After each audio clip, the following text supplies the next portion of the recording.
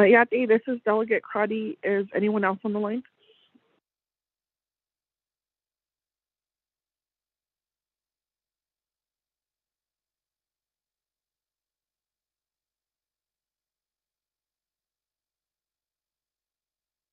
This is Captain Totalino with the Criminal Investigation Office.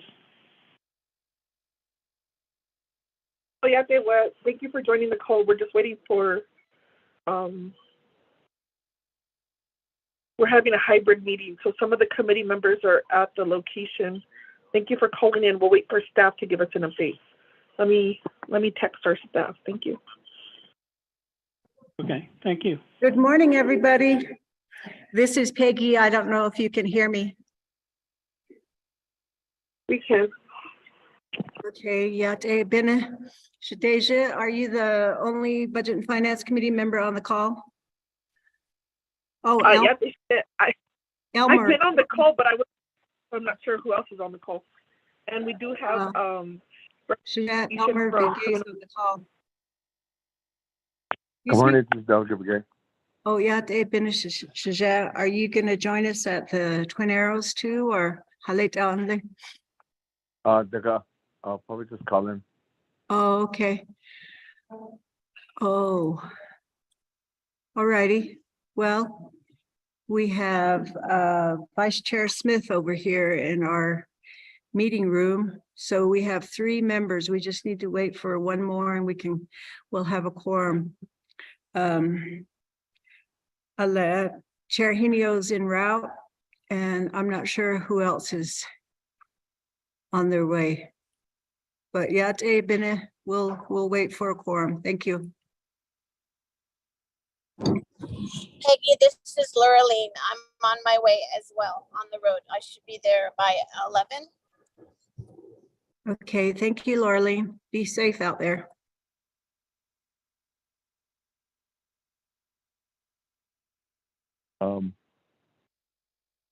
Okay, wait, Peggy, what time was is it the luncheon or the dinner?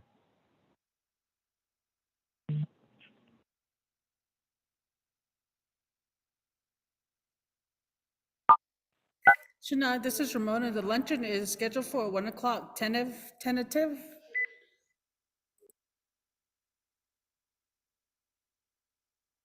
Hello? Shana, did you hear me? No, I didn't. Okay, the luncheon is scheduled for 1 o'clock this afternoon, tentatively. Oh, 1 o'clock? Okay. Oh. Are you going to be able to I make might it? make it then. Okay, that's fine. All right.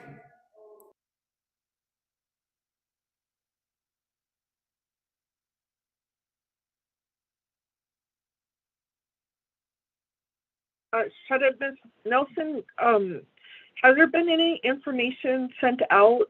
I received a notice from the Navajo Hopi Observer that the high numbers of COVID and RSV at the hospital beds at Tuba City are filling up. Is there any type of advisory for this in-person hybrid meeting? I could check on my end too. I just received that from the newspaper. Good morning. For your information, Delegate Yeller is on call too. Okay, good morning, Shania, Delegate Yellowhair. We do have 3 members on the call so far. And we have Vice Chair Smith here at Twin Arrows. Shania. Oh, holy shadow. I'm a little bit late because of due to other reasons. I had to take care of this morning. Oh, I did this shot around about 11:35. This is Douglas. I'll be there. Okay. And Peggy, so there's other letter narrated behind in a CDFI. I did that any little right with that legislation. Behind stuff is always. When it comes, I like to request in the floor room. Well, that can be worked out. Tashi Ishashi Khadele RDC. I Oh, don't, it all depends on the signed committee report, though. Vote tally sheet. Get your lay loud. Ashing day a big atole. I thought you is it oh the last one is causing the big I thought like. Pushing. Well, we're ready with all that. We do have packets here for all of the committee members. Josh Kodesh Asahtetle Danitsende. So, but anyway, we're already here for all of you, so we Yeah. also So have a Christmas program. Oh, we have a Christmas program and we have a Christmas lunch for the Budget and Finance Committee meeting today. That's what we have planned out over here at Twin Arrows. So if you can still join us, that'd be wonderful. Thank you. oh well, thank you, Steve. Your great help is important. Okay.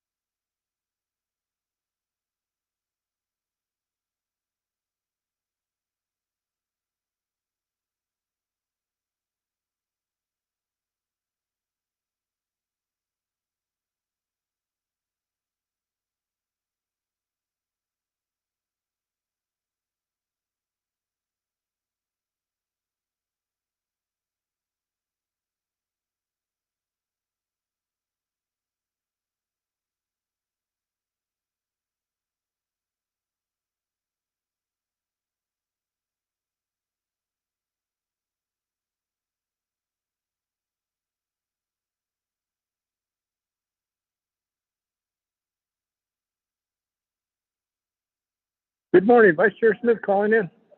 Do you hear me? Oh, yeah, Benissilla. Oh, yeah, they've been, I'm here at Twin Arrows. I don't see anybody around. So do we have a quorum?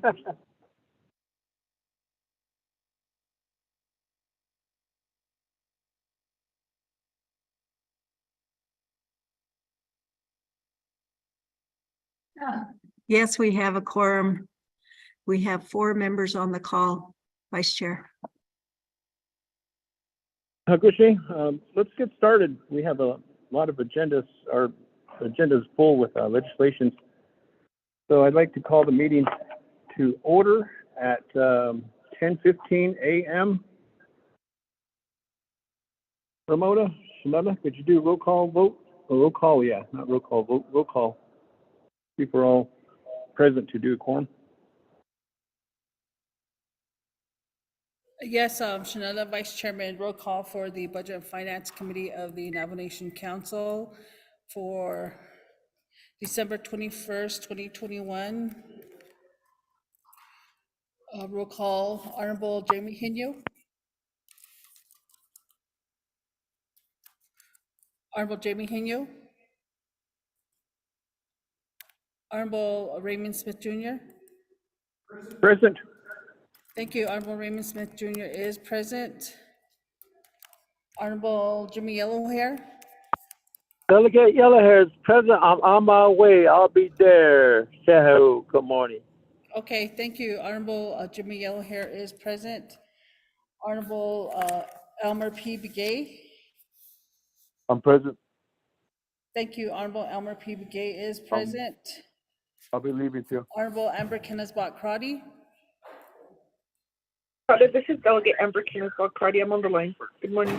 Thank you. Honorable Amber Kennesbot Crotty is present. Honorable Nathaniel Brown. Thank you. Honorable Nathaniel Brown is present.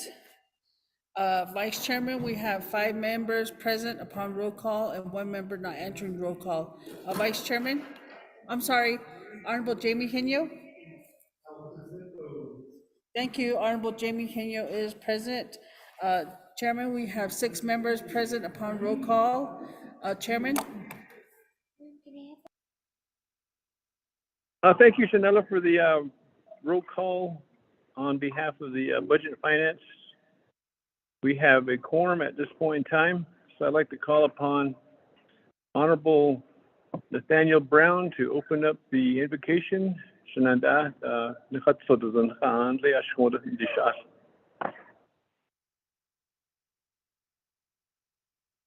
gosh, excuse me.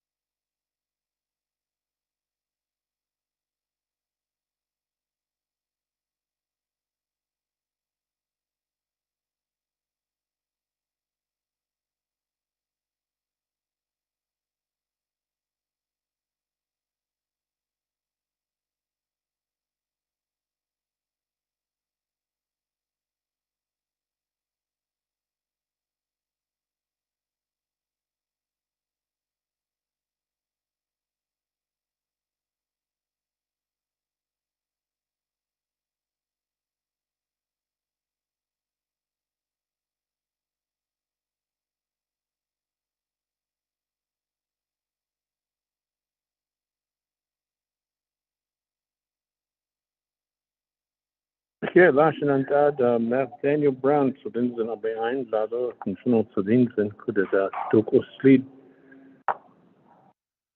One of the sacred mountains, how we're just east of that. Oh, Chinag, Edo, Klasni, that's no Sagi, Yat Apen. Today, Nasnado, recognized guests and visiting officials. Hipesh Basaan, Ishla Kuda. 24th Navajo Nation Council.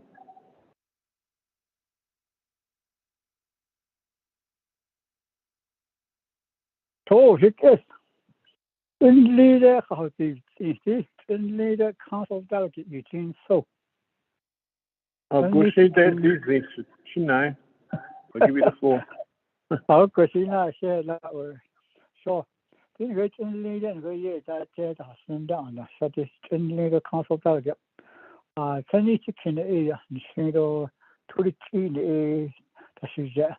Looking on it shadow to the national. So a correct question legislation con in Hitaron day for opposite star on teaching star. A share to all those listen to Alan Green. Thank you. I'll go Shinai. Back to the Budget and Finance Committee members. I'll go ahead and introduction, Vicky. Shinantad, Nathaniel Brown, I'll let you have the floor for introductions of the Budget and Finance Committee. Say Nathaniel Brown who's ado trop on Hanslon look up versus chain Kiani that's a chat as a sana that's another adon lay the net down the shot there's on a chin be troha hot so do then a hot so do to the next day ado lagway kinan message ado yat pen on yeah. Okay, Nathaniel Brown. Kasantado Nana Shida Honorable Elmer Begay.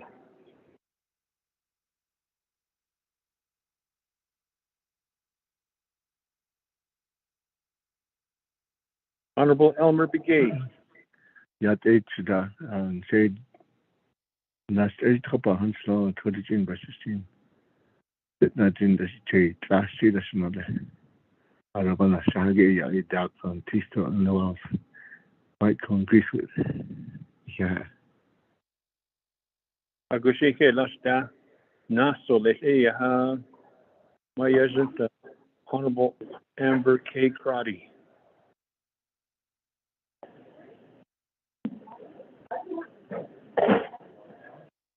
Yeah, Dave. Yeah, are you able to hear me?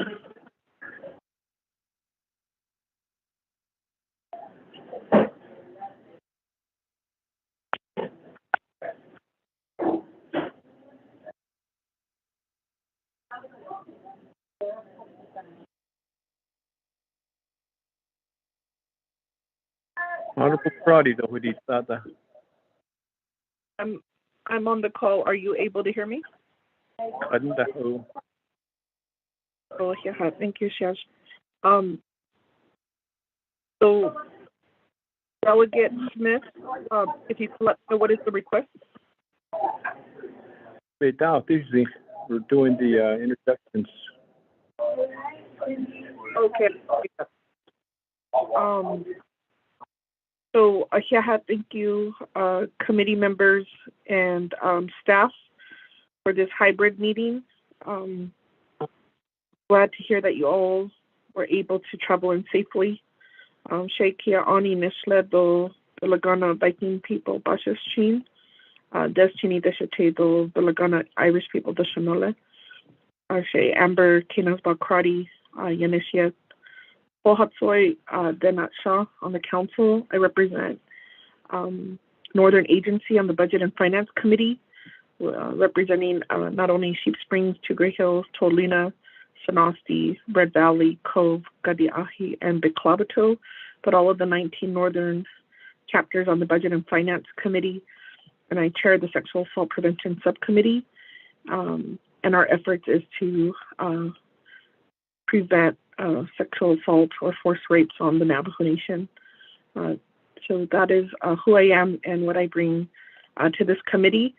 And my hope is if our committee had funds for this luncheon and gifts, if we could also make sure that we have funding for public hearings during the upcoming budget process. Thank you. Agushike Lash, Mayor Nasa, Chair Henyo, Nan.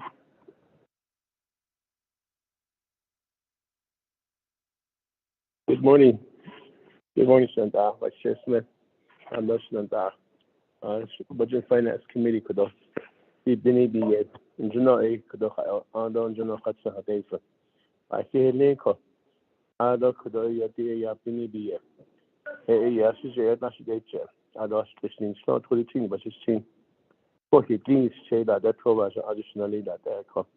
I don't was Sunday Nasha. I represent Rema Alamo Tojile. But the Shati 24th Nomination Council, they would change the chair of the Budget and Finance Committee. Nancy Shanko, by here, conjure to see everybody in person here at Twin Arrows. Really good to see everybody. So, I can't love and thank you for opening the meeting up while I was still driving in. And it was a good drive coming in. So, by here, thank you, Vice Chair. Okay, Lanta, Chair Henyo for being here, and I'll give you the gavel after we do the introductions. Kade Nasnado, like ha should Jimmy Yellow Hair. Okay. Yeah, they've been as a student. Vice Chairman, yeah, Jimmy Yellowhair, Chitty, the Garden. Anasaki, like me, to forcefully to opinion, or heart that all cripple well. Aro, I don't know, swing both hands, to the screen was seen on the. She say that it was thought as none. Merry Christmas, everybody. Yeah. Okay, Lanta, Chair. Hey, Raymond Smith Jr., this is NATO, the Vice Chairperson of the Budget and Finance Committee, Nadine Deep, Bishmasana, Aja Trasita. The then Shinigate, Better Zindo, Kilichi, Bashin, Honolani, Dashichido, Nakai, Dashinella, Buenos Dias, Ado, Feliz Navidad, Merry Christmas, Anos, Washikeda, Notlani, Class. The Shaggy Hashan, Shinigi, Sasando, my Todo, Hatatsidos, the cheat days I had it. I don't lay the Kinkilos for the Ayada. The Bina Hashna, Shishna, what are that is Shnandada, Nosanil class in the Sonosayat, Data Hoshiado, the Inhitano. Kade had a chair Henyo. I'll go ahead and give him the gavel. Chair Henyo, you have the gavel.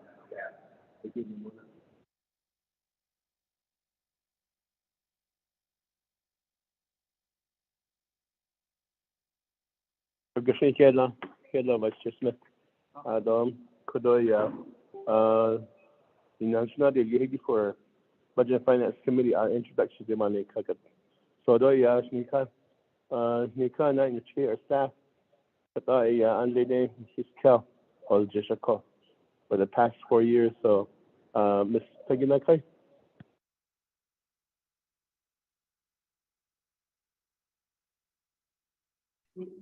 Chair Hinio and members of the Budget and Finance Committee. Yeah, to everyone that's on the call.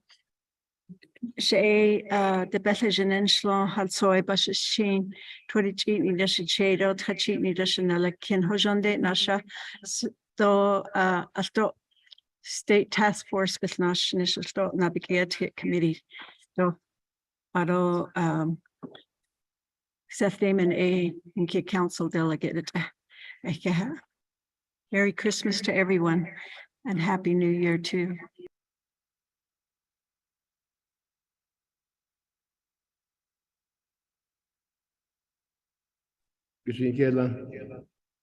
Peggy, Miss Peggy Nakai for your introduction. Don Nasuda, Miss Ramona Nelson.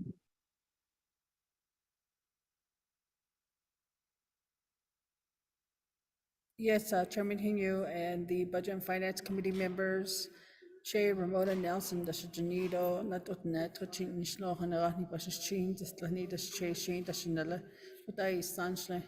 Yeah, Chairman. Shikela, Ms. Nelson, for your introduction. Although we do have here in the room, in the Twin Arrows big old conference room here, we do have Mr. Donovan Handley from our office's speaker. Good morning, Donovan. Good morning, Chair. Good morning, members of the Budget and Finance Committee. Yeah, it's Eben. She ki anishna do toy lini bashin. Ashin das che do tchatchin edisnala. Radanusla. Okay. Shikela, Donovan, for your introduction. And we do have Navajo Nation Department of Justice, Adwa. Good morning, Chairman. Good morning, Budget and Finance Committee members. This is Adwa. Yeah, good morning. Thank you, Adwa, for your introduction. Although we do have Navajo Nation Retirement Services, Ms. Holmes, Andrea Holmes.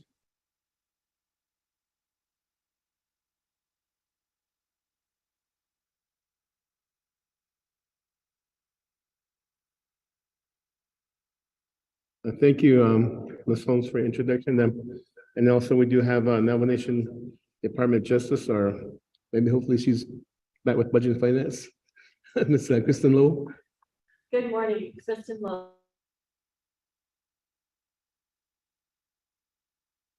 Okay, thank you. So these are the participants we have in the room at this time. I know those listening online, we'll go to the audience. And I do see here, let's see, is the Office of the President, Vice President, President Nez and Vice President Lizer represented? Good morning, Mr. Chairman and members of the committee. This is Leonard Sosi with OPVP. Good morning. Good morning, Shinanda. Thank you for being on the call with us this morning. Hey, Lachla, anybody from the Office of President, Vice President?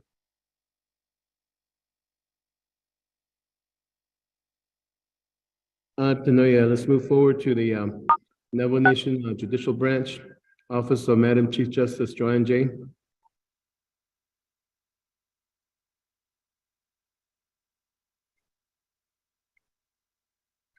Let's move forward to Navajo Nation Office of Legislative Counsel. Good morning, Mr. Chair. This is Laura Lane. I'm on the line. Good morning, Mr. Pahi. Thank you for being on the call with us. And then we'll move forward to Navajo Nation Office of the Controller.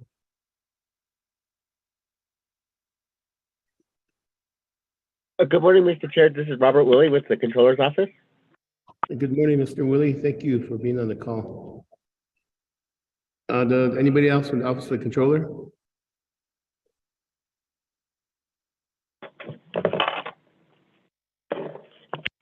Then let's move forward to the Office of Management and Budget. Mr. Dominic Bial, staff. Yeah, hey, this is Cordell with Contracts and Grants. Good morning, Mr. Cordell Shorty. Thank you for being on the call with us. Man, let's move forward to the program managers and divisions, departments.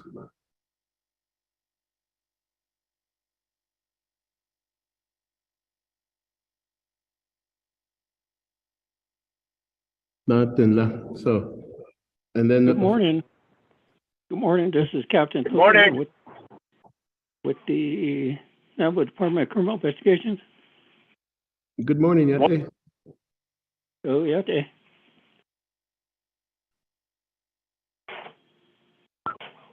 Let's move forward Yate, Ben. Mike Halona, Navajo Land Department, on the line. Yate. Okay, good morning, Mr. Halona. Anybody else? Yeah, they have been Michael Henderson, Director of Criminal Investigations.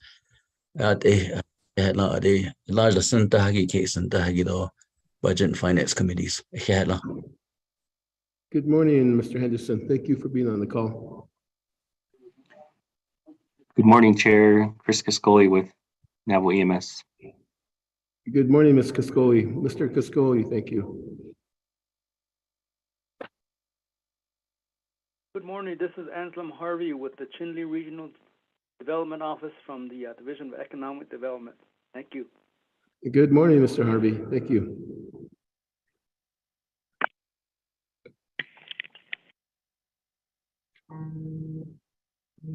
Okay, moving forward to the Navajo Nation Council, 24th Navajo Nation Council.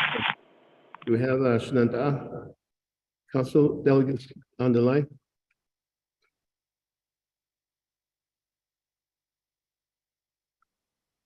Eugene? Shenandoah Eugene So is the only one on the line, Joe.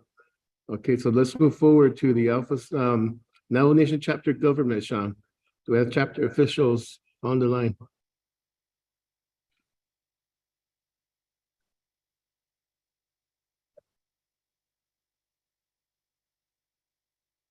Not denied. Let's move forward to our to our agenda here. We do have a proposed agenda before us, so Peggy, if you read the agenda into the record. Thank you, Chair Hinio, members of the Budget and Finance Committee. This is your agenda for December 21, 2022. It's a special meeting via teleconference. Presiding is Jamie Hinio, Chairperson, Raymond Smith Jr., Vice Chairperson, Place, Twin Arrows, Navajo Resort Conference Room, Loop, Navajo Nation, Arizona. 1, call the meeting to order, the roll call, the invocation. 2, recognize guests and visiting officials. 3, review and adopt the agenda. 4, review and adopt the journals. There are journals for November 15, 2022, December 6, 2022, December 13, 2022. 5, receive reports, none. 6, old business, none. 7, new business A, legislation number 0226-22. B, legislation number 0232-22. C, legislation number 0233-22. D, legislation number 0238-22. E, legislation number 0239-22. F, legislation number 0241-22. G, legislation number 0242-22. H, legislation number 0248-22. I, legislation number 0249-22. And legislation number 0251-22. Legislation number 0252-22 and legislation number 0260-22. 8, close of the session, written announcements, adjournment. Mr. Chair. Thank you for the reading of the agenda into the record. Is there a motion on the proposed agenda? Okay, motion by Shenandoah Delegate Nathaniel Brown. Is there a second? Delegate Yellowhair. Shenandoah Delegate Jimmy Yellowhair, second. So we do have a motion and a second on the floor. Any questions, comments on the agenda?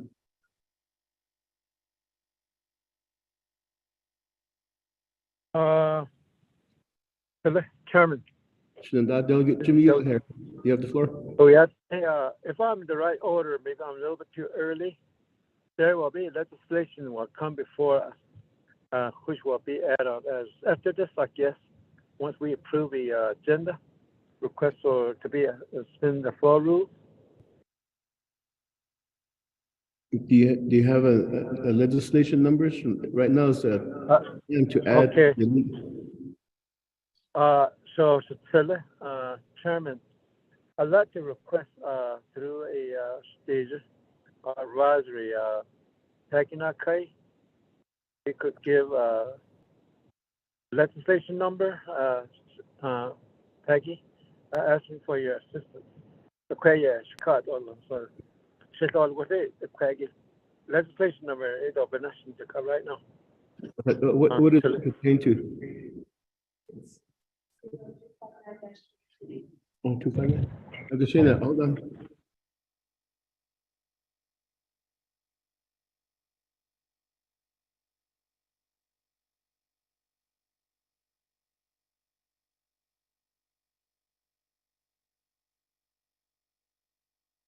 Chairman, excuse me, it's a CDFI. The Bohone Zada, it has to go to RDC first, and RDC is back in the Winter Rock meeting today. Maybe later on, but thank you very much. Thank you for your honor. Yeah. Later, maybe if we do get committee reports signed right away, and if they let us know, then we can add it on as we move along our agenda.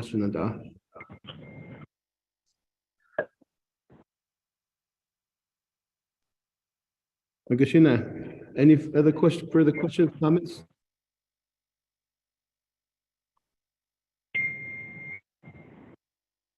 Tenoy, I'll call for the question to accept the agenda as read. Ramona? Delegate Henyo, this is Delegate Cardi. I did have a question. Agashin Shananda, you have the floor. Yes, it appears that if this legislation regarding CDIF is going to be streamlined to be put on our agenda today, when is the last time report from CDFI? Because they have received a significant amount of Sehasin dollars. Are we gonna receive that information as they maneuver the agendas to get this legislation on RDC, Budget and Finance, and it looks like they're trying to get it onto full council? Thank you.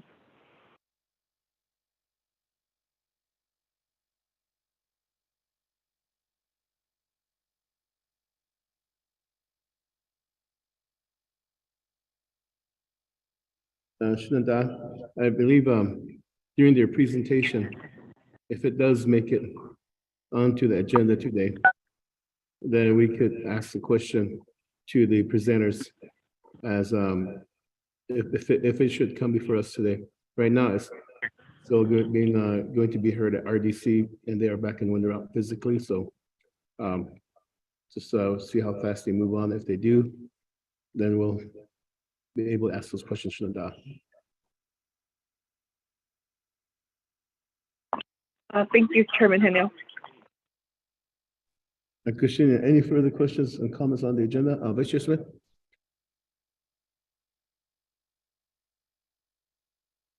No, Chair, Shananda, Dodge doesn't die, you know, 19, Bishop under the Ninigi Budget Finance Committee member. United kid, they have so quite, should say, that your kid on his legislation, so, although that is the are we going to have a special meeting before the end of the 31st? Check out that. So we use that Kate for budget finance action. So called the agenda. So Sosigi AIC bond date any geek. Called Nasigi RDC committee. So Yanda Tido committee report signed that. Yeah. Because I could but other next week that's another special session for Budget Finance Committee to cover those that may not have made it through Budget Finance. So I don't know, I don't fish and I think that we're trying to get a Nabikia ticket next week and Navajo Nation Council next week. So I don't know how she would touch on it. Other than that,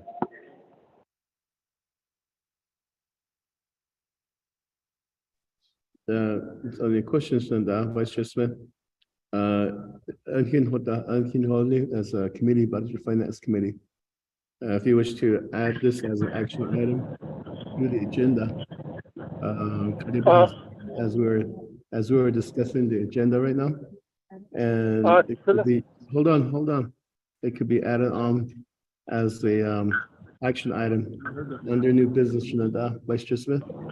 So if you look at your calendars, Vice Chair Smith, if you wish to add it on, you can make an motion to amend the agenda, and then we could discuss the dates during that time. I'll go shake it out, Dr. Henyo. Go add on to Schwittelkohl. Where are we at? We do need to do a special meeting.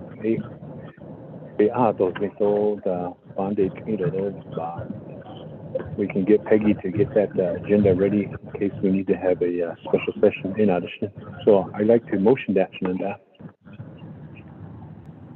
Motion for amendment number 1 is to add action item to the agenda 7 7M, which would be to schedule a special meeting for Budget and Finance Committee before the end by next week. There's a second. There's a second for amendment number 1. Delegate Yellowhair. Delegate Jimmy Yellowhair. So we do have a motion and second on the floor for amendment number 1. Any questions, comments on amendment number one? Denoya, motion, roll call vote, amendment number one.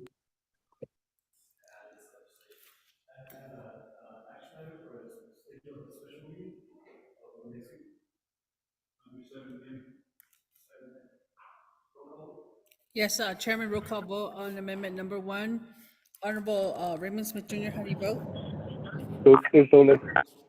Thank you. Honorable Raymond Smith Jr. votes green. Honorable Amber Kenneth Bakrati, how do you vote? This is Delegate Claudia, I'll vote green, thank you.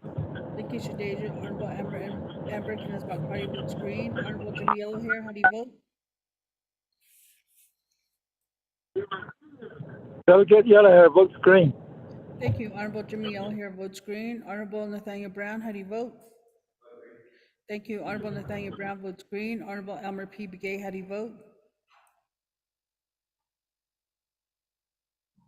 Honorable Elmer P. Begay, how do you vote? Chairman, we have. Chair, this is Delegate McGay. I didn't really understand the amendment. Delegate Elmer P. Begay. Action amendment number one again is to add and schedule a special meeting under new business. It'd be 7M. That's what we're voting on. Vote green then. Yes, Chairman Elmer P. Begay votes green.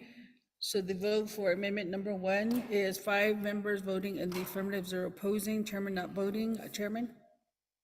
Kashin Kailan, 5 in favor, 0 opposed, Chair not voting. Amendment number one passes. So we do have a new action item under 7M. Any further questions, comments on the main motion? We'll move forward to roll call vote with one amendment. Ramona?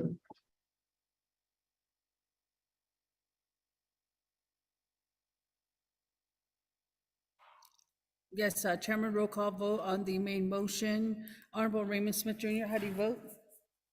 Green. Thank you. Honorable Raymond Smith Jr. votes green. Honorable Jimmy Yellowhair, how do you vote? I vote green. Thank you. Thank you. Honorable Jimmy Yellowhair votes green. Honorable Amber Kenneth Bakrati, how do you vote?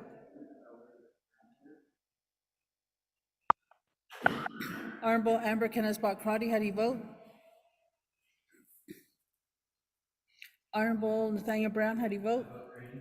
Thank you. Honorable Nathaniel Brown votes green. Delegate Claudia, and I vote green, I apologize. I was on mute. Thank you. Honorable Amber Kenneth Bakrati votes green. Honorable Elmer P. Begay, how do you vote? Vote green. Thank you. Honorable Elmer P. Begay votes green. Chairman, we have 5 members voting in the affirmative, 0 opposing, and Chairman not voting. Chairman? Kashin Kailan, thank you for the roll call vote. 5 in favor and 0 opposed, Chair not voting. We have an agenda before us for today. Thank you. Moving forward to the next item, review and adopt journals. Main motion. No, that was main motion. Oh. So we are moving forward to review and adopt journals on November 15, 2022, December 6, 2022, and December 13th, 2022. Is there a motion to accept the journals? Motion of Vice Chair Smith. Is there a second? Delegate Yellowhair, motion second. Delegate Jimmy Yellowhair, second. Questions, comments on the journals as they have been emailed to us before?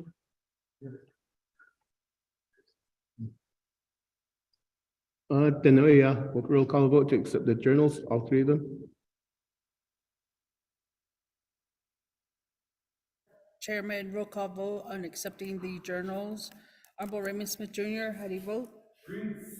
Thank you. Honorable Raymond Smith Jr. votes green. Honorable Jimmy Yellowhair, how do you vote? Delegate Yellowhair votes green. Thank you. Honorable Jimmy Yellowhair votes green. Honorable Amber Kenneth Bakrati, how do you vote? This is Delegate Claudia, vote green, thank you. Thank you. Honorable Amber Kenneth Bakrati votes green. Honorable Nathaniel Brown, how do you vote? Thank you. Honorable Nathaniel Brown votes green. Honorable Elmer P. Begay, how do you vote? Honorable Elmer P. Begay, how do you vote? Chairman, we have 4 members voting in the affirmative, 0 opposing, chairman not voting, and 1 member not voting. Chairman? I vote green. I vote green. Thank you. Honorable Elmer P. Begay votes green. So the vote for the review and adopting the journal is 5 in the affirmative, 0 opposing, and chairman not voting. Chairman? We have 5 in favor, 0 opposed, chair not voting. We have accepted our journals for the 3 dates again. Thank you. Moving forward to the next item is receiving reports. There's none.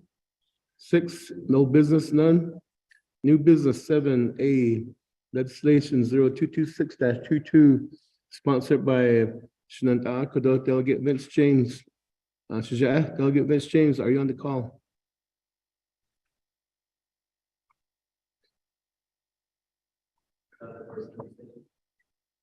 Shinanta, Delegate Vince James, going once?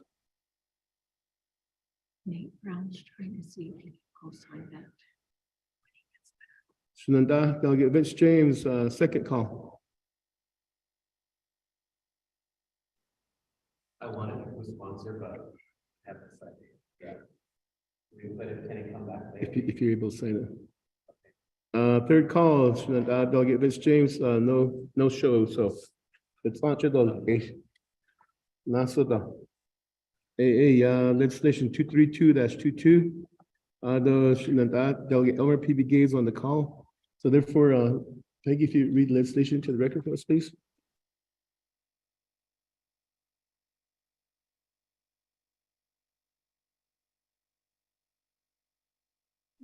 Thank you, Chair and members of the Budget and Finance Committee. This is a proposed Navajo Nation Council Resolution, 24th Navajo Nation Council. It was assigned to Resources and Development Committee, thence Budget and Finance Committee, thence Nabikiatiat Committee, thence Navajo Nation Council, introduced by Elmer P. Begay, prime sponsor, tracking number 0232-22, in action relating to the Resources and Development, Budget and Finance, and Nabikiatiat Committees, and to the Navajo Nation Council, approving $17,513,187 from the Citizen Fund for the Navajo Nation Shopping Centers Incorporated for NNSCI's proposed expansion of the Dilcon Shopping Center, approving the related expenditure plan. It's also co-sponsored by Thomas Walker Jr. The exhibits that are referenced in the legislation are attached.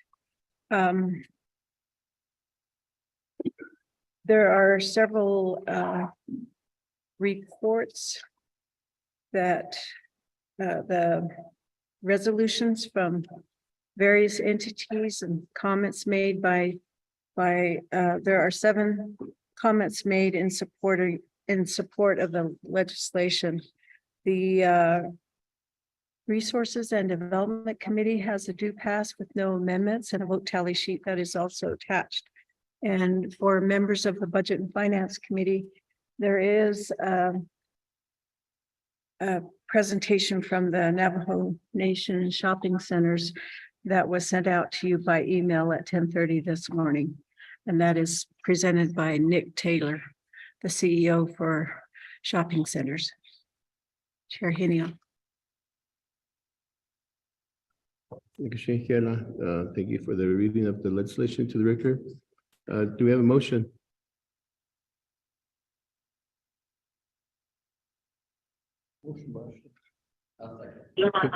Motion by Vice Chair Smith, second by Delegate Nathaniel Brown. So we do have a motion, second on the floor. Are there any questions, comments on this legislation?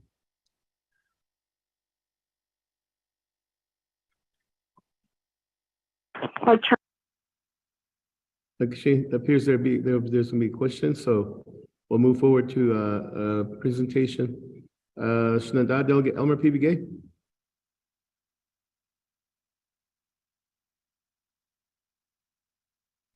Morning, Don.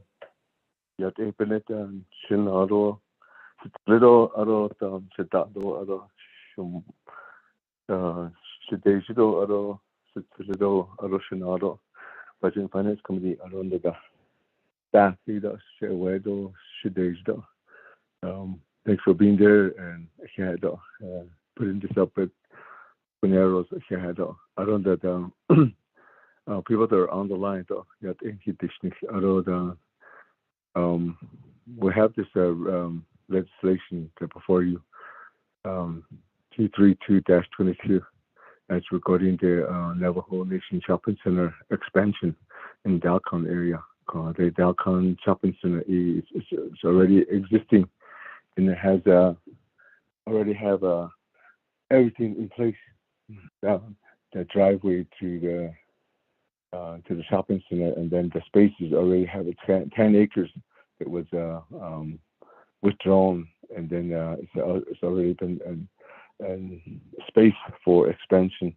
So the reason why we're thinking that it's time to expand is that we have a new hospital, medical center that has been opening up in January 2023.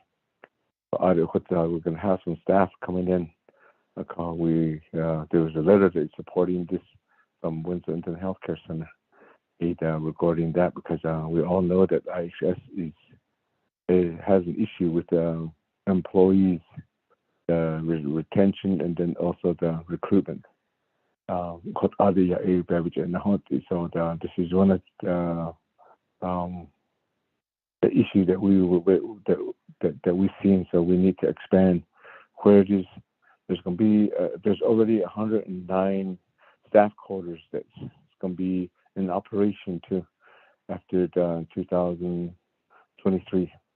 It's going to be filling up. So right now, one quarter, the 49 staff quarters already been finalized and ready to be moving. We want this. We understanding that talking to Windsor Indian Healthcare Center, stating that if all the positions are filled, and the way the budget is, that it's going to have a $42 million payroll each year. So we want these employees to eat and maybe spend some the payroll at these local stores. And we want somehow to recruit some people in this area. So and we met with the NTA. They gave us some people always mentioned that there's going to be issues with water, but the $5 million that was allocated last year with grants to improve the water system by January 2023, there's going to be an operation to have more water for Dalcon Medical Center, and then also the Greasewood water treatment plant will be in operation. There will be more storage of water there. This is a long time planning for the southwest part of the reservation to get more water, adequate water supply. So I have Nick on the line. So to select Nick Taylor, do you think I can have go ahead and do your presentation? And I believe CEO Raymond Nopa or General Manager is on the line too, and then also I have Margie Borden on the line too. We're from Dalcon Chapter Coordinator and Chapter President Rensley. So I'll go ahead and give the floor to Nick. Okay, Delegate Morvigate, Nick Taylor Yinshia. Twitso ni Nishne, Kachik ni Bashichi, my Dishkis ni Dashichi, Ashkan Dashanale. And I'm the CEO for Navajo Nation Shopping Centers. Thank you very much for having shopping centers give an opportunity to provide an update on this proposed legislation. And in addition, I'd like to also acknowledge other members of the shopping center team that are on the call. We have the General Manager, Mr. Raymond Nopa, And we also have various members of the Navajo Nation Shopping Center's Board of Directors. We have the board chair, Ms. Denise Canyon, on call. We have the board vice chair, Mr. Tony Solanas, on call. And we also have the board secretary treasurer, Mr. Mark Graham, on the call. And a good overview by Delegate Elmer Begay. But before I proceed further, I'd just like to know how much time do I have to provide an update?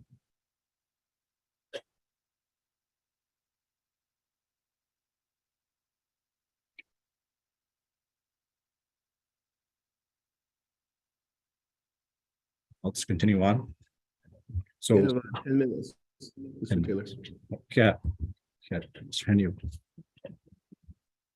The Navajo Nation Shopping Centers was first contacted by the chapter of Telecommun about 2 years ago. And we were made aware of the expansion of the medical center and the additional amenities that would follow suit after the completion of the medical, which includes the housing units. And the Telecommun chapter has an outstanding Club C committee. And so they've actually crafted a master plan of the Telecommun chapter. And there's a lot of plan development happening in that area. And one key item of concern that benefits all within the Southwest would be the expansion of retail services. As most people know across the Navajo Nation, retail services are lacking, and it is the mission of shopping centers as a corporation to provide retail services to primary and secondary growth areas. So we have been working with Telecommun chapter for the last 2 years in crafting a plan. And today we finally have that plan in place, and we are requesting for $17.5 million from the Sihasin Fund. And this is a viable project, given that shopping centers already owns and controls the Telecommun Shopping Center land. And this is not a new project, so it's not a greenfield project. We actually have 4 acres of the 10 acres already built out. We already have on-site utilities. And in conducting our due diligence with the Telecommun chapter and NTUA, it is determined that there is sufficient existing infrastructure capacity to meet the additional build-outs that are being proposed. And also the medical center is on track to be completed, and also the housing units are on track to be completed. And so we're ready to proceed with this project as quickly as possible. And we've demonstrated a good track record of completing our projects and working with communities and getting our projects done. In addition, some of the other information related to satisfying the requirements of the Sihasin Fund. So we do have that provided in the proposed legislation, the matching funds, leveraging funds. In this case, shopping centers has already contributed $4.8 million to this project with the build out and the ongoing capital improvement projects that are invested into this property. And for this coming year, shopping centers is going to be providing updates to the existing building in itself in the amount of $330,000 we'll be adding. So that brings the total contribution to this project over $5 million that shopping centers has put in. And looking at the return on investments over a 20-year period, the projected additional sales revenue that will be generated to the Navajo Nation is looking to be $20.5 million over a 20-year period. And shopping centers is proposing to build out retail on the remaining acreages. So that'd be the remaining 6 acreages of the Telecommun Shopping Center.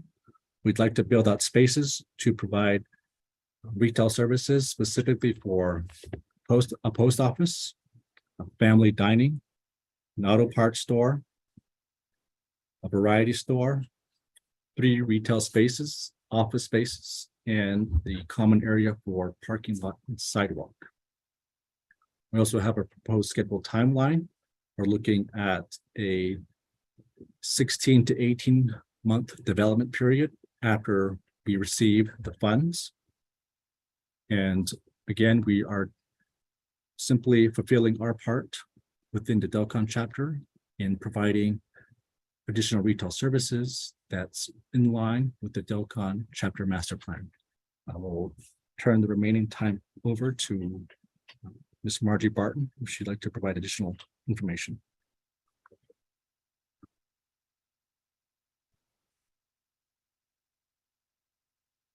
You may proceed. Go ahead with the other agent that's going to be speaking on his behalf.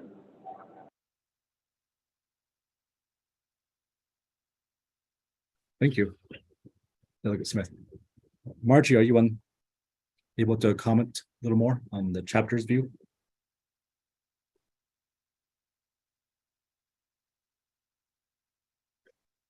Okay, well, we'll proceed on with our general manager, Mr. Raymond Nopa.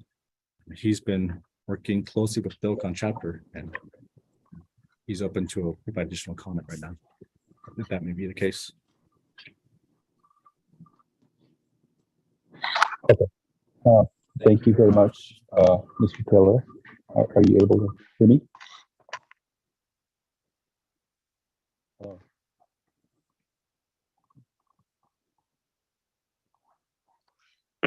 Yes, we can hear you. You may proceed. Chairman Smith. Budget and Finance Committee. Not on the Nomination Council, but respective committees. I don't want to add too much more. A lot of it was covered by Mr. Taylor. Raymond Nopa, I'm the general manager with the Nomination Shopping Centers.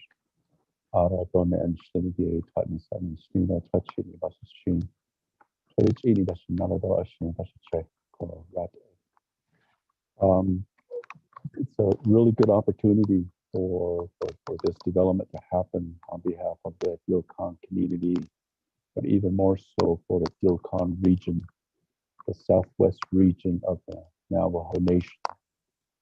In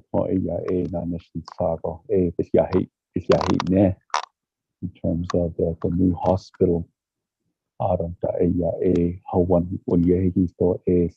staff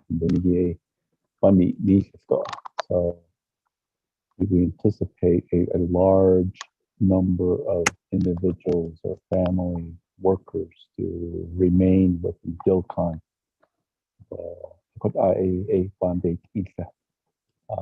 We want our workers to be working within their communities.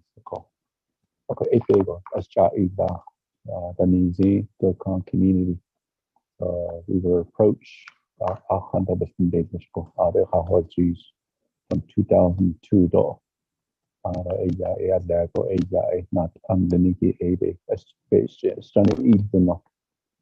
So when they play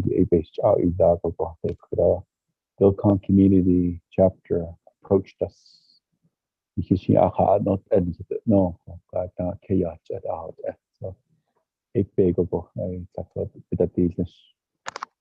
so we feel that there's we have a big opportunity for huge work, a huge infusion of federal money coming into the area to really spur economic development and retail opportunity to local shoppers and regional shoppers. To create that tax base for the community too. The Delcon community is a certified chapter, so I think there's a lot of advantage to that for the community and community members. And so, want to thank also the Legislative Council and then also Legislative Services for writing to the legislation that the Sihasin Fund has anigi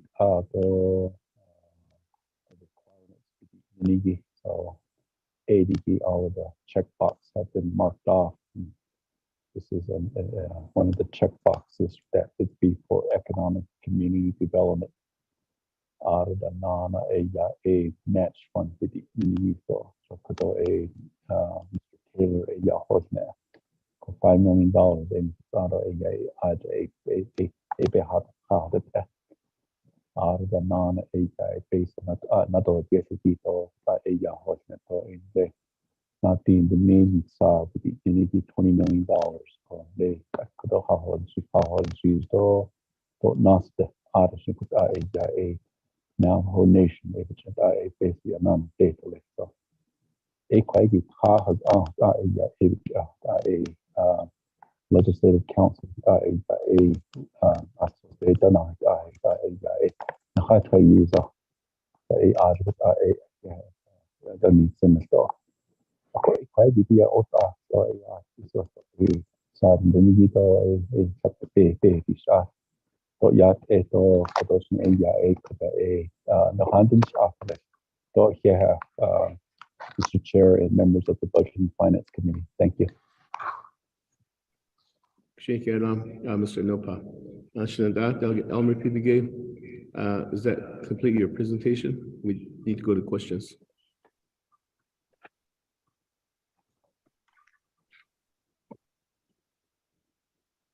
Yeah. Only thing that you in that package you will see is a Delcon chapter master plan is a BC.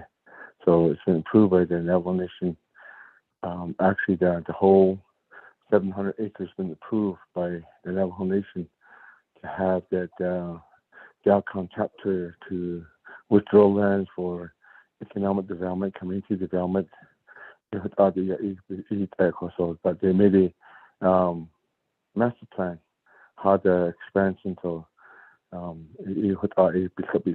they have it's already withdrawn land. So if you want to have a business, all you need to do is go to Delcon chapter there and withdraw the land for you, and then you can take it to land office. They can withdraw legally. So it's already been withdrawn land. So it's in there too. It's a master plan. So I just want to mention that. Thank you. That's complete our presentation. For your legislation that's before Budget and Finance Committee. So back to Budget and Finance Committee. Any questions? Delegate Emerson Spakari, you have the floor. Yeah, thank you, Delegate Henyo. I appreciate the presentation.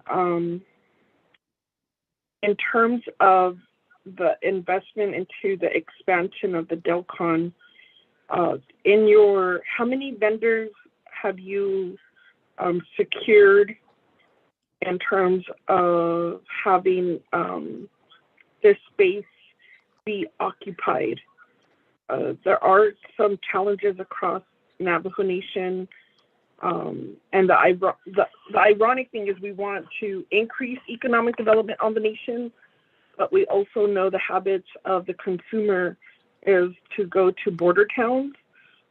What type of businesses are you planning to occupy these spaces, and are they going to be multi-year lease spaces? As in looking at just Shiprock Shopping Center and Navajo Shopping Center and at Window Rock Shopping Center, it looks like there's a main, like an anchor store, like Bashes, like what you currently have at Delcon. And then there may be maybe one or two other businesses, but not really. So what type of vendors are you going to be pulling in so that you can maintain this rate of investment that you're projecting on your PowerPoint presentation? And how do you plan to address the chronic water issues in the community? Delegate Begay has been very successful in securing millions of dollars for Delcon, but we still have a water issue that was raised, as recently at the IHS funding. federal funding allocation. And so at what point are you able to build, and at what point do we need to maybe invest more in the water infrastructure? So that's my question. Thank you. Thank you Ella, for your questions, Shananta Akudo. And I'll defer back to our presenter, Shananta Delegate Elmer P. Begay. A question for you and your agents.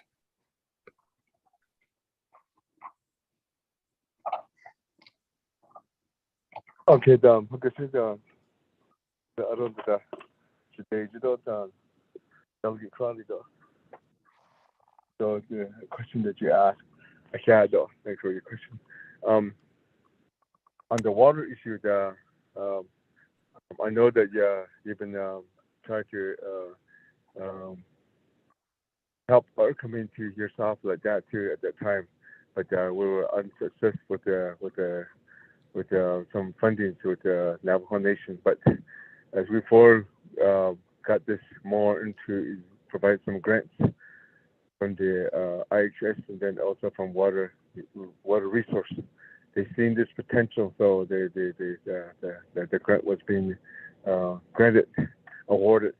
So we got the $5.7 million, which was already been in contract, and they started working back in March. So the improvement is made for Dalcon. There's 2 water systems that is being upgraded. So they call it wood chop water line improvement, and then also Dalcon booster pass there. So the latest that we got yesterday from IHS and NTA that they got the arrival of the transformer that has been installed at Dalcon Pass. So right now they're going through testing. So they're stating that January of 2023 they're going to have an operation for more water going into Dalcon. And then there's additional that Water Resource is working on it is to have there's a NTA well in Greece which is idling right now for so many years now, so they can have it. So they're trying to get some grants together to put it to directly run from that well to that water treatment plant. So water treatment plant will have more water there for storage. So the more water will be it's already receiving from the new they call it the N0 well in between the Ganado and Cornfield. So it's already been in operation now to the new water treatment plant. So that's the temporary one. The other one, the permanent water system is from Loop to Dalcon. We have the water line in place right now. We have storage tanks. Now they're running the power line, the 3-phase power line through there too. So later on, probably about another 2 or 3 more years, depending on the testing of the water and Loop. So it is at David. Thanks for your question. So the other one, I'll give it to Nick to respond. Okay. Thank you, Delegate Carter, for the questions. So for the existing building at the Dalcon Shopping Center, there is sufficient water to meet the demands of the businesses that are in operation. And so the build-outs we're proposing are 3 pad sites, which would be standalone buildings, and 6 retail spaces. The standalone building and retail spaces are not going to be water intensive. So we're just proposing a post office. The post office is needed because the medical center requires, as part of its federal funding, access to a post office. And the Dalcon chapter right now is without an official post office. So that's part of our site plan, is to build out a post office. Other 2 pad sites we're looking to develop as standalone buildings would be a family dining for in-person dining and sit-down dining services. We'd also like to reach out to auto parts stores to provide auto services for parts and components locally. And then for the 6 retail spaces, we're looking at one area dedicated to a variety store, 3 spaces for small businesses, 3 spaces for office use, and that in total comprises the additional build out of the Delcon Shopping Center. And to answer your question further about if shopping centers has secured any type of letter of commitments to occupy these spaces from tenants, the answer is not yet, simply because we're waiting to see the outcome of our attempt to get funding from the Sihasin. That concludes my responses. Thank you, Mr. Taylor. And Shinanda, Delegate Elmer PBG, does that complete your response? Oh. Gushina, back to Shinanda, Budget and Finance Committee. Are there any further questions, comments? Shinanda, Delegate Nathaniel Brown, question? Oh yeah, yeah. I don't see the Quaggy side bed and I think I had the Quaggy Navajo shopping centers. I don't know they kid Niquedo, not the Skido Leftida matching funds, Holiday Quicodo, BOJ and so Ado DC has sent funding Nigi Chidig Ashacha do Landa be base of big Senada. I know that one of the requests that I've made to another program was with this amount of money, over $17 million, is it possible to break this up into phases? Again, the CSN dollars are invested and it is accruing interest. Is Navajo Shopping Centers willing to do that? The other question I have, I know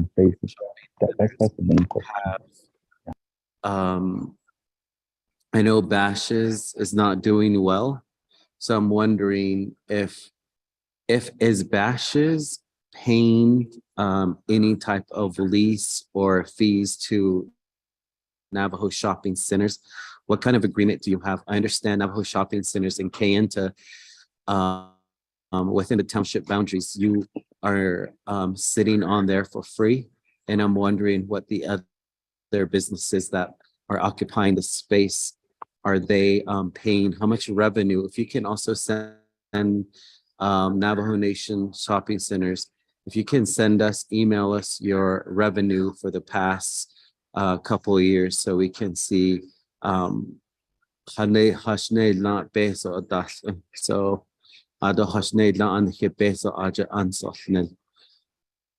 what other plans do you have besides the CSN dollars to bring in funding to bring these projects keep moving them forward? There is do you have a bond financing? Do you have a debt ceiling that you're working with? What are all the fundings that you are working with? I'll defer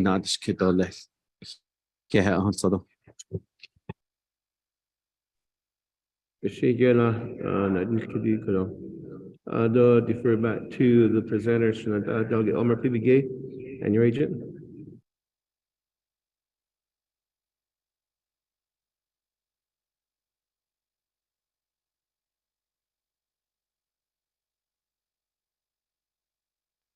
Delegate Elmer PBG.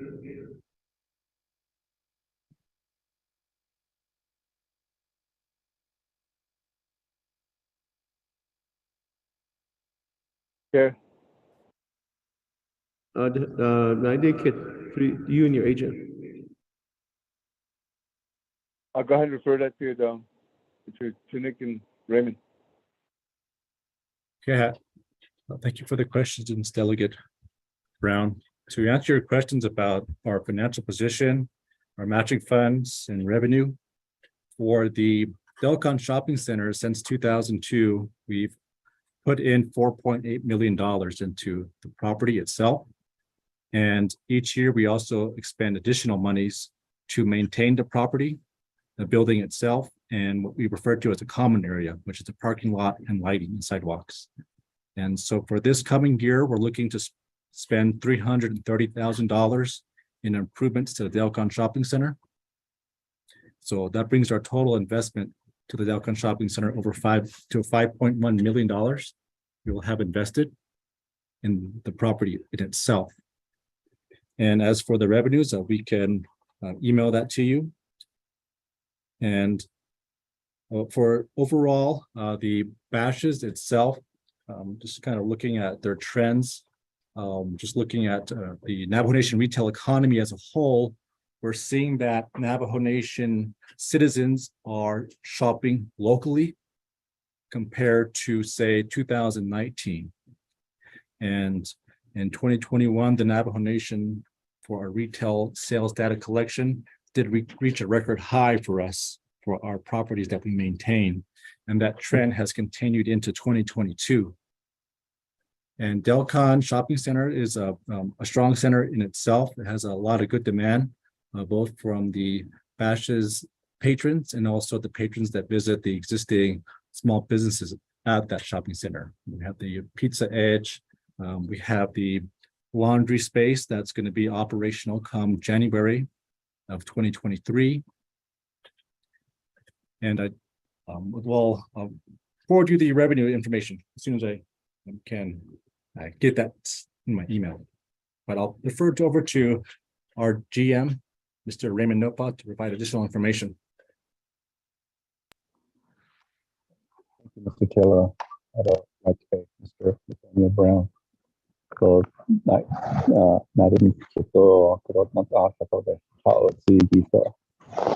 Mr. Nopa, we could barely hear you. All we hear is some just a mumbling type noise. Sorry about that. Yep. Hey, thank you very much, Mr. Nathaniel Brown, and for your question and the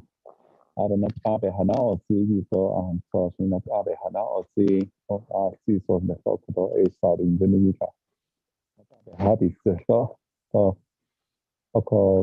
shopping centers in terms of the question that you asked about other projects and funding amount that we have. Recently, we've been getting a lot of proposals from local chapters. So we've been prioritizing and looking at how we're going to have how to approach those projects as well too. And so I thought a case in the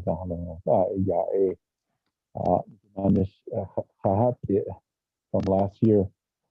And so as you know that there's not 100% funding to go around for all of the requests for that's being asked for from the chapters. But nevertheless, we need to talk with them. A case in the chapters, but not on this. And we've been seeing that there's been a lot of interest in having shopping centers to be the developer for these chapters. And so I mean, everything's here. Our finance department, our legal department, our board of directors. And so we're in discussion with Chinle chapter, with Luke Ajikai, with Pinyon, and of course with Newcomb as well too. So the 9 shopping centers that we do have, the local chapters, the Fonana, for Akonada,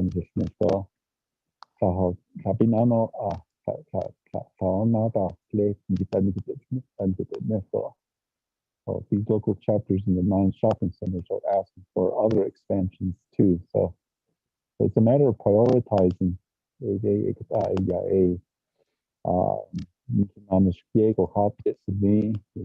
because the COVID has really exposed that local shopping is really important.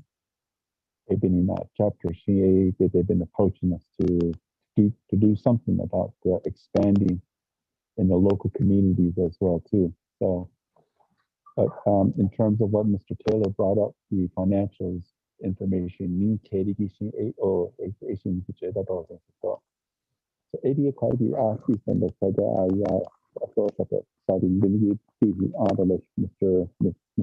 Nathaniel Brown, the members of the Budget and Finance Committee. So,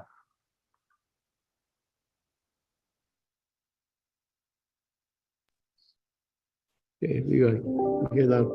Shanada, they'll get Elmer PBG, does that complete your response?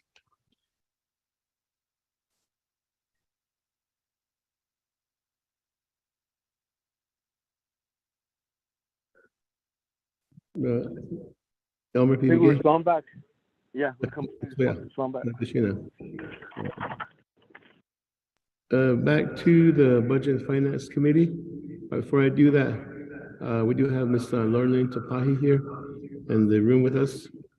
And she has her hand raised up. So, Ms. Tapahi, legislative counsel.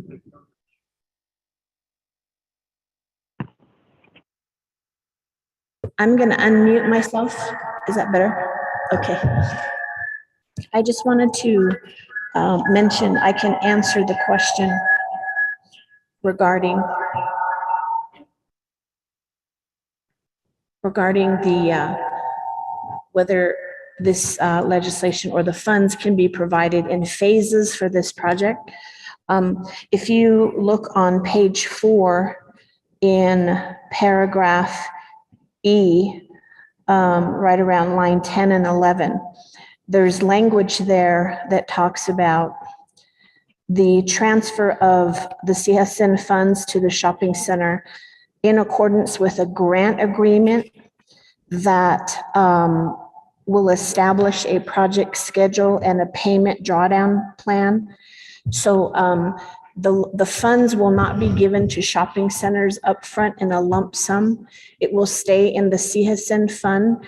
And then according to the project schedule that's written into this grant agreement and the money, the payment drawdown schedule in the grant agreement, that's how the money will be dispersed out to the shopping centers.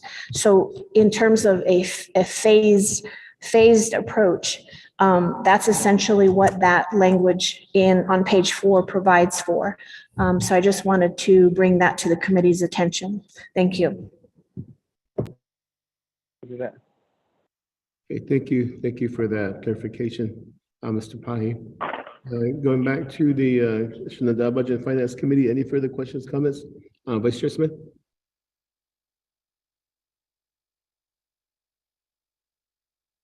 Thank you, Chair Henry, Budget Finance Committee members, and staff for presenting this legislation in front of us for the benefit of Delcon and the surrounding communities that will be blessed with a big shopping center out there if this does pass and if it does go through with the president's signature. Mind you, we have 10 days to have the president sign this in. My question is, and he has a veto finite authority too, so if he doesn't sign it within 10 days, my question is it just no longer viable because council had passed it with 2/3 vote, or how many votes we may need to get this legislation passed? The other question I have too is Yalba Ogi. I know that this pandemic and the cost of materials is always skyrocketing, and if we run short, is that enough funds to build that facility? I may give an example. Our shopping center within Suchite Zana, that's the shopping center. We had numerous attempts to get that building up, and over so many years, the price kept increasing. Not 10 million oil. And the question is this enough to cover all that within that time period? Is this going to be done within that 17.5 million? That's my question. Thank you, Chair. Thank you, Vice Chair Smith, for your question. I'll defer back to Shenandoah Delegate Elmer PBA.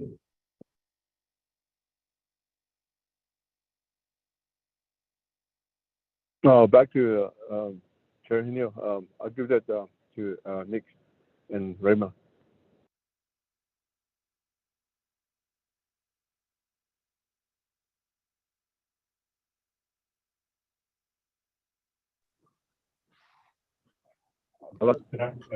Nana.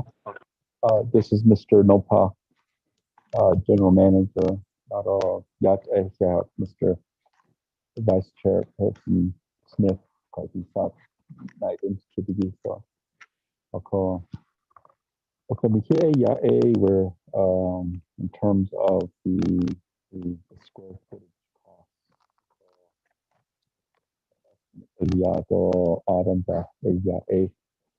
Happy Lebanon, they any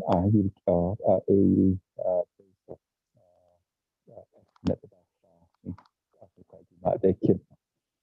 So we relied on a national cost estimate, square footage cost estimate for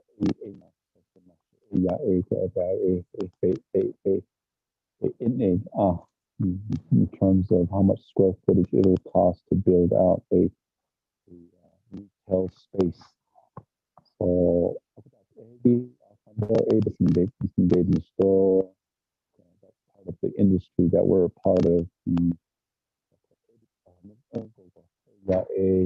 estimate the square footage costs in various areas that includes Las Vegas, Denver, and Dallas.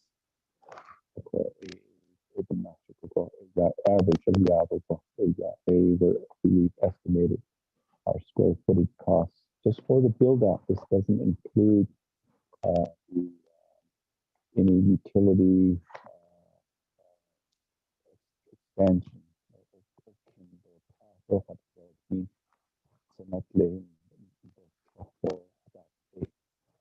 We're estimating at $322 a square foot.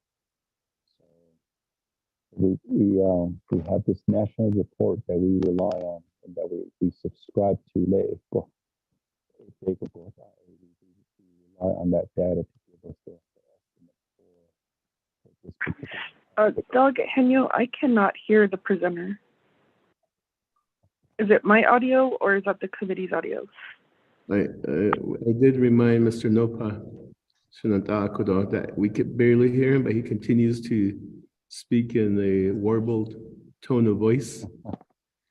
Mr. Nopa, if you could get closer to the mic or something, we could barely hear you on this side, and it's not helping the legislation if we could barely hear you. I'm terribly sorry about that, Ms. Crotty. Pardon me for having to say that. I just want to just summarize real quick then. We rely on national data called the U.S. cost per square footage.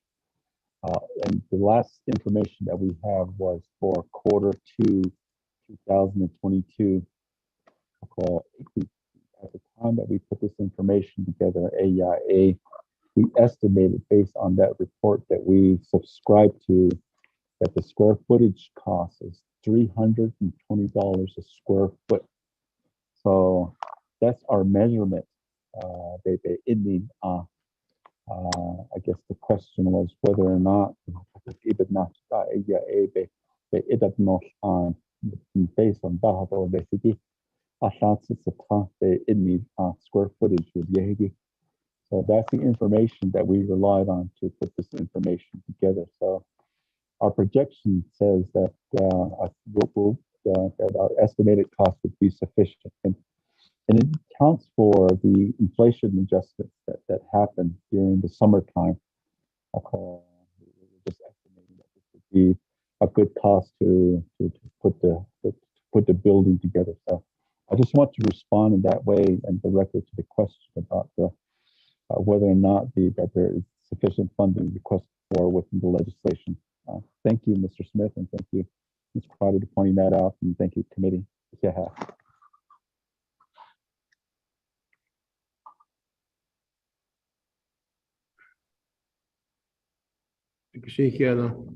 Mr. Nopa, for your response, and Shenandoah Delegate Elmer PBGay. Does that complete your response?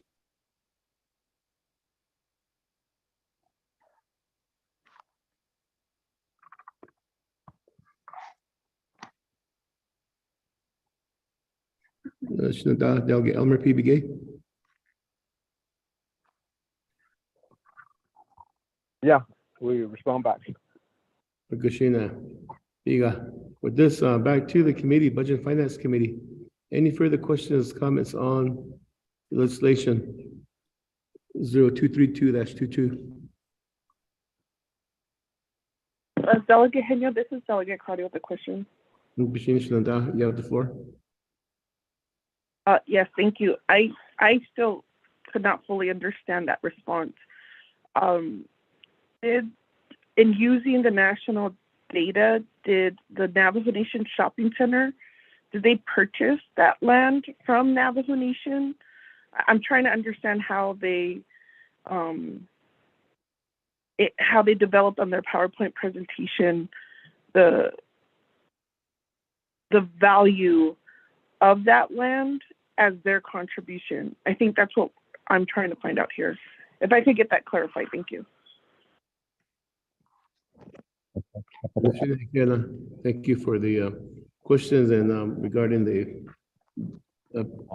contribution. So this Shenandoah Delegate Elmer PBGay. Back to Chair Henry. Have a Nick respond back on it.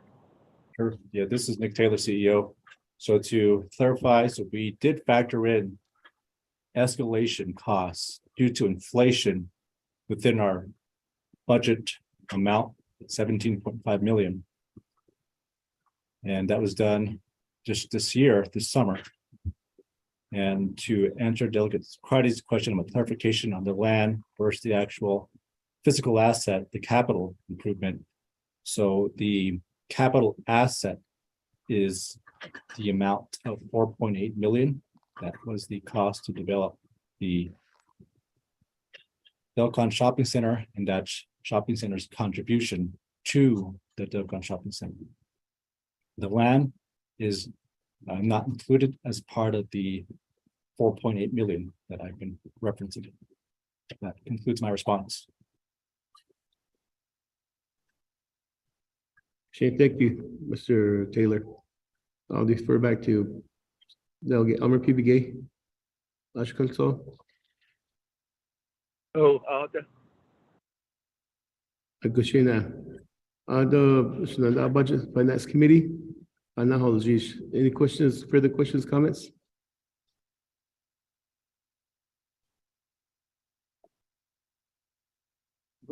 We'll call for the question to accept the legislation 232-22. It goes on to Nabakia ticket and also to Navajo Nation Council. So that roll call vote, Peggy.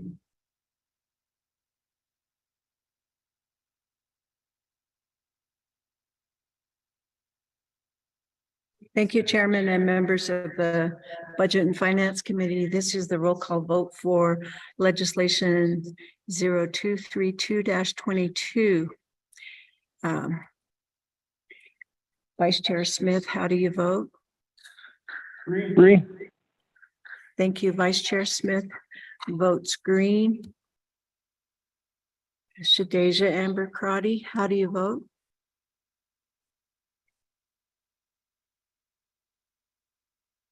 Amber Crotty, how do you vote? Shada, this is Delegate Crotty. I will vote green. Thank you. Thank you, Shadeja. Shadeja votes green. Shadeja Elmer PBGay, Nisha, how do you vote? I vote green. Okay, Elmer PBGay votes green. Then Shiaj Nathaniel Brown. Nisha, how do you vote? Okay, he votes green. Nathaniel Brown votes green. And then Jimmy Yellowhair. Shania, how do you vote on this legislation? Jimmy Yellowhair. With that, Chair, we have 4 members voting in favor of the legislation for due pass and 1 member not voting. Okay, yeah, 4 in favor, 0 opposed, chair not voting. We do have a due pass, and it will go to Navajo Committee, legislation 232-22. So here, moving on down the line to legislation 233-22, sponsored by Shananta. Delegate Eugene So, are you still on the call with us? Yeah.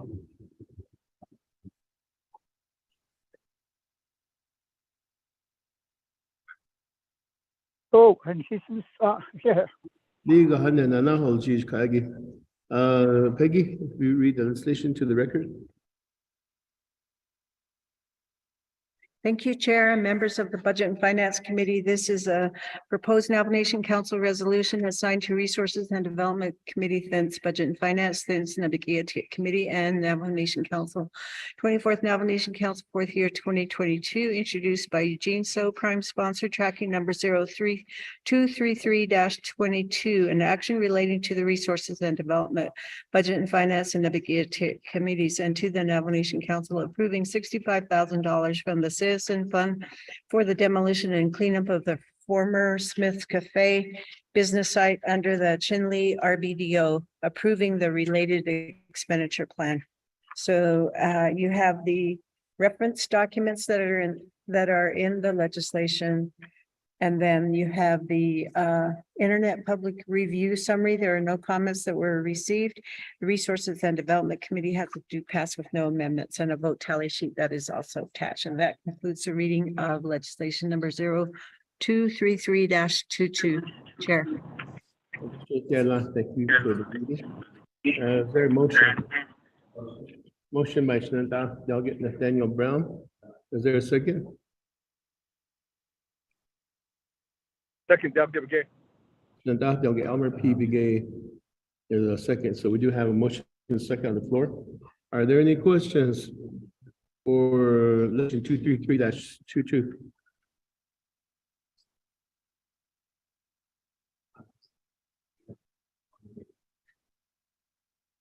Are there any questions regarding this legislation 233-22? Going once? Going twice? 3 times, then there are no questions, so we'll go to a roll call vote. Peggy? Thank you, Chairman and members of the Budget and Finance Committee. This is the roll call vote for the legislation number 0233-22.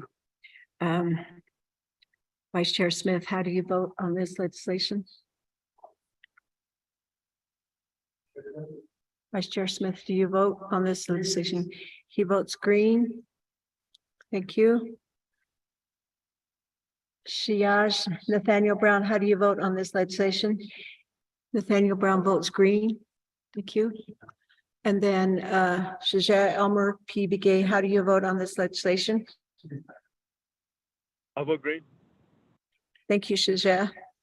Elmer P. Begay votes green. And then Shadeja Amber Crotty, how do you vote on this legislation? Shada, this is Delegate Crotty, vote green. Thank you. Thank you, Shadeja. And so we have Jimmy Yellowhair. Shania, how do you vote on this legislation? Jimmy Yellowhair, how do you vote on this legislation? I'll vote green. Thank you. Thank you, Shania. Jimmy Yellowhair votes in favor. So we have 5 members voting in the confirmative or in the positive and 0 opposed. 5 in favor, 0 opposed. Chair Hinio for legislation number 0233-22. Thank you. 5 in favor, 0 opposed, chair not voting. Legislation receives a due pass from the Budget and Finance Committee, and it moves on to Navajo Committee and Navajo Nation Council. And moving along to legislation 238-22. Delegate Eugene So sponsoring this. So Peggy, if you could read the legislation into the record for us, please.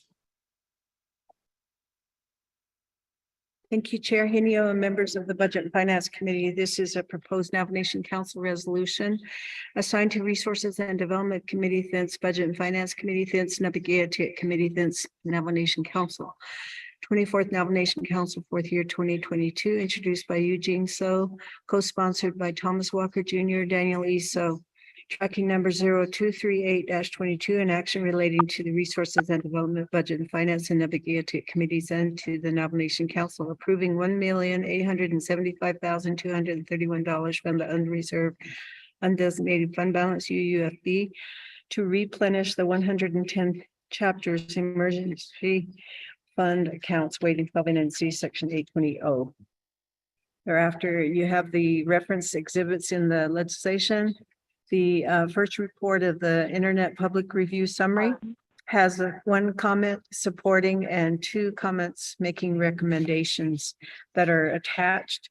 The Resources and Development Committee report shows a due pass with no amendments, and a vote tally sheet is also attached. And that concludes the reading of legislation number 0238-22, Chair. Thank you for the reading. Is there a motion? Motion by Shenandoah Delegate Nathaniel Brown. Is there a second? Delegate Gay. Shenandoah Delegate Elmer P.B. Gay, second. So we do have a motion second on the floor. Are there any questions for legislation 238-22? I have a question. Akushina, with that, we do have our presenter that's here with us. Shenandoah Delegate Eugene So. The Nahalji's Kat Kodonicha, Nilchona, Ibes, Bes Ani Nilchozgi.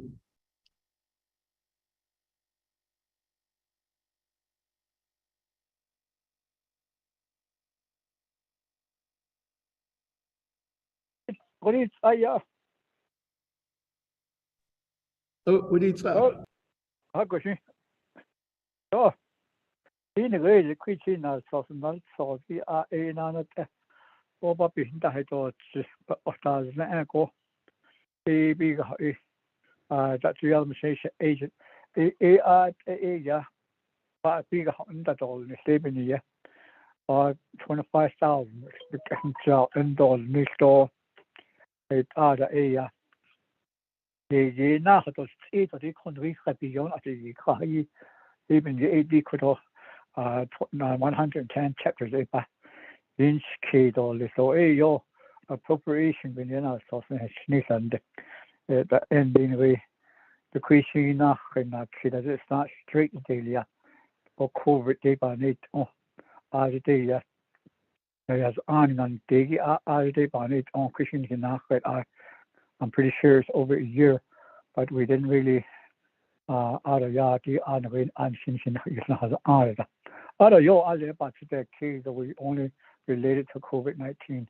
So when now got maybe it's almost 2 years out of your you should check the and having to lean but overall all the chapters I need to go a year go there you go dash so you go basically on the ARC you go it's on that bow basically did I not end it ask a second way or the way our conquer the hot egg in the station that they could have other scenarios in those other 3 signs on that and for that 8 agent which in little you as you go in the COVID chapter across all the agencies even now all the chapters you did or bigger $100 this year money so as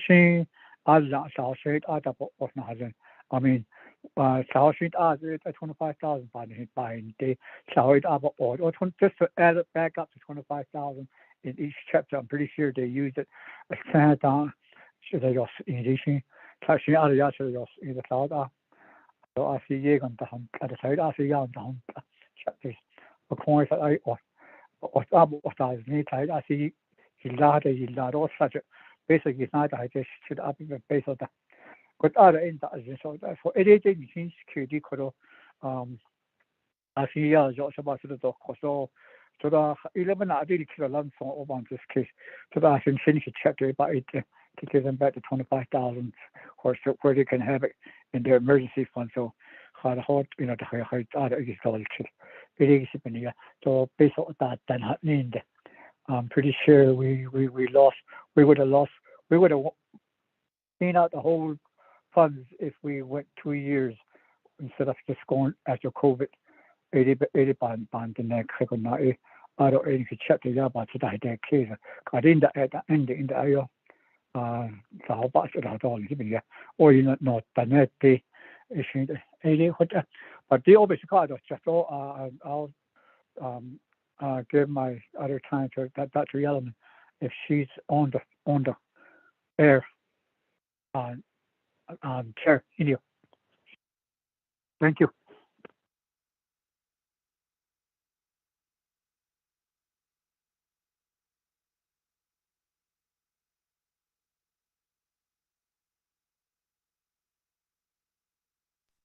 Shake last and delegate Eugene so could not Trokoya could you buy him Ziggy?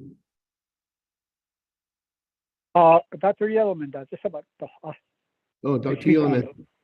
Oh, Kashina, Dr. Yellowman, are you on the call?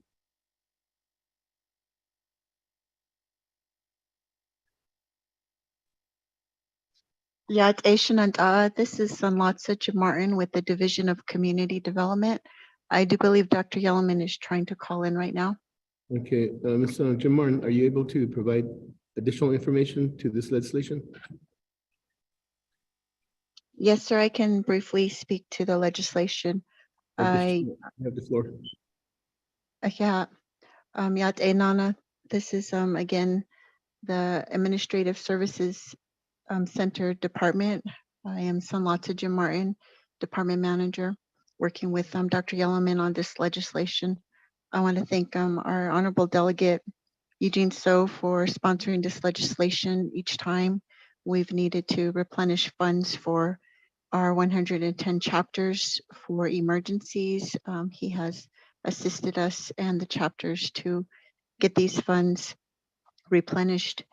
As you all know, this is a recurring legislation request when our chapters completely use up their emergency funds for emergencies. They do need additional funds to help them deal with emergencies at the local government level. One of the reasons we continue to request for emergency funds is, as Delegate So shared, we did respond to the COVID emergency, and many of the chapters diminished all of their resources to respond to the COVID emergency. But on top of that, we had additional community emergencies from floods, winter advisories to drought, and other natural emergency disasters that our chapter communities were responding to. So with that, we continue to help the chapters replenish those funds, and then the chapters that have not utilized their funds, it's usually due to the region or the location of chapter, or also because the chapters are trying to complete their planning meetings and their regular meetings to meet quorum so that they could utilize their emergency funds, which tends to get pushed back. And so those are some of the challenges with the emergency funds, but most of our chapters are now back in full operation and ready to expend the emergency funds for the local regions and what they're dealing with at this current time. So with that, Shananda, we do request that you support the legislation to help our chapters, and we can stand for any questions for any of the chapters on the listing. Yeah. Yeah, thank you, Mr. Lassa Jim Martin, for their presentation. Shanada Delegate Eugene So, does that complete your presentation? Thank you. Deferring back to Shanada, Budget and Finance Committee. Floor is open for questions and comments. Shanada, Delegate Elmer P.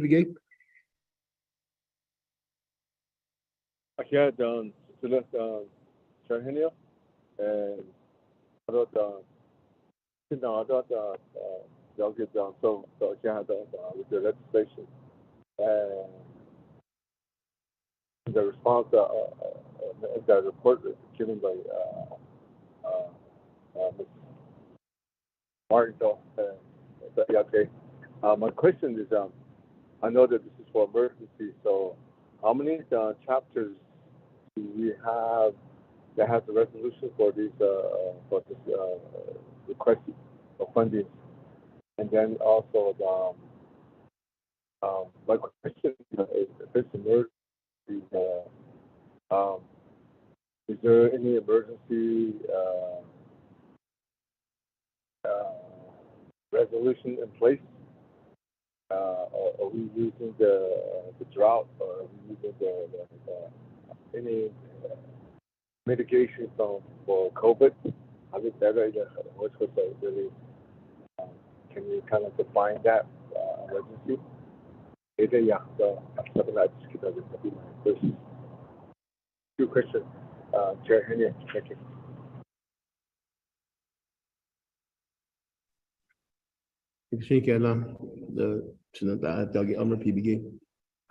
Could those defer back to presenters and could they'll get Eugene so?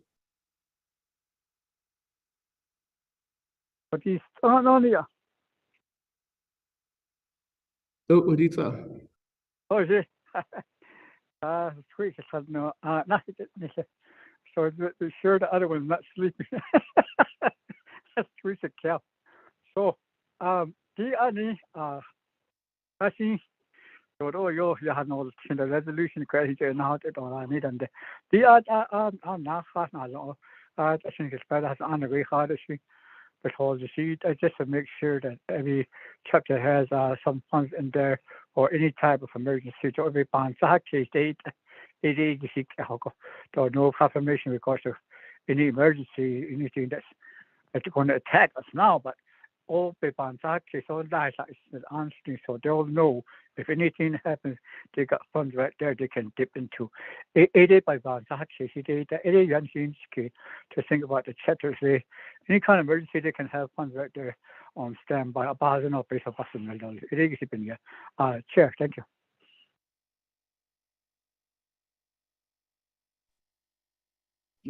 Christina, thank you for your response to that. Back to Budget and Finance Committees. Delegate Elmer PBK, does that response help you with your question?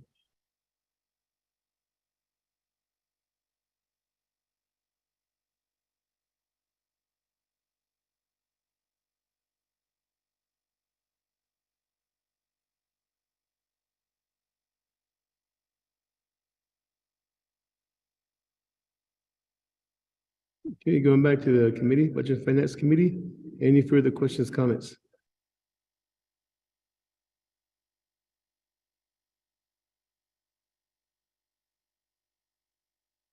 Then I'll call for the question to accept legislation 238-22.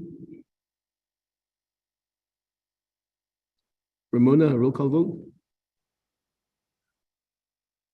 Yes, Chairman Henry, roll call vote on the legislation. Honorable Raymond Smith Jr., how do you vote? Honorable Raymond Smith Jr., how do you vote? Honorable Jimmy Yellowhair, how do you vote?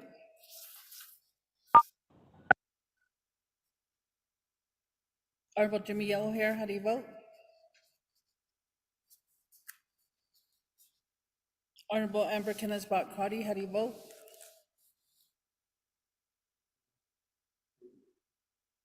Delegate Yellowhair. This is Delegate Claudia, vote green.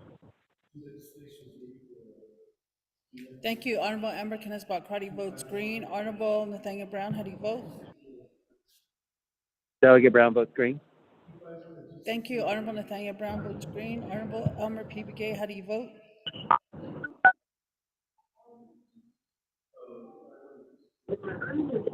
Honorable Elmer P. Begay, how do you vote? Honorable Raymond Smith Jr., how do you vote? Honorable Jimmy Yellowhair, how do you vote? Delegate Yellowhair votes green. Thank you. Honorable Jimmy Yellowhair votes green. Honorable Elmer P. Begay, how do you vote? I'll vote green. Thank you. Honorable Elmer P. Begay votes green. Chairman, we have 4 members voting in the affirmative, chairman not voting, and 1 member not voting. Chairman?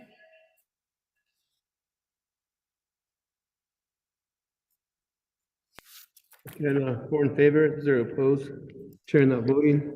We have legislation that receives a due pass. Raymond Smith Jr. So we'll move forward to legislation 239-22. Delegate Carl Slater, Vice Chair Slater, are you on the line?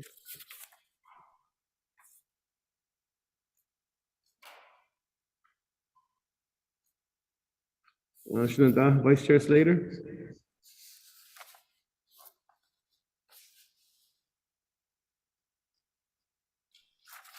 Vice Chair Slater, first call. Vice Chair Slater, second call. Okay, Shanda, Vice Chair Slater, third and final call. No show. Moving forward to legislation 241-22. This is sponsored by me. Therefore, I'll need a pro tem chair to take the helm, the gavel. So Vice Chair Smith, are you available?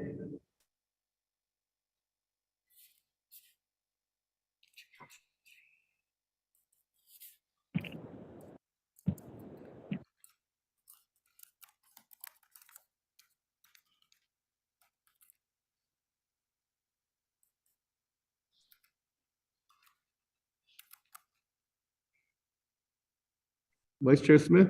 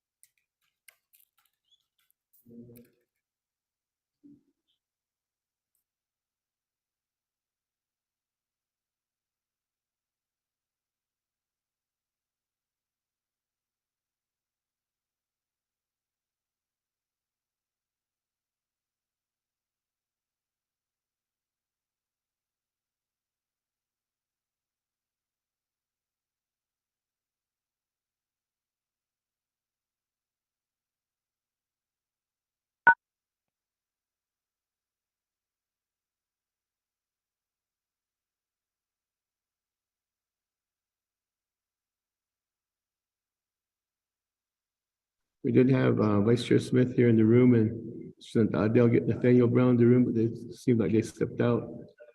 Is there another committee member that's willing to step up to assist in with this next legislation to run the to take over the gavel? Delegate James on the line.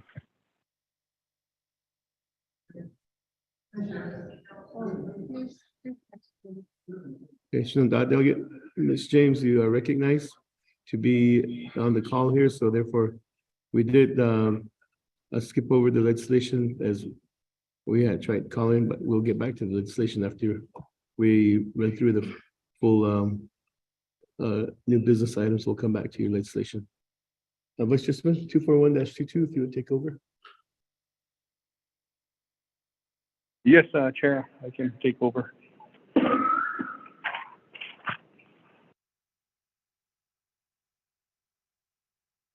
Shada, could you read the legislation to record 0241-2? We have our Manuel here, sponsor of this legislation. Okay, thank you, Chair or Vice Chair and members of the Budget and Finance Committee. This is a reading of legislation number 0241-22. There is a memo that was sent out by the Office of the Speaker reassigning the legislation to Resources and Development first. And so then it was assigned to Budget and Finance Committee, Navajo Committee, then the Navajo Nation Council. It's a proposed Navajo Nation Council Resolution, 24th Navajo Nation Council, 4th year 2022, introduced by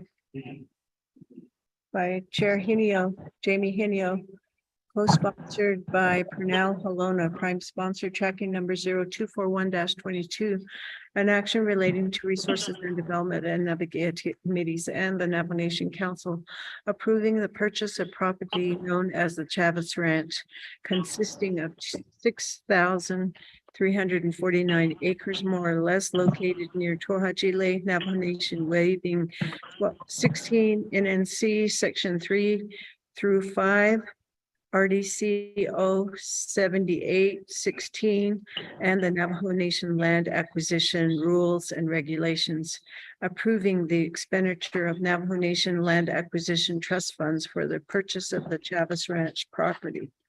And so therefore you have the exhibits that are referenced in the legislation.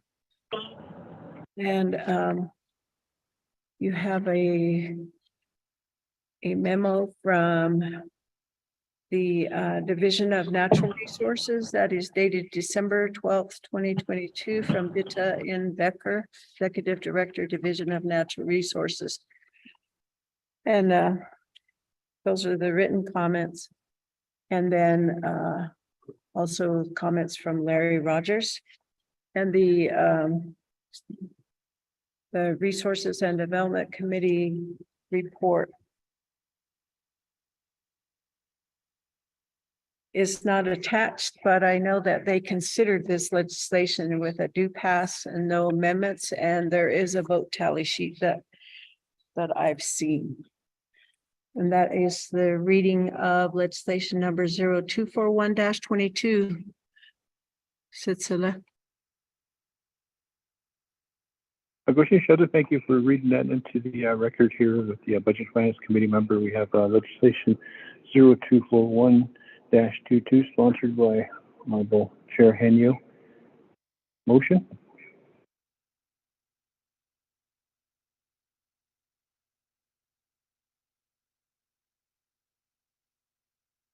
Motion by sponsor Chair Henyo. Second?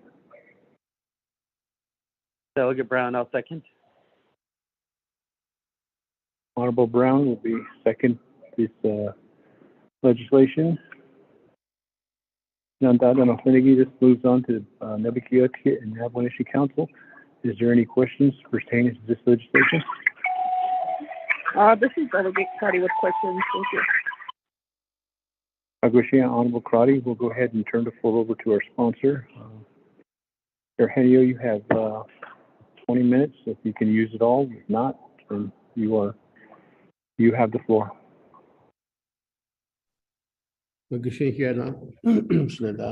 Vice Chair Smith, Budget and Finance Committee. This legislation that I put before the committee here, 241-22, is an attempt to purchase real property, which is located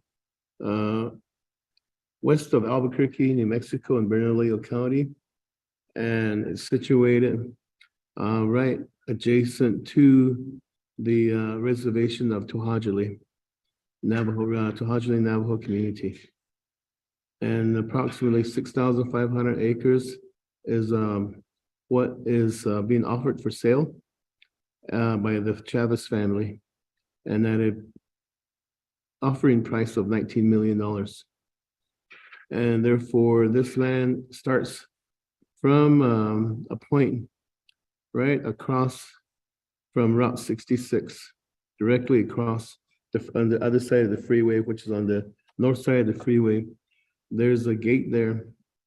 And then also it goes up to adjacent to the Tohajile border there, which is an area which is consisting of about 58 acres of land, 50 or more acres of land. And this area is very, I guess you could say, not valuable, but highly usable for economic development in the future. And so therefore, there's also about 400 acre feet of water that's available within this 50 plus acre tract. And there is an easement which allows access to the property. So other than that, from there forth, it goes on across to the west side of the Tuajili border, and it starts up from there again. It goes all the way up to the entrance of Tuajili community, the main entrance to the community. And so therefore, this property back in 2019, when I first came on as a council delegate, I noticed a for sale sign across from Route 66. I was driving back, and I had to started thinking, and then so I had to go all the way down to the Tojule exit to do U-turn, come back again, and then finally took down the phone number and everything. Contacted made my contacts with the broker, and I received a lot more information from there. And you'll see within the legislative packet, there is a brochure pretty much detailing the area of the property and what it consisted of and so forth. And there is it's a mixture of land. There is deeded land, and then also there's state lease land, and then there's a small tract of BLM land. And this is how this land is comprised of. So as we moved along the process, I approached the Navajo Land Department about the possibility of procuring the land for the community of Tojile. And therefore, at the initial meeting, the initial response was that it's too expensive. This is too much. The land costs too much. So we went back again, and I started working with the community people there, letting them know this is an opportunity for them. And so as we moved along through the process, and I started working with the land department again, and finally, in 2020, at the beginning of 2020, there was a request for proposals for appraisers. And just when the appraiser had been secured, pandemic came upon the Navajo Nation, the COVID-19 pandemic. And March of 2020, everything had been shut down. So Aja, it pretty much put a stop to everything. The Navajo Nation government and the offices were shut down. Everybody was sent home. And so it's put a stop to all the wheels that were turning on this process. And then finally, as we started lifting the colors from red to orange to the so forth, people started coming back to work slowly and everything. And there was an appraisal that was conducted. But at the same time, from my point of view, I really did disagree with the appraisal. And I felt that there was much more to the offering than that what was in the appraisal. But other than that, we kept moving forward. And I kept in contact with the broker as far as any new information that might be coming up on this piece of property. And so then finally, the family in October of 2021 approached the Navajo Nation again and submitted a letter of intent asking the nation, we want to see if the nation will be open to committing to a letter of intent to move forward with the purchase. But prior to this letter of intent being given to the nation, there is the owner, the head of the Chavez family, Richard Sr. He has been very, I guess, open to the nation. In his wishes are to have the Navajo Nation be the owner. But then as time moved along, the elder Chavez had stepped aside and the younger family members stepped in, and they are moving forward with this process. And so even they decided, okay, we need to really get a commitment from the nation. So they submitted a letter of intent. And that letter of intent, all it was that the nation would sign a letter of intent and letting the family know that we intend to purchase this, but we also want to do X amount, meaning it was up to the nation whether they decided whether they wanted to get 1 day or 180 days or whatever of due diligence period. And the family was willing to wait on this time period. And also at the same time, there was a request, any transaction from real estate, there has to be an earnest money deposit. So they required an earnest money deposit, but that was refundable. And the clause in the letter of intent was that if the nation decided after its due diligence that this was not in their best interest, then the nation would walk away free and clear, and the earnest money deposit would be refunded back. So the only signatory that would commit to the nation was President Nez. So I submitted this to President Nez on November of 2021. And therefore, thereafter, I kept on top of it, kept asking questions. What's the letter of intent? Are you willing to sign it? Are you not going to sign it? We need to communicate with the family as far as what the intent is here. And Shinanta, as we heard me through the whole process during the State of the Nation addresses during the winter session, spring session, summer session, and fall session, during President Nez's State of the Nation address, you've heard me ask him, where is the letter of intent for Chavez Ranch? Are you willing to support it? Are you not supporting it? We need to know. We need to know. I'm sure you've heard me. And even during the Eastern Agency Council meeting, when he would give his report, I would ask him again, point blank, Shinanta, where is the letter of intent? Are you willing to move forward with it or not? I need to know that. And so nothing like that. No communication from President Nez to myself or anybody. Although as time moved along, the family, they started getting really, I guess their patience was wearing off. And of course, there's other buyers. There's other buyers, so they decided, okay, we're gonna move forward and see if there are any other buyers that are willing to take this property. And of course, the buyer that's really, really interested in this piece of property, especially that 58 acres that's right across from the Route 66 casino, is the Laguna Development Corporation. And they have been inquiring about it, wondering what the nation is going to do, what's Navajo Nation doing on this.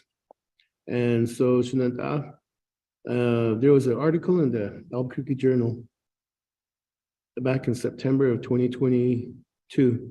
And what the Laguna Development Corporation did was that they invested $11 million for a racetrack casino out by the Kentucky Downs. And so once they bought that piece of property earlier in the year, they moved and rehabbed it and retrofit, put everything back together, made it more modern and stuff, more appealing. And then they put that casino back on the market.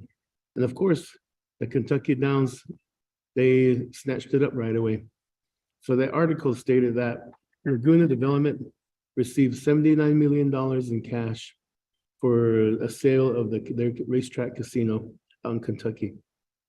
And so the article further moved forward to say that they did have this cash in hand and they were looking to expand their casino properties or other properties within the state of New Mexico. So Shinanta, I really think about this is that you have Laguna Development Corporation right there sitting on across the road, hoping that the Navajo Nation will stumble, will take too long, or just not do anything about it and make it becomes available to them. And the reason why they want to buy that 50 acres is so they will stop any type of competition from the Navajo Nation in building any type of economic development opportunity.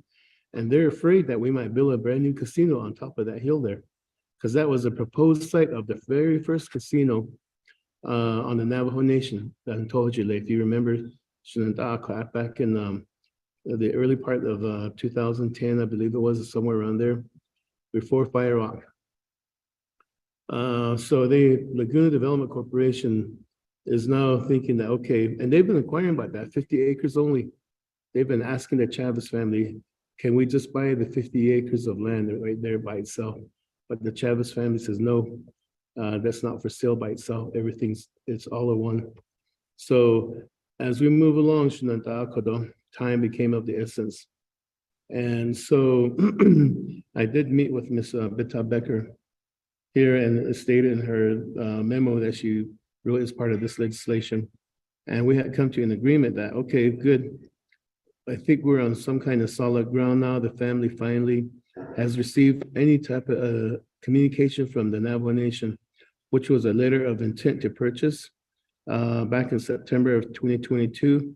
But that letter of intent, the family was disappointed because it really didn't set out the specific offering price or any type of closing deal or nothing. So, and they were starting to say, well, we're just going to move out further than somewhere else. In order to prevent that, I had Ms. Becker. She, in her letter, she stated they procured the services of a real estate broker to work with the Chavez family broker. And so I figured they were talking and everything, but though I started growing, there was no communication again, nothing from Navajo Nation executive branch to me, to actually what's going on, what's happening. So finally I decided, okay, you know what? I need to move forward with this as a legislation to move to set the foundation on the purchase of this Chavez Ranch before any other buyer moves in to snatch it up. So even in this legislation is before the Navajo Nation Council now. And I figured I would give this opportunity to the Navajo Nation Council to decide on the purchase. And so my real intent here is to give an opportunity to the community of Tohojile for expansion of their land base. Actually, need price is high, and that's always been the criticism, and you've seen that in the Gallup Independent. And of course, now when land department's on the call, and I'm sure they'll say it's too pricey and so forth. But you have to think about this. Money based on how but you cannot put a price on human lives or future generational opportunities for the people living in the community of Tohojile. When you make this decision. Chair Henry, it's time. And so I'm almost done. Committee members, we're almost done, so I'll extend the time for what? How long? Another 5 minutes? Committee members, would you like to continue this for 5 more minutes? Chair Henry was just about to wrap this up. Committee members.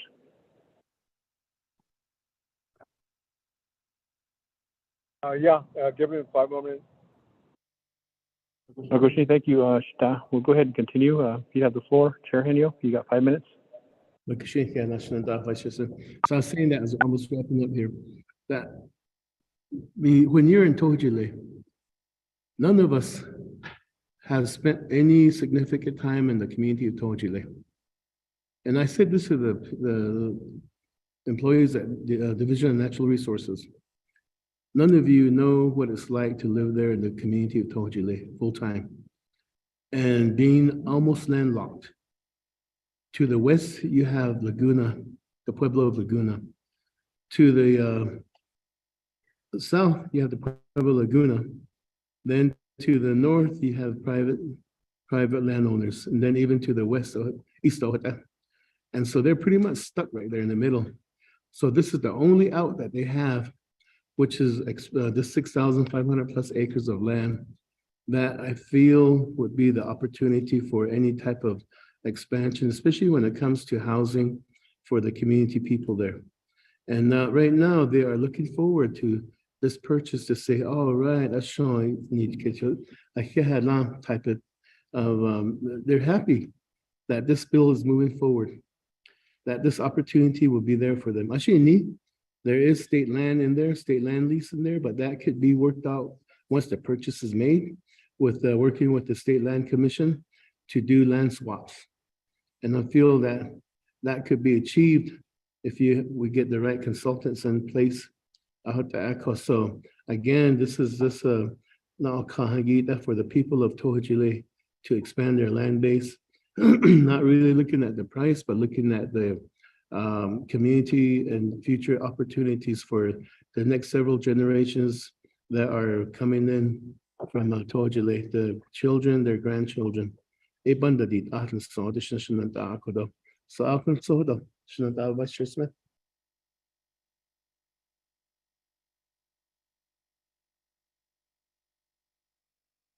Thank you, Chair Henry, on behalf of the presentation for the legislation that's in front of the Budget and Finance Committee.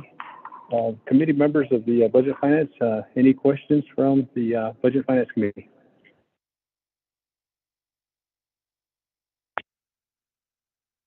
Chair, I have a question. I'll give it Grishy, staff, you may have the floor. Questions on this legislation. And to down, Vice Chair down. Hello down, down, Chair Henry. The legislation though. I don't know who your agent is. I told me your agent. Because we're doing land acquisitions and also land swap on that. Like for example, just with the Navajo Land Commission, there are some land still available for exchange, and also they call it selection and deselection of the land still available. Certain amount of acres still available. So, but mostly the criteria is if that land is being BLM ordered by that the land that's available for exchange. But it has to be within about 18 miles. The Vice Chair Smith can correct me. I think it was 18 miles away from their Navajo Mission land. But it's out that they're available to but usually they have their own appraisal and own agent. They work on it.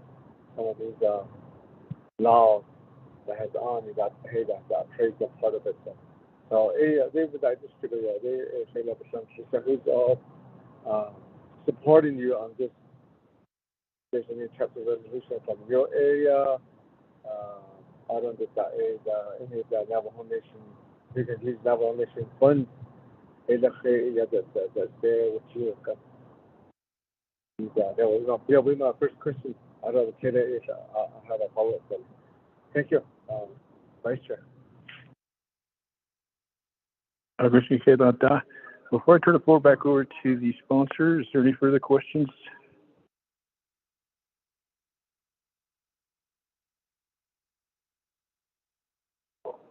Sponsor, you may respond back to the question from Honorable Bigay. Okay, Vice Chair Smith, Delegate Elmer P. Bigay. As far as our agent is concerned, they have no agents. This is coming straight from me to the Navajo Nation Council. And this, the reason why I'm the only agent, I feel that this is coming from the heart, Shinanda, and from my heart to the people of Tohojile. I feel that they really need to have this opportunity to expand their land base. And as I stated earlier, the executive branch, there was really no support, no communication, and just really just kind of put point bluntly, negativity. And if there were support, if there was, they would have been right there, right by my side saying, Jamie, let's do this, let's do that.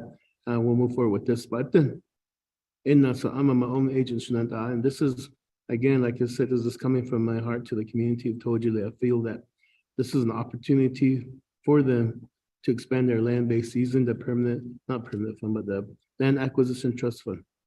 And actually neither be some criticism about it being overpriced, and the appraisals came back at this, but again, like I said, Shananda, is through my presentation, that this is an opportunity, and you can't put a price on this type of opportunity, whether it's 100 million or 5 million or so forth. But it will be up to the council, Shananda, to decide how they wish to proceed with this.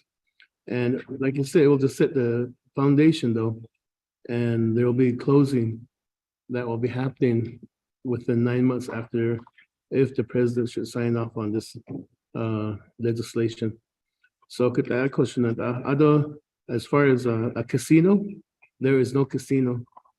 Let me put it up front, Shananda. There's no plans for a casino on this piece of property.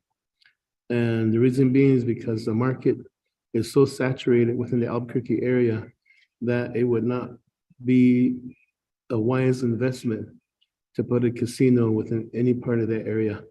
More likely it'd be business opportunities for like a solar farm or any type of development, like maybe an outlet mall that's been mentioned one time by a community member, or a resort right across the casino there, no non-gaming resort, or manufacturing opportunities within the 6,500 acre land.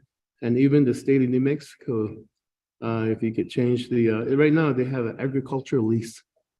But if you can change the designation to economic development opportunity lease, then that will be sufficient too. And also, Shananda, one more thing I'd like to add is that if you look at the New Mexico map for economic development opportunity zone, this is right in the middle of that economic development opportunity zone that has been designated by the New Mexico Economic Development Office. So it's a prime opportunity, Shananda, that there's future developments, manufacturing jobs that might happen. It's only less than 20 miles east of Albuquerque. And as you know, Albuquerque is growing to the west. So again, Shananda, just think of the possibilities. Shananda, Vice Chair Smith.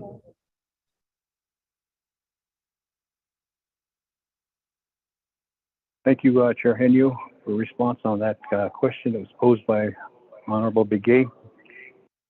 Budget and Finance Committee, any further questions? Delegate Begay, again, follow up. You may continue with your follow-up question, Honorable Begay. Thank you, Sita, again for thanks for your response to Chair Henio. You had returned it from your own desire and for the people from that community. So if there's no agent from Cancito or Chile chapter, just let me window add as an agent. So that's me, that's maybe I see yeah, when he was on the area, he said, "Oh, me, that's one question. I don't on the yeah, I agree with we really agree with the not on it, with this one. And then the those the events from the people, their area, maybe there has a plan. So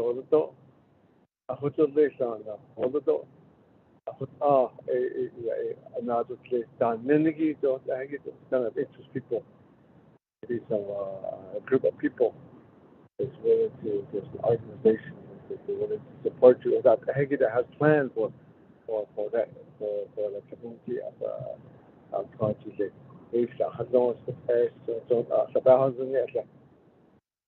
Maybe just one question, and then also the another one is thinking about is that I know that Conchile is a satellite community. So if this land becomes part of that, these are Navajo Nation funding So how well that land issue, is it gonna be leased or is it gonna be put into trust land? To put into trust land to Navajo Nation, is it still gonna be under the satellite government? How they maybe just clarify that. Then well, go ahead and think about all the others like the water, the availability, the regulation of land and how it, the regulation, maybe we have another question after that. My first question is again, Vice Chair. Thank you. Thank you, Dot, for that follow-up question. For a turn floor back over to our Chair Henio, Budget Finance. Any further questions?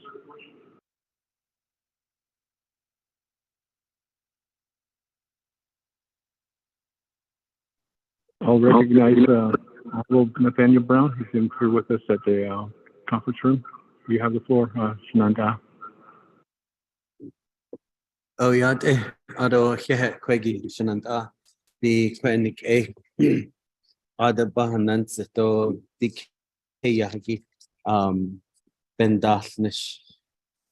My question is, I'm seeing a couple different appraisal how much this land is worth.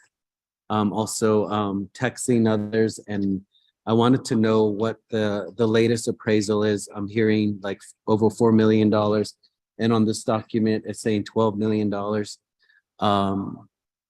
And I'm uncomfortable with all this different amount, and I think with that Budget and Finance Committee, I'm going to be changing my mind on this legislation, and I did second this. So because of the appraisal amount and also not having an agent, I know that Navajo Nation Land Department could be involved, as well as the Realty Department and others, and from Economic Development should also be involved in this conversation. Due to the lack of agents and also the varying amounts on the appraisal on the land, I do not feel comfortable with this, and I want to take my motion, my second back out.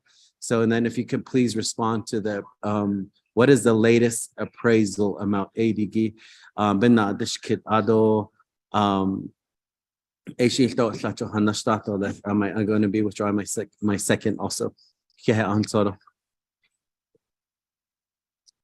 Thank you, Honorable Brown. For clarification, are you withdrawing your second? Is that what you're saying at this point in time? Or are you want to, you're withdrawing it right now? Mm-hmm. Okay, we don't have a second at this point in time, so I call for the second. Any committee member can second. I see Honorable Jimmy Yellowhair second the motion, so we have a second on this legislation. I saw the other ones too. I'll turn the floor back over to the sponsor. There was a question posed from Honorable Brown. Honorable Brown, the question was posed by you to Chair Henio. Chair Henio, you have the floor.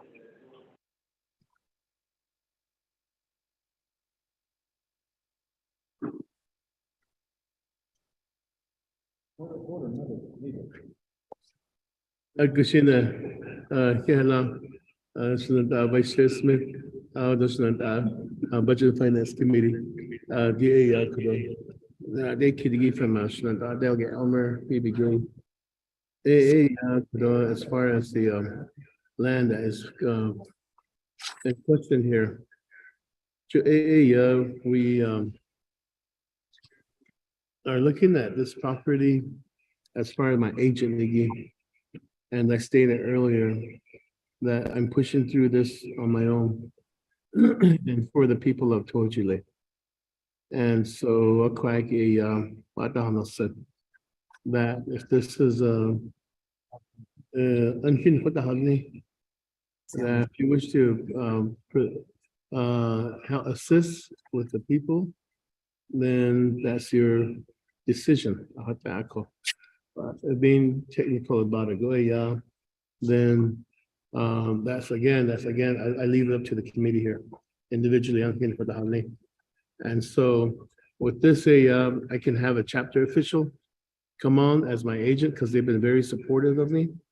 And so we are looking at this, and I can bring a chapter official on the line right now and have them provide some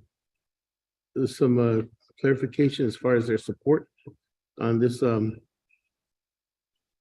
Let's see here. And so we can move, and I'll have the chapter vice president come on.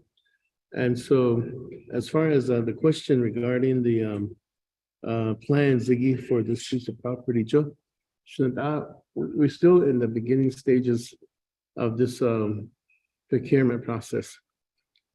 But the chapter is working on their community land use plan at this present time.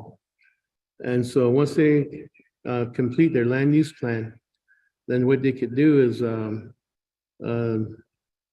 move forward to develop a land use plan for this property if it is purchased by the nation. And so using the Navajo Nation Fund, it naturally would become part of the inventory for the Navajo Nation Department of Agriculture. Because right now it is deemed as agricultural land. And so it will become under the oversight of the Navajo Nation Division of Agriculture.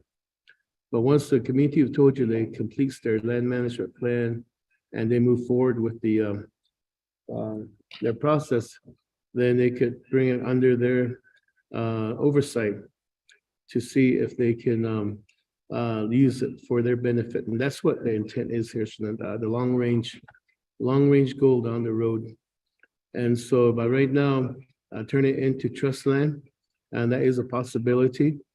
There is also the Navajo Exchange Legislative Initiative that is also being proposed at the congressional level, which is NELI for short, which is on the Eastern Navajo Agency side. They'll be pushed from Congress to change all the BLM lands to Navajo Nation trust land within the Eastern Agency. And so there is a tract of BLM land within this piece of property. So if this nation should purchase this property, then that will be considered, is the way I'm thinking right now, so right now at the present time, the plan, that we're still at the procurement stage. So then that's when the real work of developing any type of development plans or agricultural plans for the property would begin. Though, again, as I stated earlier, that again, this is up to the council and how they wish to proceed, process it. And again, if there's issues regarding the price and the purchase and everything, how you proceed with this. But from my point of view, as I already stated, that this is something that I really feel very dearly about in expanding the land base for the community of Tojule. Thank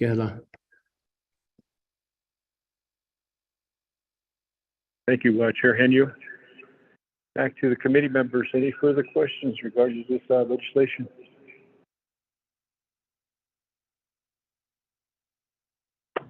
How about the follow-up question again?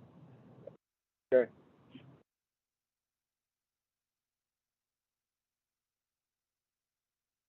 Ashida, you have a question? Yeah, I have a question, follow-up question again for Chair Henyo. First of all, I'd like to extend my appreciation and to commend you for that, particularly for the community that you're represented for a short period of time. That you have you saw need in them. You saw the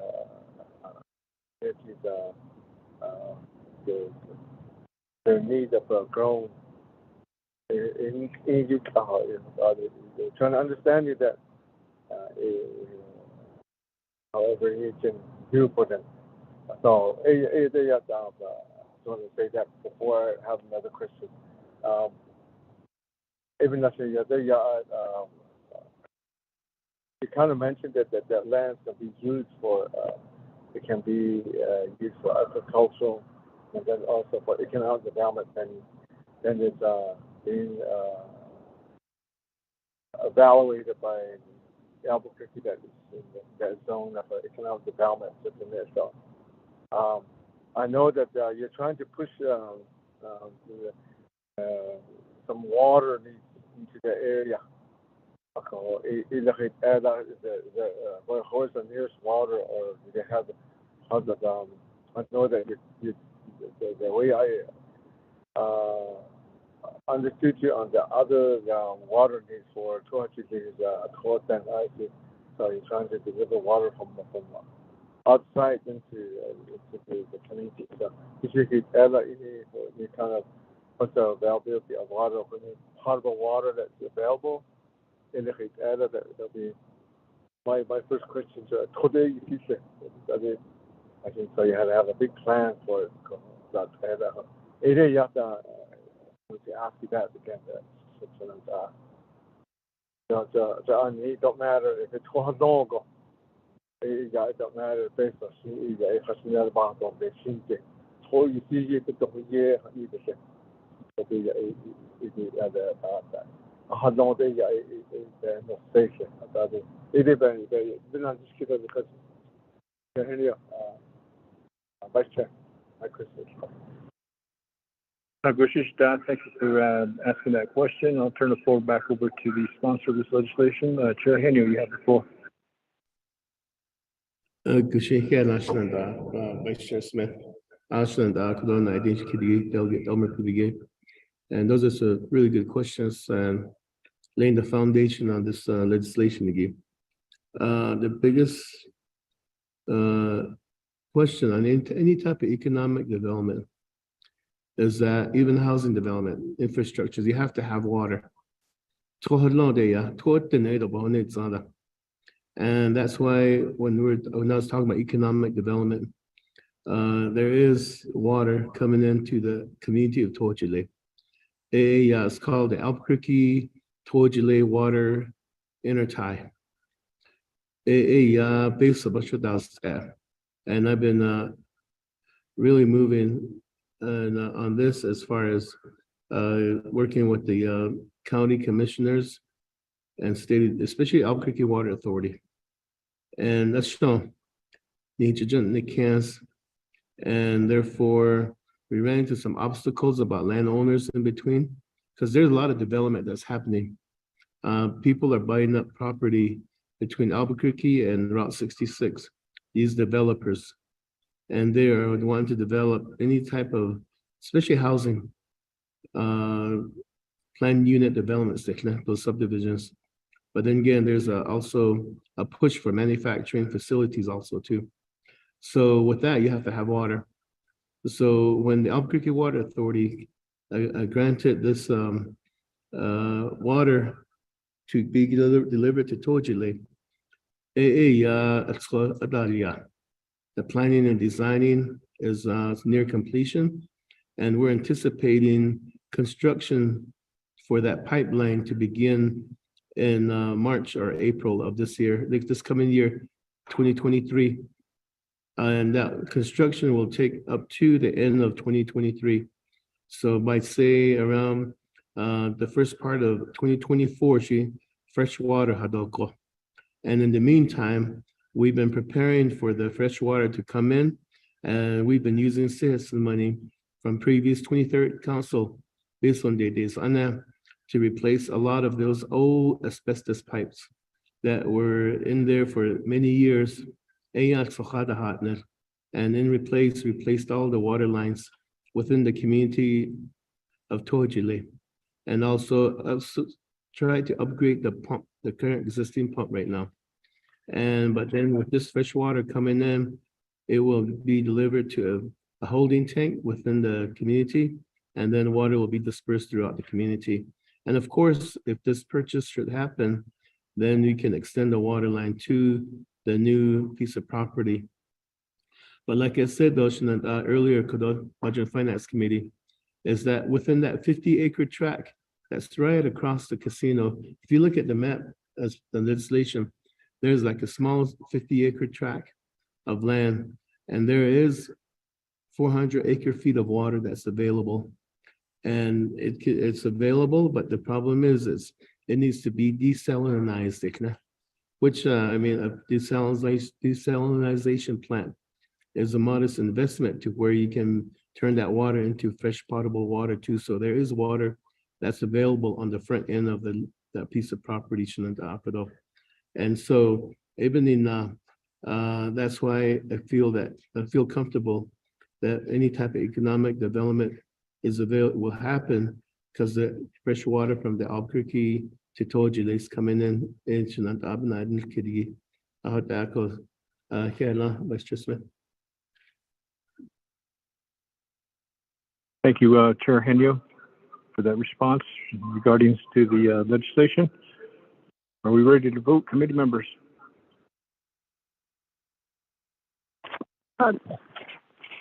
Delegate Smith, this is Delegate Cardi with a question. Delegate Karate, go ahead. You may proceed with the question on legislation 20241-22. Thank you. Thank you. So if Delegate Henry, can you let the committee know who then assisted, who provided subject matter expertise on this land negotiation and discussions on the possibility of economic development to transition salty water or water with high amount of salt, that is a separate investment. And at some point, when you look at economic development, if the cost outweighs the benefit, then it's not considered a wise purchase. And looking at how the land has been surveyed, I'm just not sure why we're at the $19 million mark. I understand the need from the community, but do you believe that has pushed up the price? It has, in negotiating, do you think that in terms of how much the community wants this, then that was a way for the purchaser to increase the price? I'm concerned that we're making more of an emotional decision rather than a decision based off of facts and how viable this land is and on the processes, because there's a lot of waivers in this legislation. So I'm trying to understand how we got to this point. I understand executive didn't want to support or move forward in these discussions. So then I would need to know, who did you lean on to navigate this proposal that's being presented before the committee? Thank you. Thank you, Delegate Karate, for that question. At this point in time, I'll turn the floor over to, before I turn the floor over, I see Honorable Brown's hand. I'll go ahead and turn the floor over to Honorable Brown. You may proceed with your question before I turn it back over to Chair Henry. Oh yeah, Nana, Ado Craigie, Divik Kiki. Ne yan hidden there, I such a by 8 inkle. Ebony and car is then. Ado 8 up in natural thought and hidden there, the basis in the Lee Joba Huya. I'd ask for let the Islanders lead or question as they have on a coho. I wanted to know how much the balance for the land acquisition trust fund is, if I can get the balance on that. And I'm also looking at towards the back, colleagues, you will see a letter dated December 12th, 2022 from Division Director of Natural Resources, Ms. Bitta Becker. As I'm reading this, it says that we'll be waiving some land acquisition rules and regulations approved by RDCO-78-16. Then when you go further down, there is different appraisals. There is a couple amount that was towards the page 2 of 3, towards the bottom, A, B, C. January 2021, it was appraised at over 10 million, $10.2 million. B, June 2021, Gibson investment was 4,575,000. And then C was the Dominion Property Advisors, over $10.4 million. And then on the last page, it goes on to say, why is when it was appraised at 4,575,000, koho ADG, benadish kidole on. So this is a big concern for myself. And at this point, I cannot see myself supporting this legislation. I feel like there's still a lot of questions. It would be great also to hear from Natural Resource Division Director as an agent. I'm not sure if they're available. Vice Chair, is there a way, or if Ms. Becker is online from Natural Resources, and ask some of these critical questions on the amount, why did it fluctuate so much? Koho, and then the middle ground seems to be a little bit over $10 million. The other point that I wanted to make was you gave us some really good information, but there's no documentation on the water. When you have a big casino sitting there with all the hotels, how much water will be left over for us?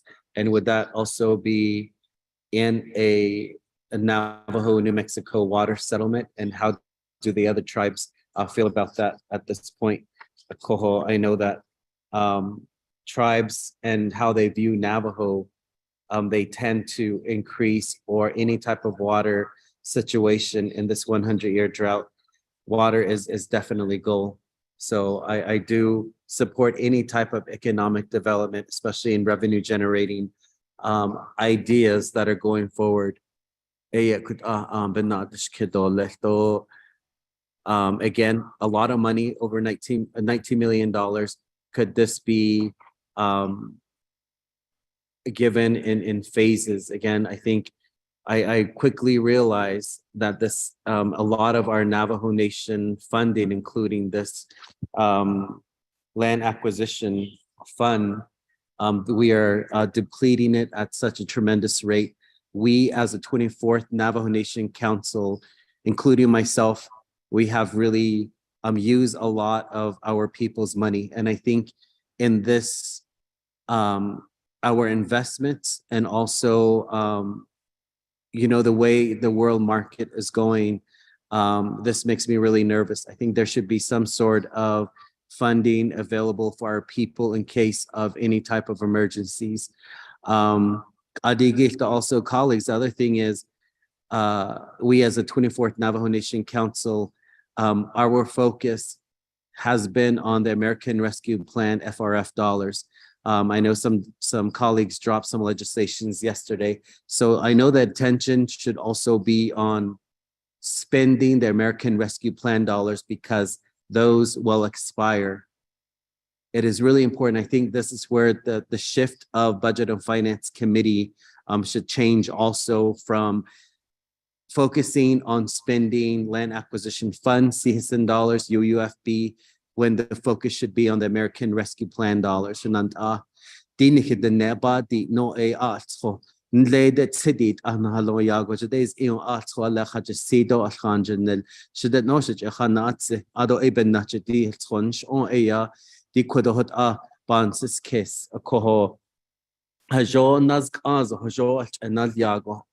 I think maybe I can support that for $4 million at this point, but 19 million seems pretty steep.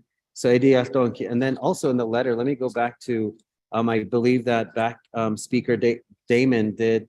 There is a third appraisal not obtained in the Navajo Nation Fund in Exhibit C of the resolution, and page 92.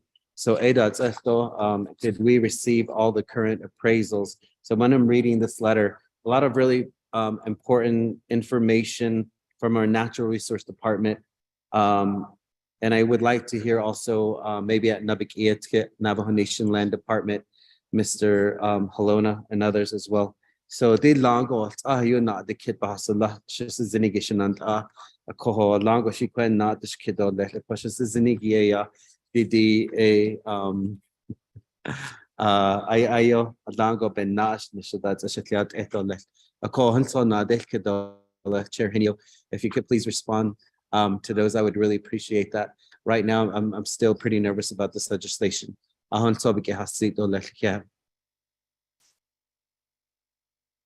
Thank you, Honorable Brown, for those questions to the sponsor of this legislation. As you well know, that Land Department is also listening on board with Mike Colonna, the Director of the Land Board Department of Land and Navajo Nation. And we did email the current Division of Natural Resources, Ms. Becker, to get on the call if needed to answer any questions. So at this point in time, I'll go ahead and turn the floor back over to Chair Henry for the questions that were posed.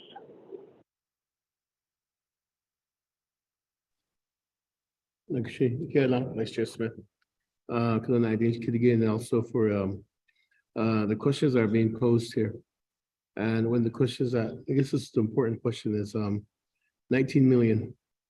And again, the history of this piece of property was that it has been on the market by the Chavez family as from what my conversations with the initial conversation with the broker is that the family had it for sale for a number of years, but they were selling it. They wanted close to $58 million for it on the onset. This was, and nobody would buy it or touch it. And then, so when the family approached the current broker, which is a CBRE land brokers, the brokerage, at first they said they refused to list the property for them because it was too high of a price. They wanted too much for it. So they went back and reevaluated the property and did some comparables, meaning within the area, the previous land sales that had taken place and so forth. And now they settled that, they felt that 19 million would be a decent price to sell the property. So that's what the offer was, 19 million. And it has always been 19 million ever since 2019, when I first came into office and I started pursuing it. Nothing has changed. Nobody's pushed up the price or anything. It's just always been at 19 million. And so negotiation wise, there has been not any negotiations at all, but like I said earlier in my report, in my presentation, that as there was no communication from the executive branch to me as far as how to proceed to assist me in moving forward. And I've been met with silence. So and so therefore in the legislation, you'll see on page 6 of 7 under line 813, section 4, real property acquisition approval, Bakagi. And under A, it says that the nation hereby approves the proper purchase and acquisition of the Chavez Ranch as described in Exhibit C. That says for up to $19 million, plus any closing or purchase expenses. So it's not going to be 19, it's up to 19 million. So what this gives latitude to, it can be an amendment. And then, I'm willing to entertain an amendment from if the community, the council, 24th council decides to do an amendment, is to, like I said, this is just laying the foundation, meaning that the nation is telling the Navajo Nation Executive Branch, Division of Economic, Division of Natural Resources, that the council hereby approves this legislation, and we are giving this to you now to start your due diligence, to start your negotiation with the family, and then come to a good purchase price, and then from there start the purchase agreement. That's what my intent is, Shananda Aquado. And there could be an amended language added in there to say that there could be a due diligence and negotiations within the next 6 to 9 months if that's when closing might happen, because real estate transactions take some time. And so even in Craggy, it's I felt that will be a starting place to get the ball rolling. And this is where council can speak and say, hey, we need to get this moving.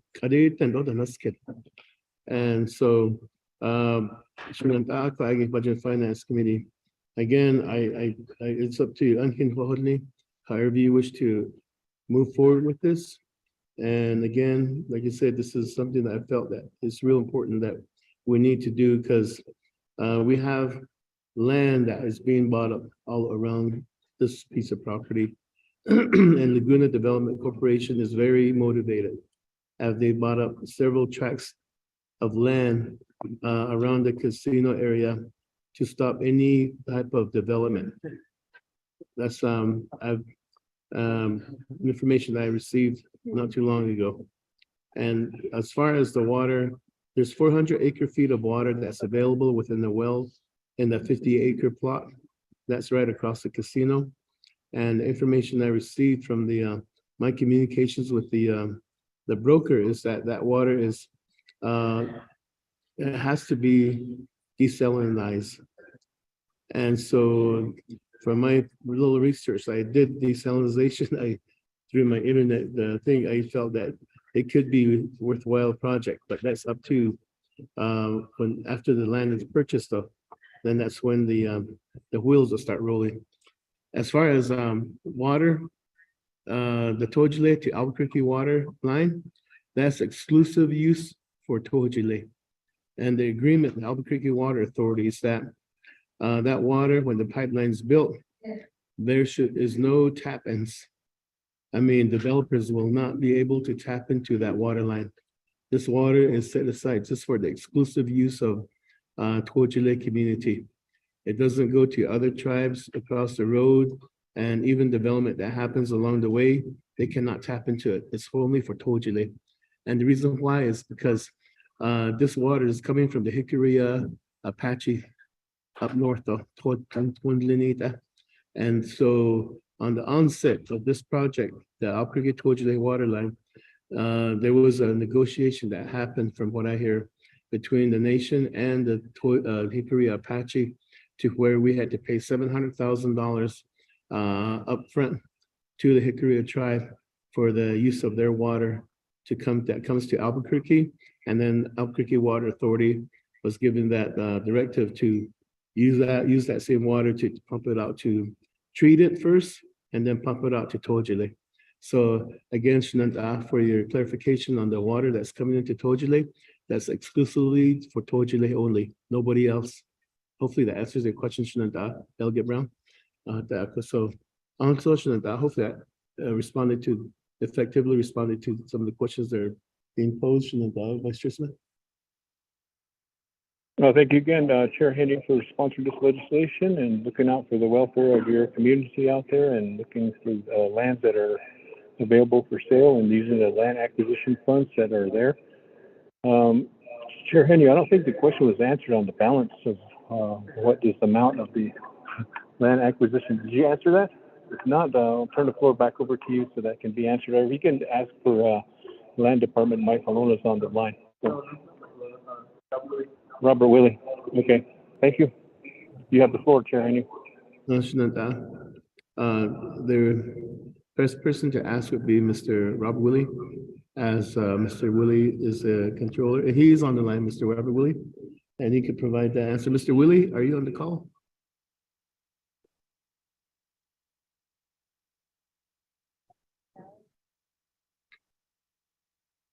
Mr. Robert Willie?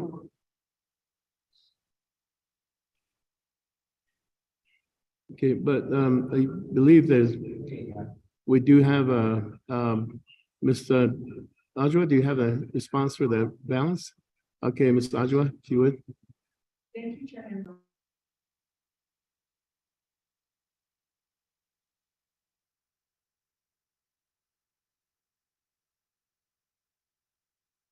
But if you're looking in the hard copy, it's a little harder to show you where it is, but there is a memo from Rob Willie that shows the amount as of November 30th, 2022.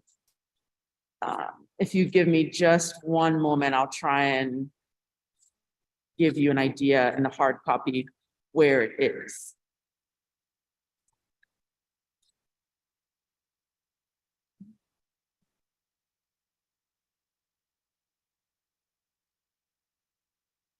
Oh, I'm so sorry. I'm looking at the wrong document on the hard copy.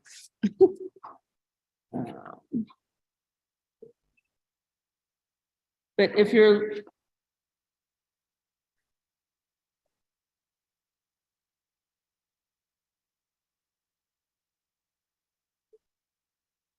the map, yeah, so it's about 30 pages back from the end of the document. Exhibit D. Exhibit D, thank you.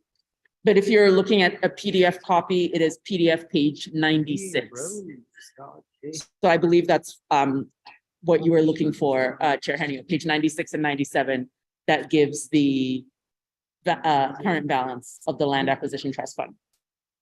Thank you. Thank you, Ms. Ajwa here. Exhibit D on the legislation package. And a memo from Robert Willie to Dana Barboff. And the fund balance is $195,678,158. Ashnanda, Delegate Nathaniel Brown. So Vice Chair Smith. $195 million and $678,158. Thank you for that, Chair Hanyo, putting that clarification out. It's on Exhibit D as in dog. The Land Acquisition Trust Fund, which is written by Robert Willie, County Manager, December 6, 2022. And the amount was provided by Chair Hanyo. Committee members, any further questions? Are we ready to vote?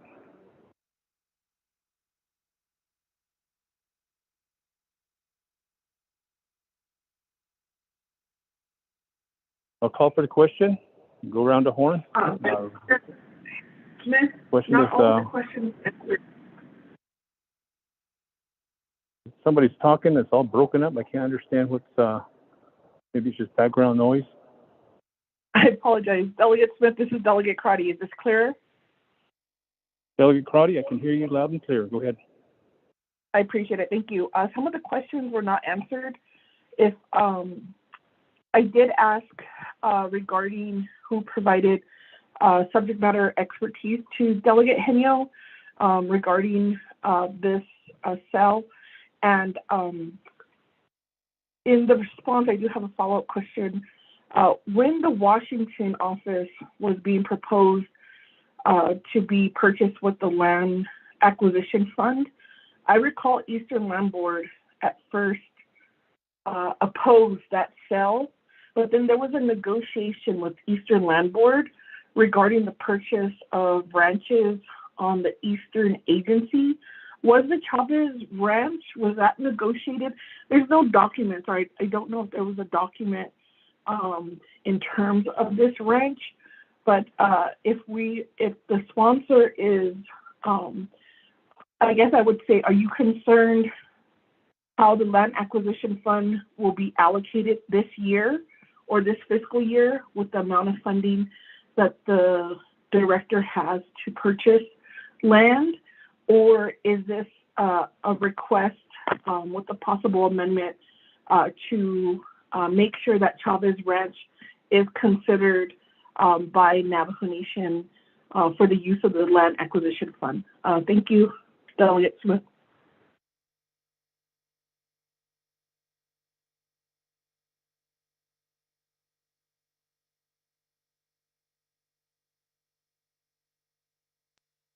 Shinada, Vice Chair Smith is preoccupied at this time, so we'll wait for him.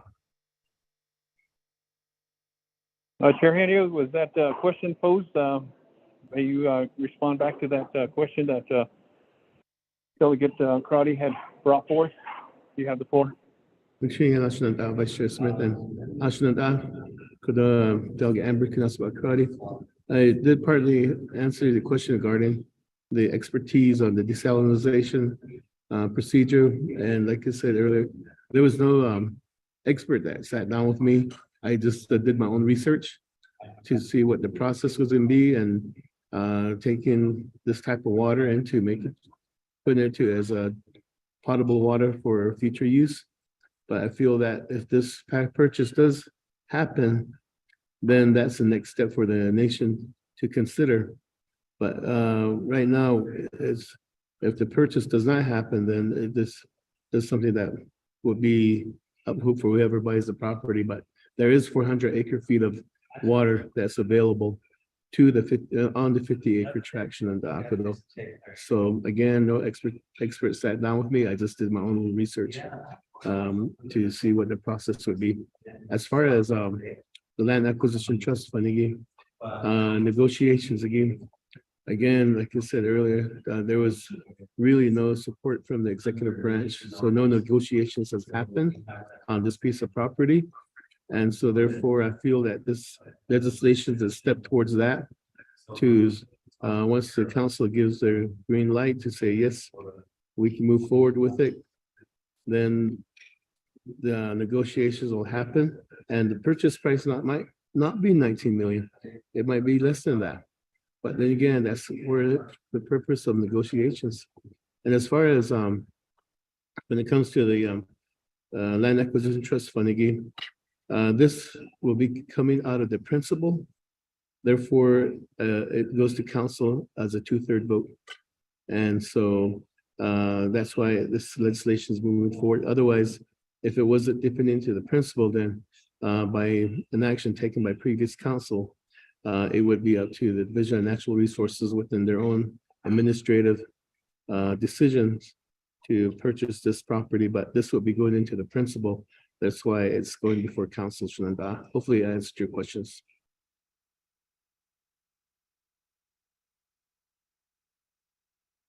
Thank you, Chair Henry. Does that conclude your response for the questions that were posed? No, Shananda. Back to committee members. Any further questions? Delegate Smith, Delegate Crotty with the question. Honorable Crotty, you have the floor. Appreciate it. Thank you. I'm getting a clearer picture of this legislation. So thank you, Delegate Henyo. With that in mind, what is the current, could we get a listing of what are purchases that are being considered by the land department for the principal, the use of the principal amount on the land acquisition fund? Seeing that this is requesting, I'm sorry, did I say that right? Can we get a listing of what purchases are being planned for this fiscal year using the land acquisition interest, seeing that this legislation is asking to utilize the principal amount? Could that be sent to me, or is there someone on the line who could help me with that information? Thank you. Thank you for that question, Honorable Crotty. Committee members, any further questions?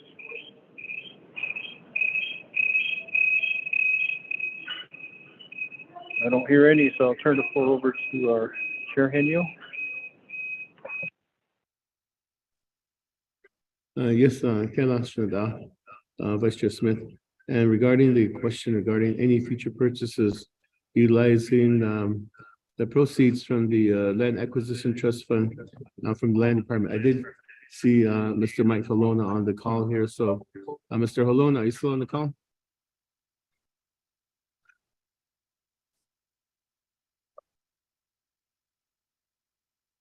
Star 6.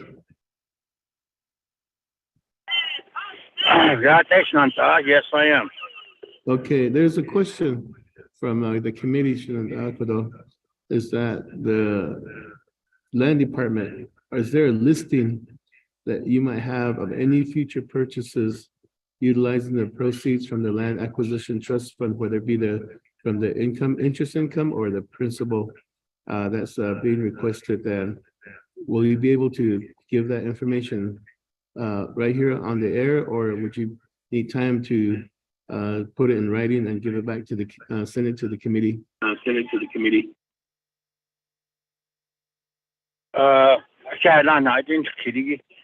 I guess we could just inform, because that's in the works right now.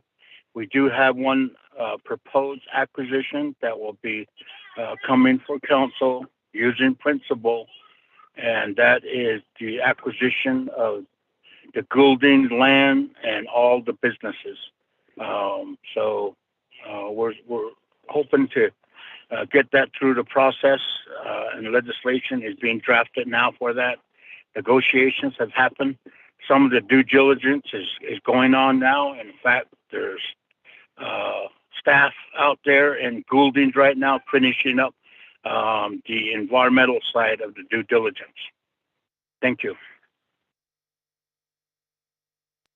Okay, Mr. Olona, but please, if you would provide a listing and writing to the Budget and Finance Committee as requested by Mashananda, Delegate Amber Kinaswakrati. Vice Chair. Thank you, Chair Henio and your agent, on behalf of the question that was posed and answered. Back to the Budget and Finance Committee members. Any further questions? Excuse me, Delegate, this is the.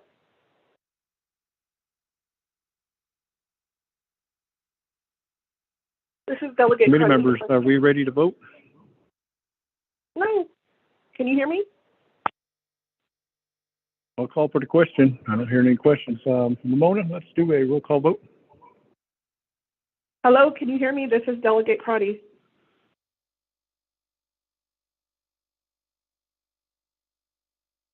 Delegate Smith, are you able to hear me? Deja, Amber Crowley. I hear you.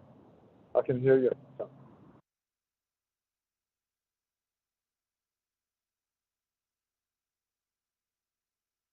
Ramona, roll call vote. Yes, Chairman, roll call Vice vote Chair. on the Vice legislation. Chair.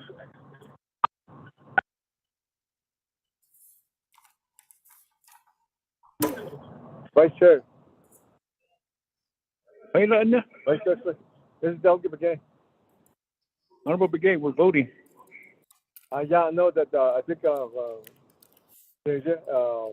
Delegate Crowley was trying to ask a question before you said for call for the question. I'm not sure if he's trying to get through you guys. I'm not sure if you guys are getting stuff.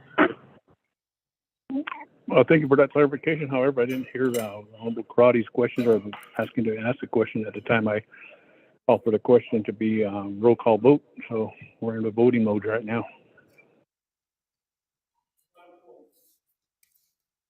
Delegate Smith, this is Delegate Crotty. When I was going to ask a question, someone from the audience interrupted.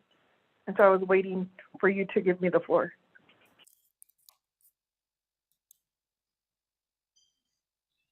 Those technical difficulties on that behalf is beyond our control at that point in time. So we're at the point of voting right now. I did hear her too. Yes, Vice Chairman, roll call vote on the agenda. Honorable Point of order, Delegate Crotty.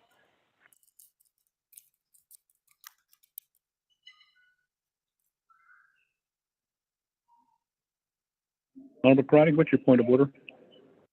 Yes, thank you. I did ask to speak and was waiting for the floor. There was an interruption from the audience. And so I did ask for, so the rules is a delegate is able to speak on the legislation. And so that's my point of order. Please state the rule that that usurps my ability to ask a question if there's technical difficulties. Thank you.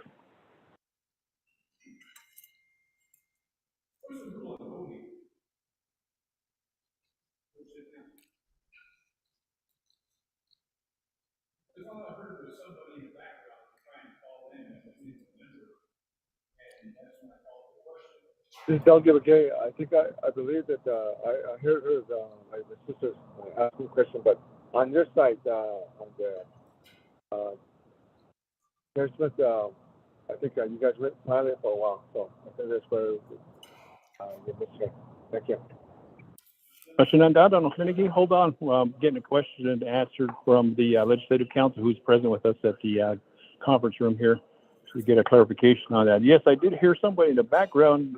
I knew that wasn't a committee member. That's why I called for the question after that interruption. That's beyond our capabilities of not having interruption like that. So I have Legislative Council here reviewing that. I'll get you an answer back as soon as possible here, Honorable Crotty. Thank you, Delegate Smith. Mr. Chair, this is Lurleen. I believe. Yes, Maureen, you may proceed, please. Thank you. I believe Delegate Crotty's question was asked before the vote was taken. So I think it should be entertained. Thank you.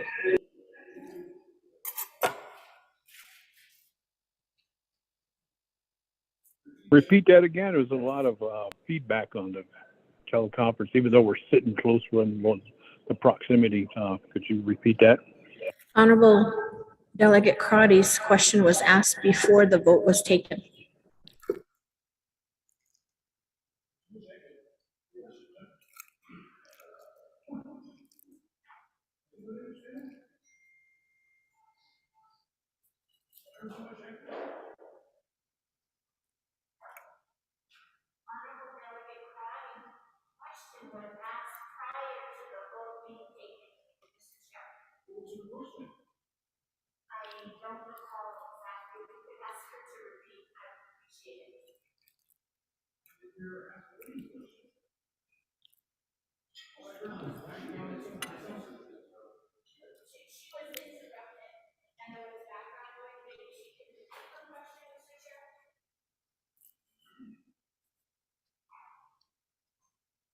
Thank you, Legislative Council.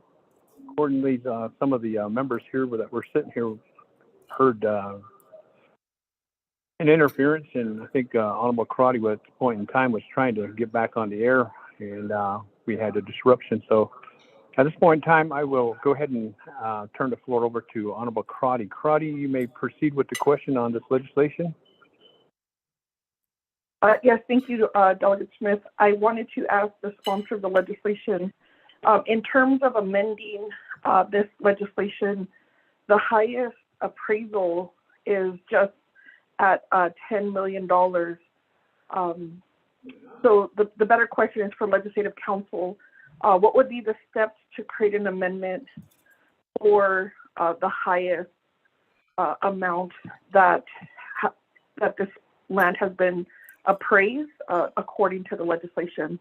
And would you be able to do that within this time frame, or how much time would you need for that amendment? Thank you.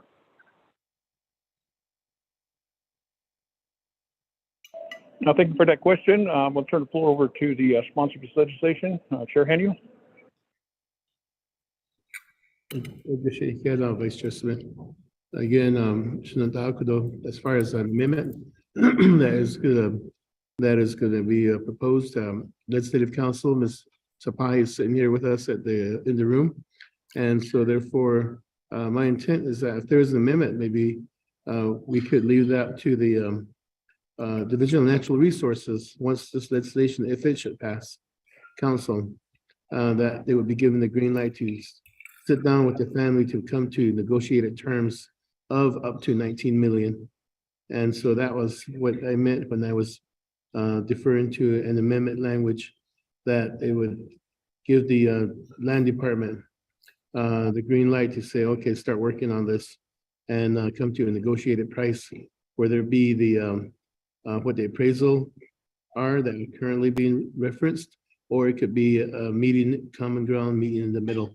And that's what I was referring to, Shenandoah. But as far as how much time it would take for Legislative Council to draft an amended language, I will leave that up to Ms. Tapahi to answer that. Ms. Tapahi?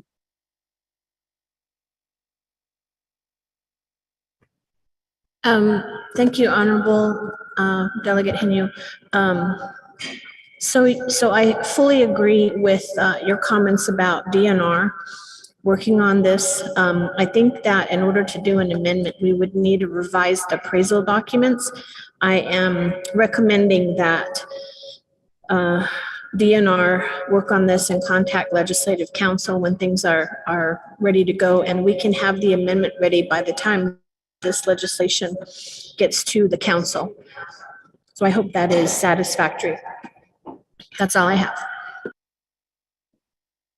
Thank you, Mr. Pai, for helping here, and Vice Chair Smith, I defer back to you. Thank you, Chair Henio. Committee members, any further questions regarding this legislation? Delegate Smith, this is Delegate Crotty. Yes, you may proceed, Delegate Karate. Yes, I'd like to make a motion to table this legislation until the Department of Natural Resources Land Department appraisal is updated, and that would be my motion. Thank you. I recognize your tabling motion. Do we have a second?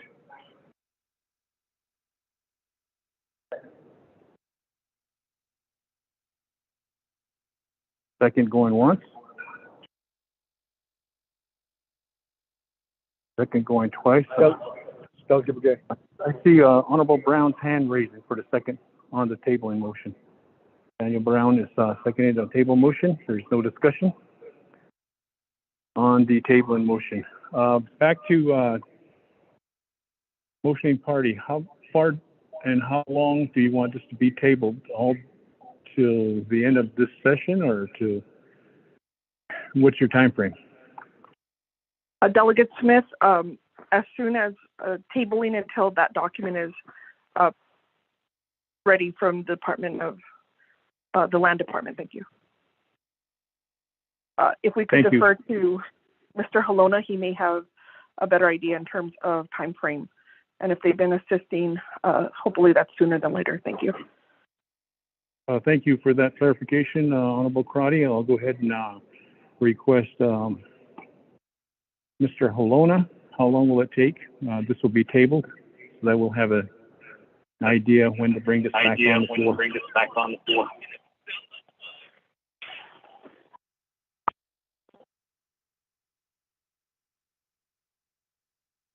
You are unmuted.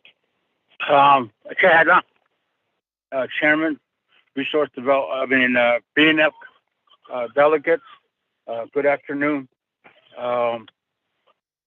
About a month ago, after our meeting that we had with Delegate Henio, we contacted the appraiser to request for a upgraded appraisal because we knew that my question might come up. And we met with the appraiser, and he gave us additional information on the appraisal, and that he could probably write a letter that states that the market hasn't changed. The market hasn't moved since he did the appraisal on 3 March 2021, and so and the land hasn't changed. There's no improvements on Mr. Halona? It's still agricultural land. Yes. Question is, how long will it take to get this document being tabled at this point in time? Give us an answer. We can make a request to the appraiser, and it might take them 30, 60 days. Thank you very much for that response. 30 to 60 days. Back to motioning party. 30 to 60 days. We don't have time for 30 days.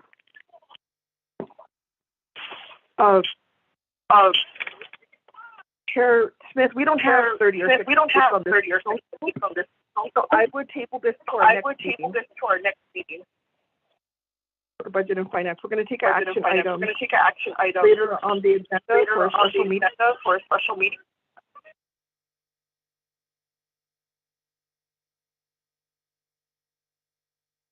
Back to Honorable Committee. I understand that you want to table this to the next meeting. If we have a next meeting, it's at the action item of 7 a.m.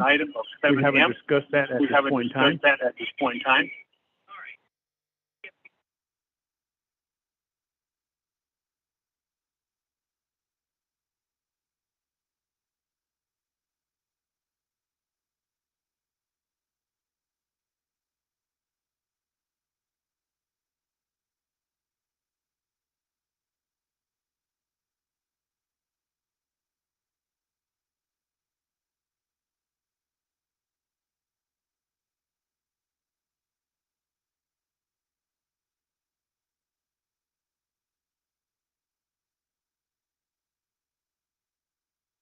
Delegate Smith, this is Delegate Carty. Are you able to hear me?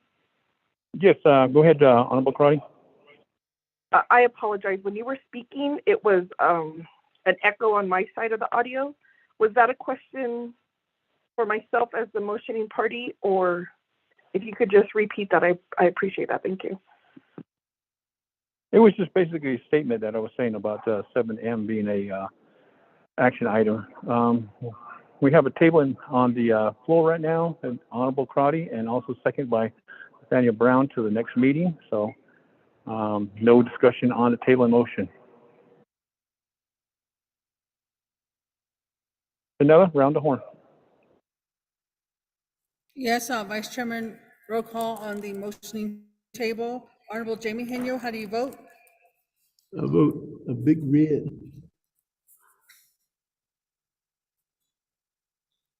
I'm sorry, what was your vote? I vote a big red. Okay, I'm sorry. Honorable Jamie Henyo votes red. Honorable Jimmy Yellowhair, how do you vote?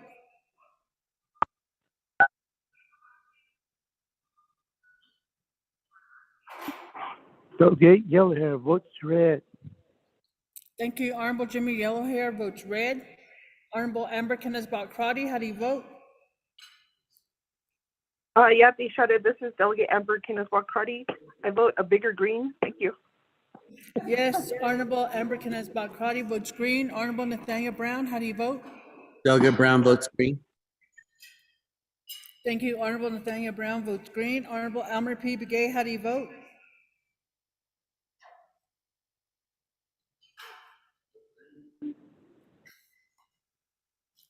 Honorable Elmer P. Begay votes green. Oh, I'm sorry.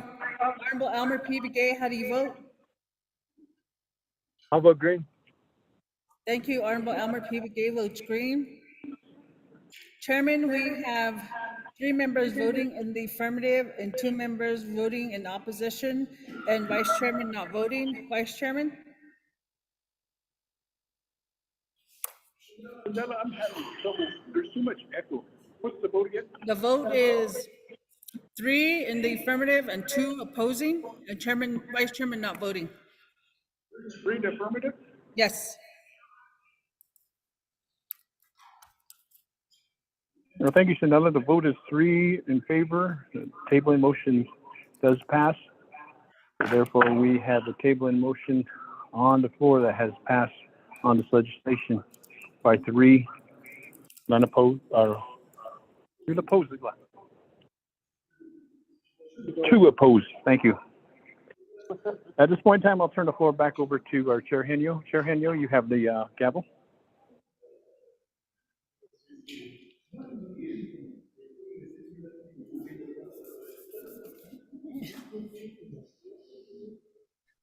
Thank you very much,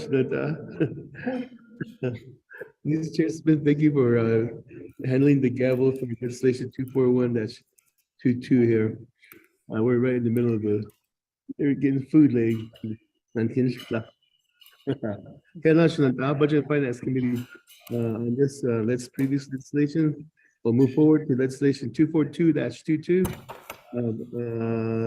Vice Chair Raymond Smith Kodoya is in charge of this legislation. So thank you. If you read legislation to the record for us, please.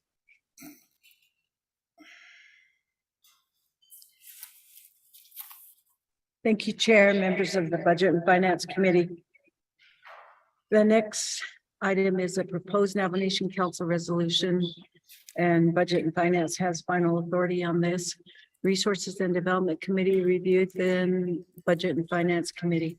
24th Navajo Nation Council, 4th year 2022, introduced by Vice Chair Smith.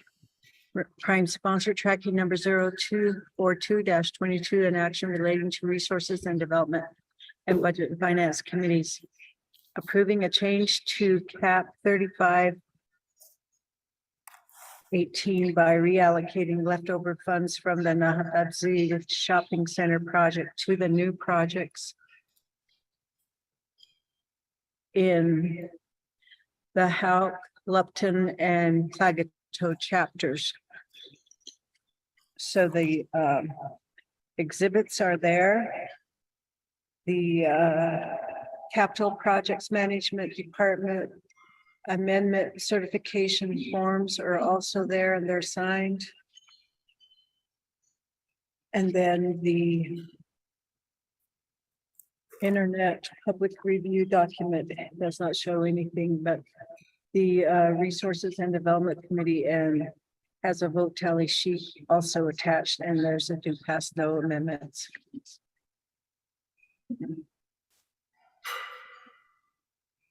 That concludes the reading.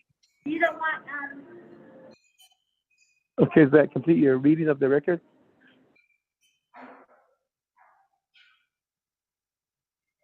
So Peggy, does that complete your reading?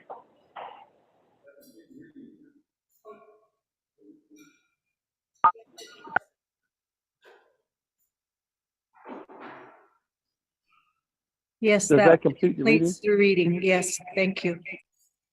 Christina, is there a motion to accept this resolution? I'll give a motion.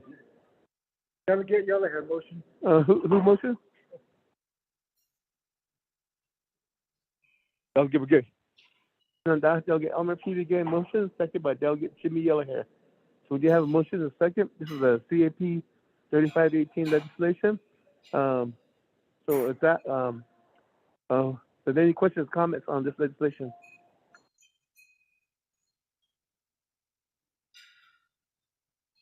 No, yeah. We'll go to a roll call vote to accept legislation 242-22. Ramona? Yes, Chairman, roll call vote on legislation number 0242-22. Honorable Raymond Smith Jr., how do you vote? Green. Yes, Honorable Raymond Smith Jr. votes green. Honorable Jimmy Yellowhair, how do you vote?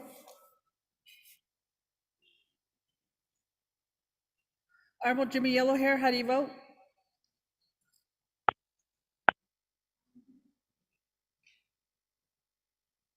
Honorable Amber Canes-Bockrati, how do you vote? Delegate Yellowhair votes green. Thank you. Honorable Jimmy Yellowhair votes green. Honorable Amber Canes-Bockrati, how do you vote? Shada, this is Delegate Cardi. I vote green. Thank you. Thank you, Shudder. Honorable Amber Canes-Bockrati votes green. Honorable Nathaniel Brown, how do you vote?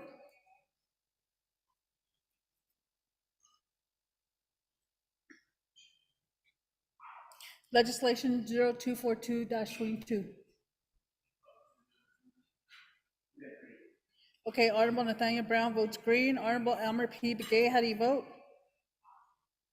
I'll vote green. Thank you. Honorable Elmer P. Begay votes green.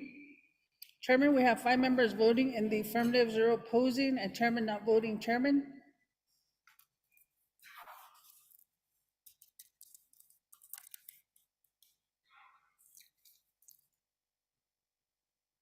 He's outside. He's out there getting a plate.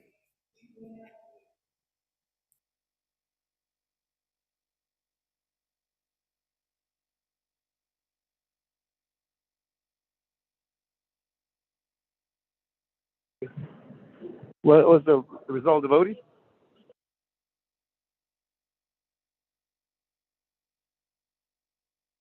Vote count? Ramona? Yes, Chairman, the vote for legislation number 0242-22 is 5 in the affirmative and 0 opposing, and Chairman not voting. Chairman?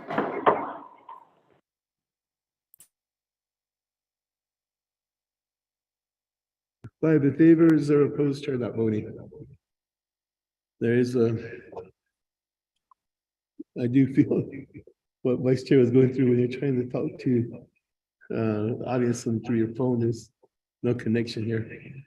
Next vote is section 248-22. Vice Chair Smith is here. If you read legislation to the record for us.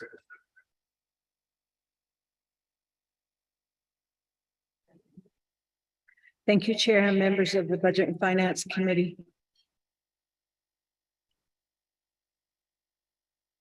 This is a proposed standing committee resolution And Budget and Finance Committee has final authority, 24th Navajo Nation Council, 4th year, 2022, introduced by Vice Chair Smith, co-sponsored by Jimmy Yellowhair, tracking number 0248-22, an action relating to the Budget and Finance Committee amending the Navajo Nation's retirement plan to revise the definition of earnings for Navajo Nation Council delegates effective as of January 1, 2023. Section 1 authority. A, in 1973 in Resolution CF 2173, the Navajo Nation Council established a retirement plan scheme for the benefit of Navajo Nation employees and officials. B, under its authority delegated by the council in CF 2173, the Budget and Finance Committee originally adopted the retirement plan for employees of the Navajo tribe and certain tribal affiliates. Retirement plan effective July 1, 1973, BFMY 4173. C, the Budget and Finance Committee is authorized to promulgate policies and regulations concerning fringe benefits for Navajo Nation employees and officials and to conduct oversight of the functions of the Department of Retirement Services 2 and C, Section 301B8 and 301B13. D, as the employer under the retirement plan, the Navajo Nation has the right to amend a retirement plan from time to time as provided in Section 13.01 of the retirement plan. Section 2 findings. A, since the original version of the retirement plan was adopted in 1973, the Navajo Nation Council, the Budget and Finance Committee, and the Human Services Committee have approved several amendments to the retirement plan. Resolution number BFMA 5674, BFMY 19877, CMY 2679, BFJY 10185. BFJN 7186, BFS 5690, BFMY 2591, BFS 98-02, BFMA 3403, BFMA 0508, BFCO 1609, BRHSC D 1310, BFJY 1619, BFO 3419, and BFMY 1321.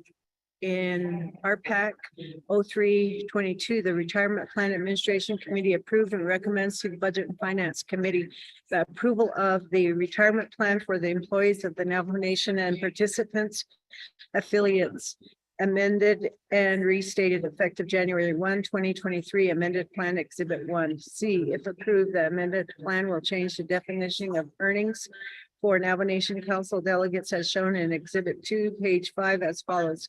Section 1.20, earnings shall mean for any period base salary or base wages received from the employer for that period. Earnings shall exclude overtime, bonuses, etc. Earnings shall include contributions made by an employer pursuant to salary reduction elections of an employee that are not includable in gross income of the employee under code sections 125 or 402A1, i.e. cafeteria plan or 401k contributions for benefit commencement dates after October 1, 2000. Hourly pay rates used to determine any accrued benefit shall not be less than $2.01. New language. Solely with respect to delegates of the Navajo Nation Council serving in such role on or after January 1, 2023, earnings shall mean compensation up to $55,000 for any 12-month period in which such individual served as a delegate. D, the Department of Retirement Services recommends that the amended plan become effective as of January 1, 2023 to give the department time to implement the proposed changes. E, the Budget and Finance Committee pursuant to its authorities under 2 and C Section 301B8 and 301B13, its delegated authority under CF 2173 and the authority of the Navajo Nation under Section 13.01 of the retirement plan finds it in the best interest of the Navajo Nation to approve the proposed amended plan with an effective date of January 1, 2023.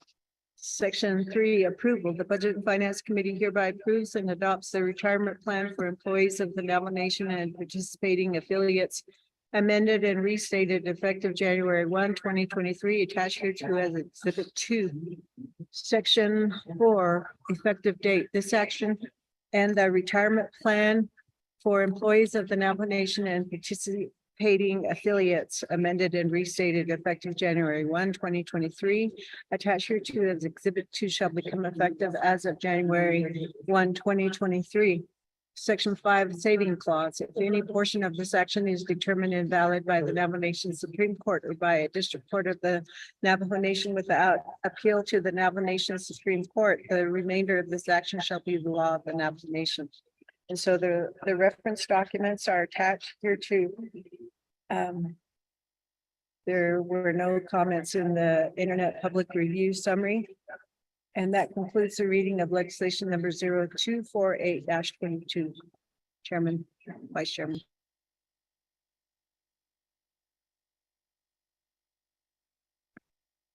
Again, thank you for the reading of legislation 248-22 into the record. So with that, is there a motion? Motion by Shenandoah, Delegate Nathaniel Brown. Is there a second? Second by Delegate Jimmy Yellowhair. This, there is a proposed amendment. So I'll give the floor to Vice Chair Smith to introduce legislation to the committee.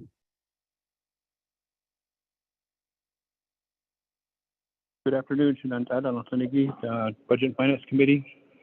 Appreciate the fact that we have a legislation in front of us, 0248-22, sponsored by myself and also co-sponsored by Honorable Jimmy Yellowhair regarding the retirement of Navajo Nation, revise the definition of earnings for the Navajo Nation Council, which will be effective of January 1st, 2023, coming up this year.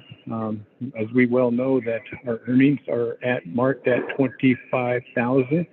However, with all the stipends and all of the other earnings that are in there, RPAC has reviewed that and did an intensive study on behalf of looking at the council delegates' retirement plan and retirement, if it is going to be given to the delegates on behalf of that. And most of our delegates have come from positions that may have paid over $25,000, and if they're going to be getting the $25,000, that would really hurt their retirement, and that's why some of the delegates did not run again. And we looked at the avenue of this, and it's not changing the law on behalf of the delegation on the $25,000. It's just changing the provision under the section 1.20 under the amendment and the earning, which is in Exhibit 2. And I'm asking for a amendment to ensure that the upcoming amendment on the earnings would reflect on section 1.20. As I was looking through the legislation this morning, it's reflecting under 1.63, I think it was. I don't have the notes right in front of me, but we want to make sure that it's in line in accordance to the RPAC's resolution that was passed here on September 28, 2022.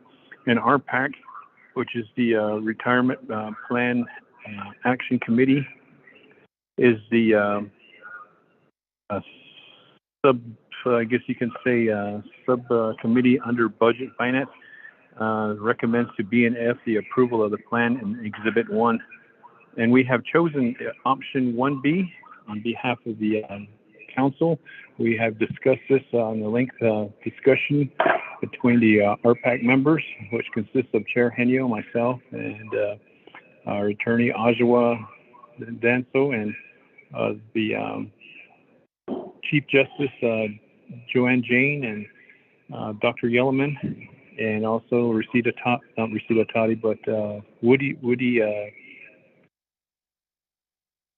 Thomasita Woody. And I appreciate the RPAC looking into this and making a motion and asking questions and moving forward on this. So at this point in time, I appreciate the Emergency Party and a second on behalf of this. And I think Legislative Chief Counsel is here with us, Ms. Laura Lane, and she's working on that amendment as we speak to ensure that this 2002 is in line with the 2023 January 1st, as we are the final authority on this legislation here in front of us. So there is an amendment, and I'm requesting that that would be drafted up and it would be sent to the Budget and Finance Committee members for their review. And I have my agents here with me, Ajua Banso, and also Andrea. Thank you. So we're at that point in time. Thank you, Chair Henny.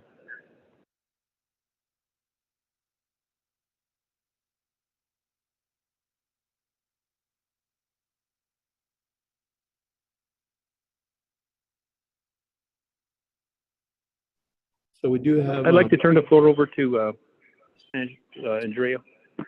Hey, Ms. Holmes? Thank you, Budget and Finance Committee and members here along with the audience and then also online that are tuning in here. And as Vice Chair Raymond Smith had said, we've been working on this for some time. We did go through work sessions and there was a lot of discussion on this. So with this legislation that is before us, the 0248-22, this is in reference to the Navajo Nation Council's retirement plan. And this is to be not kind of comparable and comfortable with all the other Navajo Nation employees plans. So this is where we're bringing it up to the base earnings that we have before them. So this will better their plan. So I just wanted to bring that to the committee's attention based on the defined benefit plan. Aja, anything? Thank you. Thank you, Andrea. At this point in time, Chair, we'll go ahead and turn the floor over to the Budget and Finance Committee. Hopefully that we can get that amendment in place so that we can act upon the amendment. Back to you, Chair. Thank you, Vice Chair Smith, for your presentation on legislation 248-22. Budget and Finance Committee, the amendment had been emailed out just a few minutes ago by Ms. Tapahi, and this is a real simple amendment. Replacing documents under Exhibit 2 to a new Exhibit 2. So that, I'll entertain a motion for the amendment.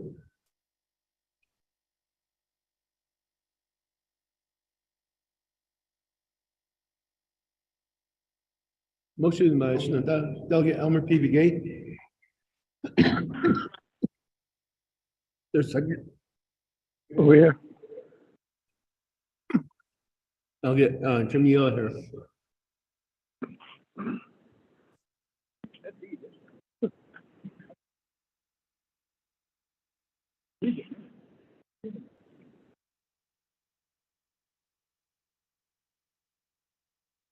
Peggy?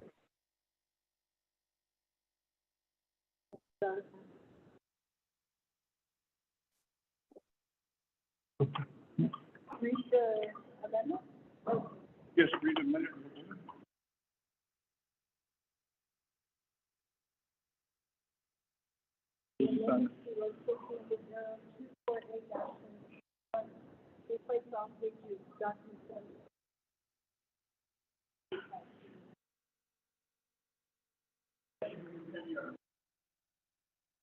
Oh, I muted myself because there was that echo. Can you hear me now? Yes. Okay, remember the paragraph section.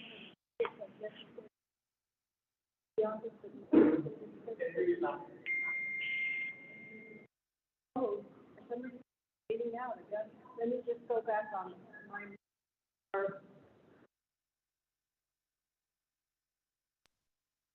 How's that? Okay, let me start over. Amendment to legislation number 0248-22. One, replace all pages, documents under Exhibit 2 with the new Exhibit 2 attached to this amendment. 2, renumber or reletter succeeding paragraphs, sections, and exhibits as necessary and appropriate. The Office of Legislative Services and the Office of Legislative Counsel are authorized to make technical edits to this legislation and its exhibits in order to implement the committee's intent. This amendment supersedes inconsistent language in any other committee amendment. So therefore, you have also attached in the email our PAC 03-22 attachment B, and it has the underlined strikeout version. And the second page, it has retirement plan for employees of the Navajo Nation and participating affiliates, amended and restated, effective. Overstricken is April 1, 2021, and the new language in red is January 1, 2023.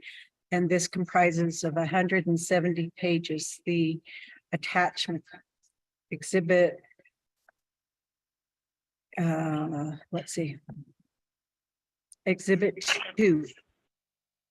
That concludes the reading of Amendment 1, Chair. Okay, thank you. We do have a motion second on amendment number 1. Motion by Delegate Elmer P. Begay, second by Delegate Jimmy O'Hare. So that, any questions, comments on amendment number 1? Like to know, yeah, we'll move forward to roll call vote for amendment number 1. Ramona?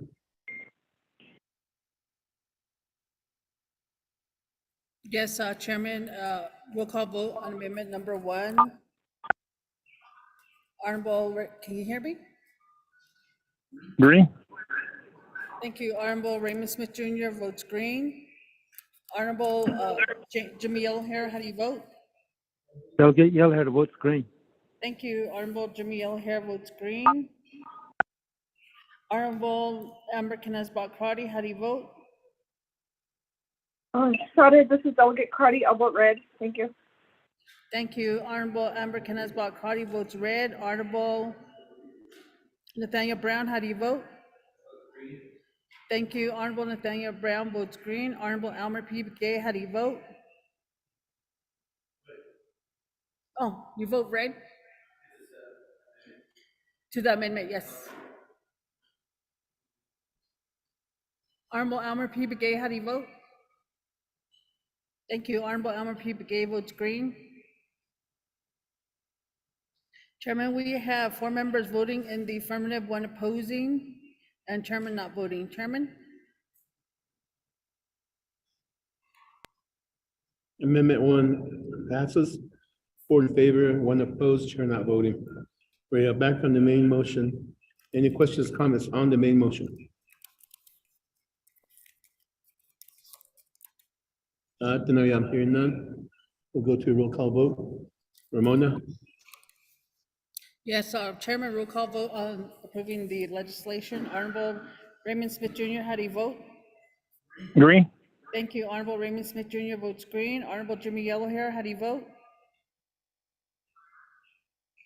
Delegate Yellowhead votes green.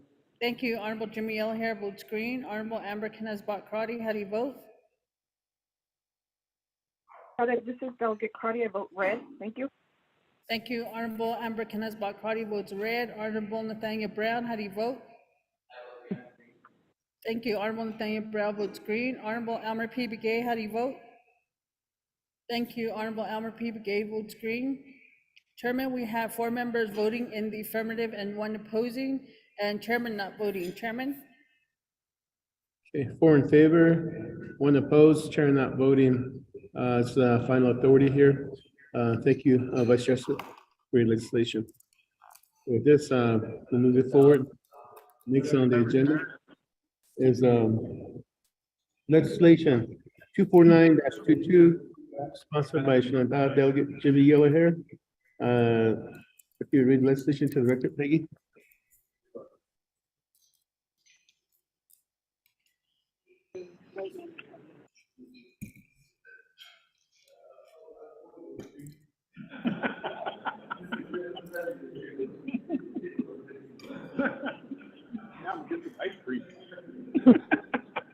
Okay. This is the reading of legislation 0249-22. It's a proposed Navajo Council resolution assigned to Resources and Development, Defense, Budget and Finance Committee, 24th Navajo Council, 4th year 2022. Introduced by Jimmy Yellowhair, prime sponsor, tracking number 0249-22. An action relating to the Resources and Development and Budget and Finance Committee, amending cap 3518 by reallocating funds from Pinion chapter projects number D 161, D 162, and D 163 from funding year 1 to funding year 3, and changing project number D 162 from perimeter fencing construction to design equipment and construction. The exhibits that are there, the CPMD certification forms are also all signed and attached. The Internet Public Review did not have any comments, and the Resources and Development Committee has a do pass and no amendments, a vote tally sheet too. And they will be forwarded to us as soon as the legislation section of the Office of Legislative Services emails them out to us.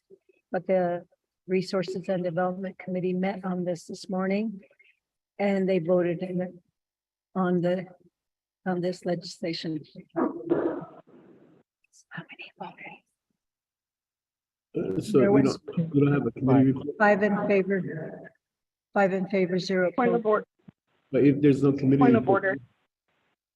No, Srinanda, then Delegate Amber, can I ask about karate, your point of order? Oh, thank you, Delegate Henry. I think you were just about to ask, point of order, do we have the committee report? Is this ready for the committee? Thank you. Again, I thank you for your point of order. That's along the same lines of my question was if this legislation is actually ready for the committee action. If there's no signed committee report, then we would have to defer this to the next committee meeting.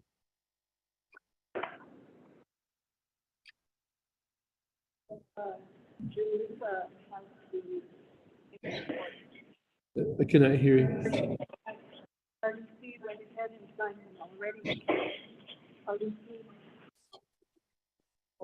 And it's Jalissa's processing them. She hasn't forwarded them to us yet. Okay, wait till she forwards it to us then. So you want to just, We'll keep it on the agenda at this time. I won't recognize a motion or second until we do have legislative services. Once they forward the information to Peggy, saying it's ready for BNF committee action, which would be within the next probably 10 to 20 or 30 minutes, as I was informed that Ms. Jalissa Johnson is actually working on it. So we'll still keep it on the agenda for today. And if the committee report is forward, then we'll act on it. So we still have Delegate James' legislation on the books too also. So we'll move Chairman forward. Ms. Johnson? Chairman Henio, this is Jalissa Johnson from OLS Tracking. Yes, Ms. Johnson. To answer that question, I did refer the legislations. The most recent legislation I referred was legislation 0249-22, 0252-22, and 0259-22. That email was sent to the committee as well as the advisor and reporter at 1:10 this afternoon. Mr. Chairman. I see here. Thank you, Ms. Johnson. So this committee is in order. So therefore, this legislation has been read into the record. There's motion. Motion, Delegate Jimmy Yellowhair. Is there a second? Second by Shinanda, Delegate Nathaniel Brown. So this is a CAP-35-18 legislation. The BNF is final authority. Is there any questions?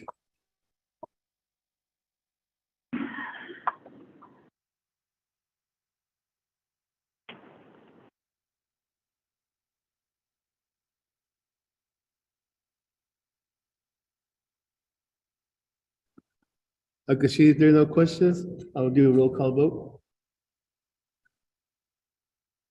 Yes, Chairman, roll call vote on the legislation. Honorable Raymond Smith Jr., how do you vote?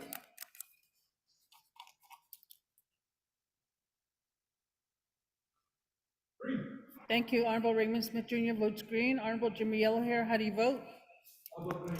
Thank you. Honorable Jimmy Yellowhair votes green. Honorable Amber Kenneth Bakrati, how do you vote? Shada, this is Delegate Cardy. I vote green. Thank you. Thank you. Honorable Amber Kenneth Bakrati votes green. Honorable Nathaniel Brown, how do you vote? Thank you. Honorable Nathaniel Brown votes green. Honorable Elmer P. Begay, how do you vote? Honorable Elmer P. Begay, how do you vote? I vote green. Thank you. Honorable Elmer P. Begay votes green. Chairman, we have 5 members voting in the affirmative, 0 opposing, and Chairman not voting. Chairman? Yeah, 5 in favor, 0 opposed, chair not voting. Legislation 249-22 receives a due pass. Thank you, Ella. Next legislation, we'll move forward to legislation 251-22. Shenandoah Delegate Wilson C. Stewart Jr., are you on the call?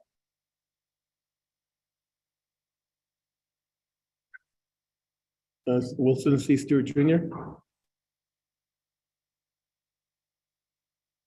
Okay, I am co-sponsor to this legislation also, Shenandoah Vice Chair Smith. I did sign the co-sponsor yesterday. So, Vice Chair Smith, if you would take the reins. Thank you, Shenandoah. Chair Henio, I'll go ahead and take the gavel for this legislation. We have a co-sponsor with this, Chair Henio.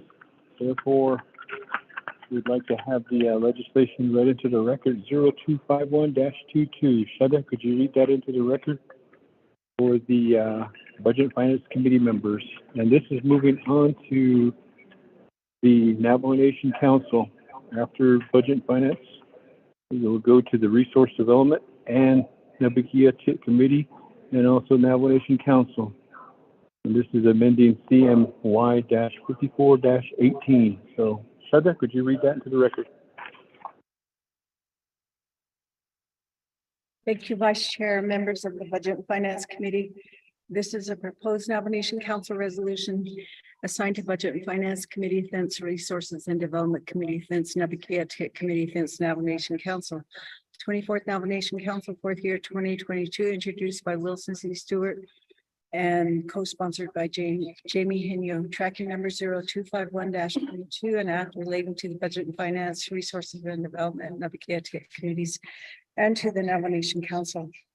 Amending CMY 54-18 to extend through crop year 2028, the Citizen Fund Guarantee for the Navajo Nation's annual premiums for the Rainfall Index pasture rangeland, and forage pilot insurance program administered by the U.S. Department of Agriculture. The attachments that are referenced in the legislation, or there are no attachments that are attached. The committee reports do indicate, this is final. Budget and Finance is the first committee to review this. So we haven't got any other committee reports. Apologize for that, Vice Chair. Thank you, Shada, for reading that into the record. Legislation 0251-22. Motion by Honorable Jimmy Yellowhair, and second by Shada Elmer Begay. Any questions on this legislation?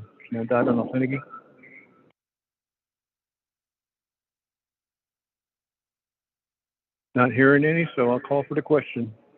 Round the horn, Shanella.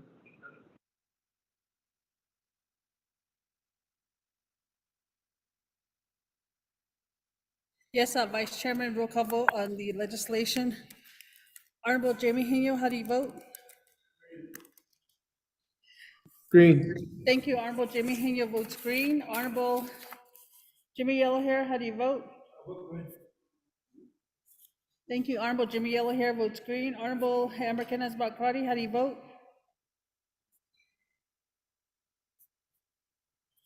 Honorable Amber Kenneth Bakrati, how do you vote?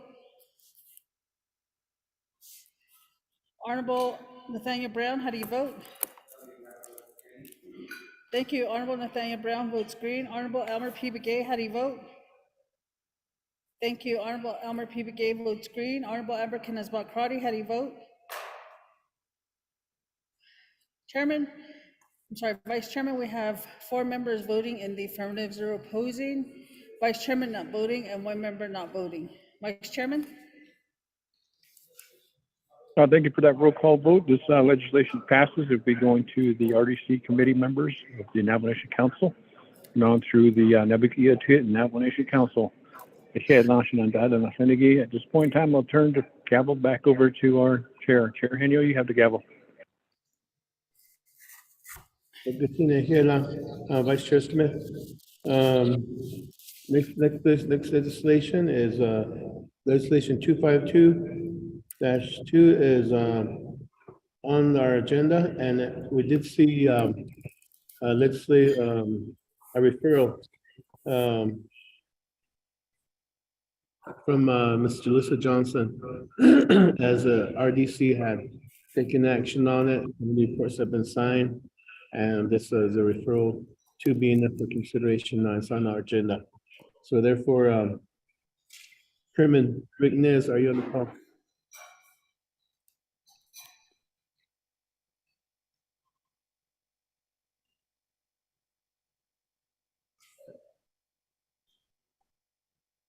Chairman Rick Nez or Delegate Wilson C. Stewart Jr.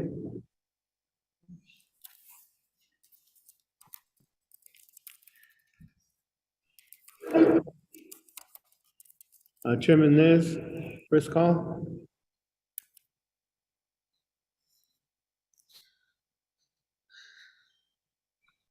Chairman Rick Nez, are you on the call? Second call.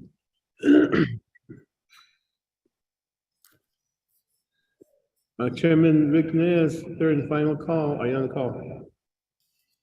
Co-sponsor Delegate Wilson C. Stewart Jr. First call. I just not logged in, Chairman. Legislation 252-22 is being considered right now by the committee. Before we do have co-sponsor on the line, so therefore, Peggy, roll call. Not roll call. Read the legislation to the record.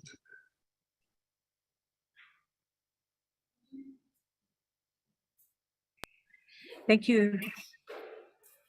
Budget and Finance Committee, this is a proposed standing committee resolution assigned to Resources and Development Committee, Defense Budget and Finance Committee, 24th Navajo Nation Council, 4th year, 2022, introduced by Rick Nez, co-sponsored by Wilson C. Stewart Jr. Tracking number 0252-22, an action related to Resources and Development and Budget Finance, establishing the Forest Carbon Enterprise Fund and approving the Navajo Forestry Department Forest Carbon Enterprise Fund Management Plan, be it enacted Section 1 authority. The Resources and Development Committee exercise oversight authority over the Division of Natural Resources. 2 and NC's 501c1, the Navajo Forestry Department is established under the Division of Natural Resources, CRDCO 79-16. B, the Budget and Finance Committee is empowered to approve fund management plans under the recommendation of the appropriate oversight committee and the affected division or branch. 2 and NC Section 301B14. Section 2 findings. The Navajo Forestry Department requests approval of the Navajo Forestry Department Forest Carbon Enterprise Fund Management Plan is attached as Exhibit A. B, the Navajo Forestry Department Forest Carbon Enterprise Fund Management Plan Exhibit A, Section 1 establishment states, quote, this fund management plan FMP establishes a forest carbon enterprise fund FCEF for use by the Navajo Forestry Department NFD. The FCEF will be used to administer, manage, develop and market the Navajo Nation commercial forest in compliance with California Air Resources Board CARB cap and trade program as authorized by CAP 1722. The FCEF may also be used for legal services related to compliance with the CARB cap and trade program and the related carbon development and marketing agreement, and the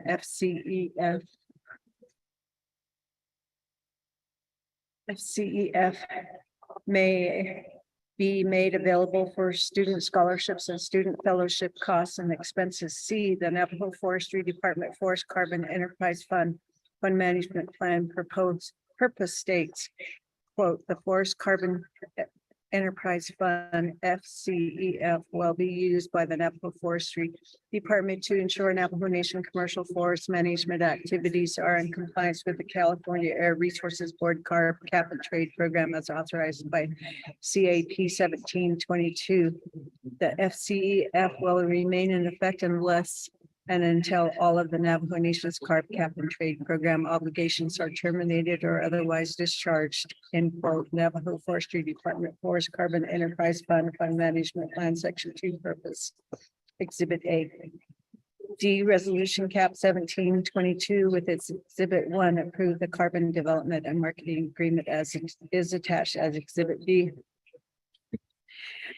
E, the executive official review form for the Forest Carbon Enterprise Fund Management Plan is attached as Exhibit C.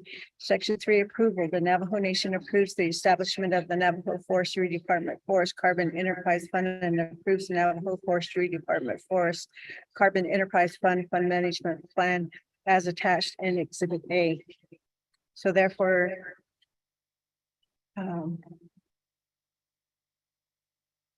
that's the conclusion of the reading of the legislation.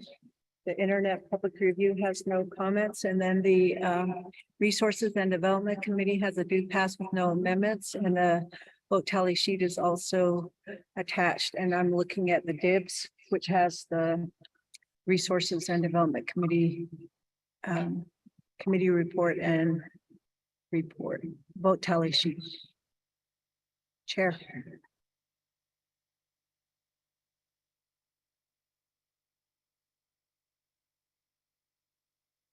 Well, thank you, Peggy, for reading that into the record. We have the legislation in front of us and the co-sponsors with us this afternoon. So Chair Henny is back, so I'll go ahead and turn the gavel back over to Chair Henny. Chair Henny, the legislation was just read into the record. And Vice Chair Smith, we're taking over. Those ribs are calling my name.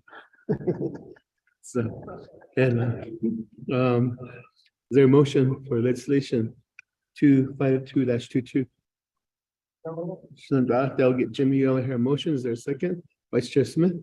So therefore, we do have a motion second. Are there any questions, comments on legislation 252-22? No questions, comments? So that. Let's do a roll call vote. Legislation 252-22.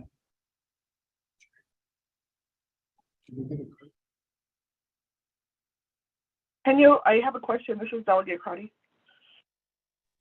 Kashina, with that, so before there was a question on the floor, so let's go to Shinada, Delegate Stewart. And what's this, Stewart Jr. Today?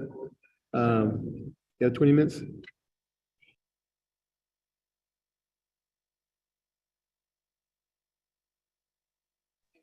Shana, Chairman, the question or your concern regarding this legislation. This is something that we have been talking about with through Resource Development Committee and also through the Navajo Nation Forestry Program to do such an initiative to pass for Navajo Nation. There's the it'll be coming back to the nation as far as potential revenues through the nation. And as you can see on the exhibits, I believe is in the exhibits at the table, there's a percentage of the net proceedings of the carbon offset credits issued and sold and how that would work with the nation. And these are things that we were looking at within the state of New Mexico as well. Shima-san, I don't know if you were a part, I think you might have been a part of those meetings with us, maybe in Albuquerque, when we're meeting at the Hispano Center regarding these projects coming into Navajo to figure out what we could do as far as the Navajo Nation government to rejuvenate some revenues back into the nation, knowing that the funding within the nations are depleting, and we're trying to figure out how to get them into get those revenues increase back up. And this is through the California Cap and Trade Program for the U.S. Force, and also the Navajo Nation would utilize these commercial forest natural resources to create a carbon sequestration project from which we could then sell the offsets of the credits to that.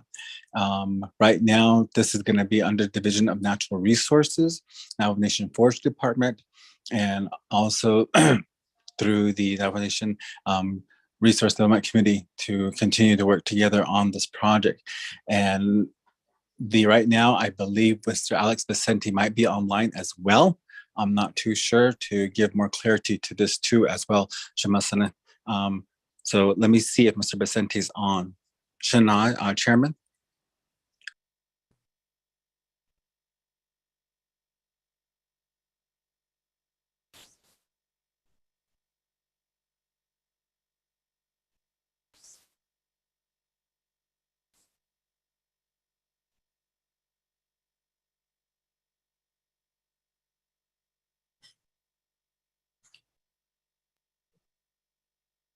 Chair and Vice Chair have stepped away for a minute. We'll just wait for them, please.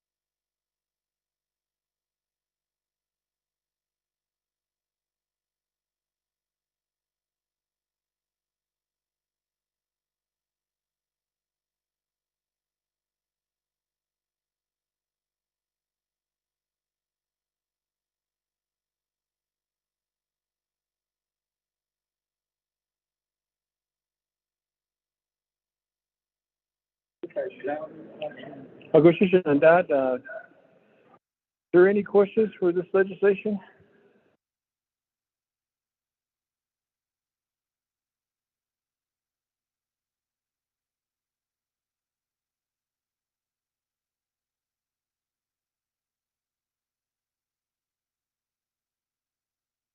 Agoshi, there was a question for the co-sponsor. Co-sponsor, you have the floor. There was a question by Honorable Crowley.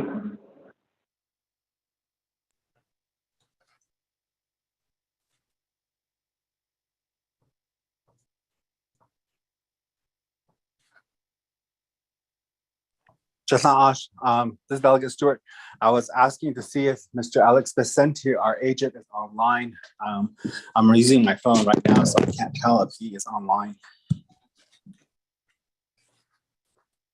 We'll go ahead and wait till you get that coordinated. Committee members, is there any other questions for the legislation? We have the co-sponsor on board. He's waiting to get his other agent on to answer the question that was posed. Any questions from the committee members?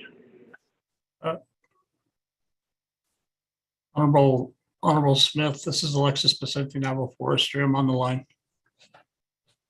Okay, we recognize you, Mr. Vicente. You may proceed. As Honorable Delegate Stewart had mentioned, this fund management plan essentially for an enterprise account is what they've been established in order to work with the initiative that we started in carbon offset trading and so the selling of carbon offsets from the Navajo Nation forest. And this is just essentially a place to put the potential revenues that will be generated through this process. I believe reference was made to the table on page 3 and 4 or 4 and 5 of the fund management plan in regards to percentage of proceeds that the nation would benefit from in regards to the sale of carbon offsets. The aggregate RBOC sales would be the tonnage. The amount of proceeds, as you can see, as the more credits that are sold, the more benefit, more of the proceeds that go to the nation, and the remaining proceeds go to the brokerage company, Blue Source. Table 2 refers to potential revenue projections that would come through to the nation, and within a 10-year period, we are looking at approximately $210 million that would be generated through this process. Year 1 being a larger amount initially. And the subsequent years after would be on the annual basis of what the nation would receive. So year 1, the nation could realize about $155 million. And years 2 through 10 steadily increases based off the market price of carbon offsets. Again, an initiative to generate revenue for the nation, and also look at the possibility of potential not only revenue, but also jobs in regards to forest management activities. Vice Chair. Honorable Stewart. Does that conclude your response back on the question that was posed? Oh, Shafna Ash, Vice Chair. I don't know what Shamasana, Honorable Chairwoman Crotty's questions were, but that concludes our presentation. Oh.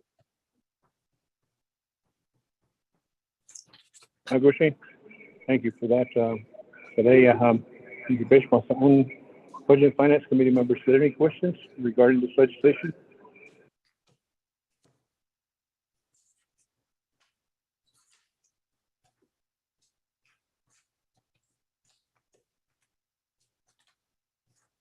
I'm not hearing any, so let's go around the horn.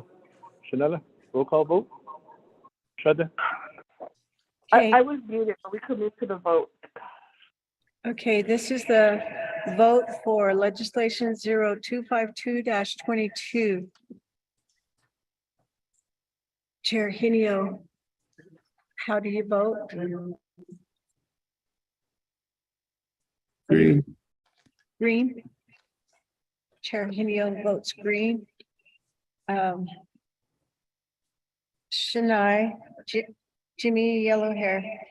How do you vote? I vote green. Okay. Shajah Elmer P. Vigay Michigan. Vote in there. Okay. Shajah votes green. Shiaj, Daniel Brown, Nisha, how do you vote? How do you vote? Shiaj? Rashid, Nathaniel Brown votes green. Shadeja Amber Crotty, how do you vote? Shada, this is Delegate Crotty. I'll vote red. Thank you. Okay, so we have Shadeja Amber Crotty will vote red. So we have four in favor, one opposed on legislation 252-22. Okay, Shada, for the roll call vote, we have 4 in favor, 1 opposed, and this legislation has passed, and this is the final authority. Budget and Finance Committee. Point of order, Delegate Crotty. What's your point of order, Delegate Crotty? Yes, thank you, Delegate Smith. I want to say that to ask a question, you should give the committee time to ask questions. And I did say that I wanted to ask a question prior to the presentation. And I really feel that there's no grievance process for delegates, but the way you're pro-tending this meeting is not allowing myself to ask questions on these critical issues.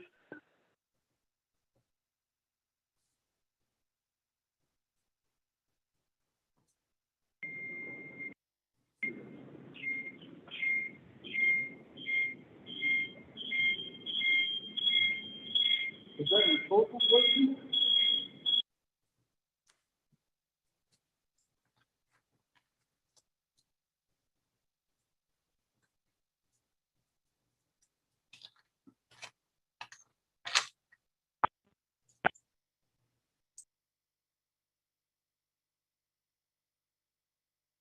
Back to Delegate Crotty. I did ask for any questions on the legislation.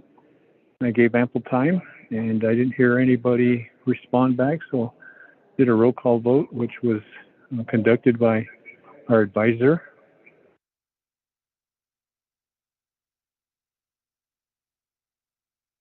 I'd like to request from the recording how much time you gave to ask questions, as I did make the request prior to the presentation.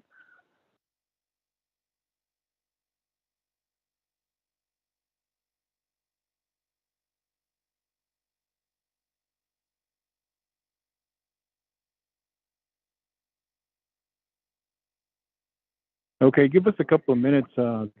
Ramona has stepped out for a second here. We'll go back to recording.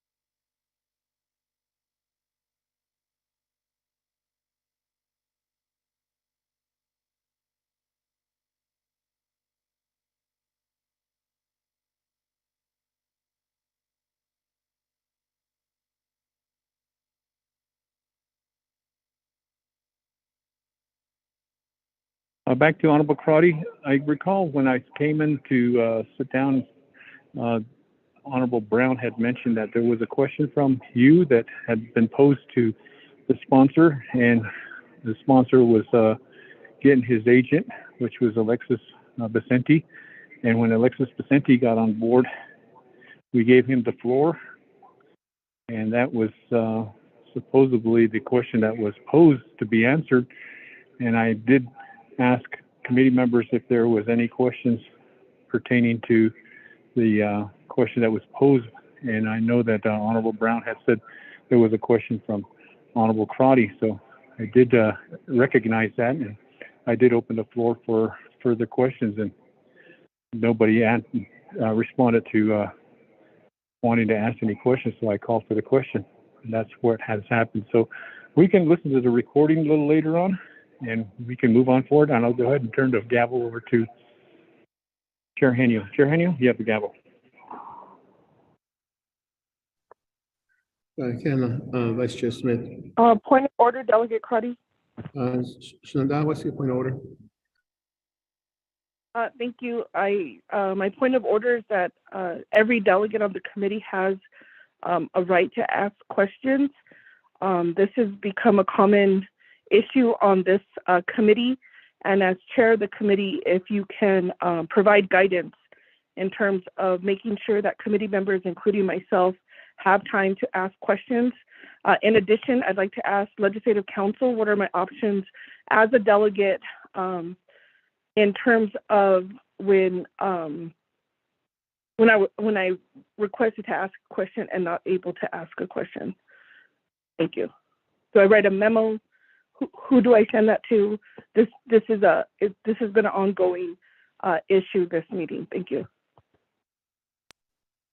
Okay, Shananda, I guess if you do have a memo that will be presented, I believe the memo should go to our speaker, Odoso, so you can address this matter as Speaker of the Navajo Nation Council. And is there a question you have regarding the Legislative Council, Ms. Tapahi, or maybe Ms. Barboff? Mr. Chair, thank you. I would defer to Ms. Bobraff on this question. I believe she might be listening in. Okay, Ms. Barboff? Thank you. I believe that Delegate Crotty can, I'm sorry, I didn't mean should, can send a letter to both yourself as chair of the committee, as well as speakers, as well as the speaker. And that would be the first step. The unique question, that's what I can put together. I will say that, I think that you could look at Rule 2 on the conduct of committee members. Rule 2 of the Standing Committee Rules of Order states that all committee members shall comply with these rules of order. Any committee member who is found to have committed an act contrary to the purpose shall be warned by the chairperson of the committee. Any member continuing to violate the rules after having been warned shall be counseled by the committee for purposes of resolution of the problem. That is all I can actually find that is closely related to Delegate Crotty's question. So back to you, Chair. Thank you.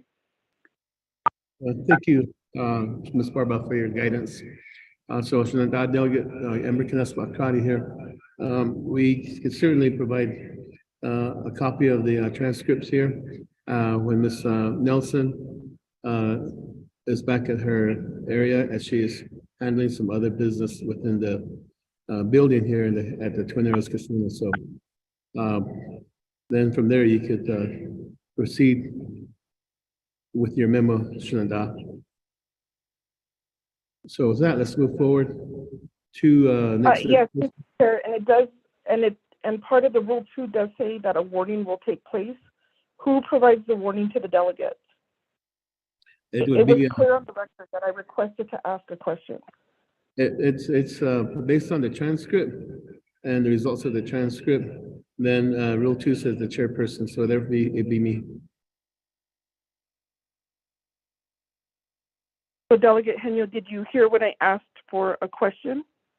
You were the co-sponsor at the time. No, I'm not co-sponsoring on this legislation. This is legislation that's by Chairman Rick Nez and co-sponsored by Delegate Wilson C. Stewart Jr. I apologize. Delegate Henyo, did you hear when I asked for a question at the beginning of the presentation? At the beginning of the reading of the record in legislation? Shananda, I did hear you, and that's why I deferred to Mr. Shananda, Delegate Wilson C. Stewart Jr. to do the presentation. And he proceeded with his presentation. Then I had to take care of my business And this one, Vice Chair, after, I guess, he had finished his presentation earlier, and Vice Chair took over. And of course, now Vice Chair is having technical difficulties. I'm hearing it right now on his phone. But then again, like I said, we will certainly get copies of the transcripts, and then we'll proceed from there.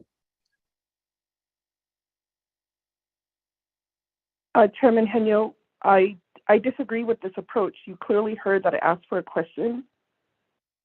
And is it that you don't want to give the warning? This is the second legislation in this committee meeting. I am going to wait for the transcript to get it in writing. Then I'll proceed after that. Yes, we'll wait for the transcripts. Thank you. Budget and Finance Committee. Let's move forward to legislation 260-22. We do have Delegate Eugene So. Are you still on the call?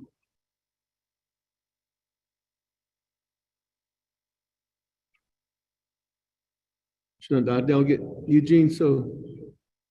Oh, I'm still on the call. Your legislation. Peggy, if you read legislation 6022 to the record for me.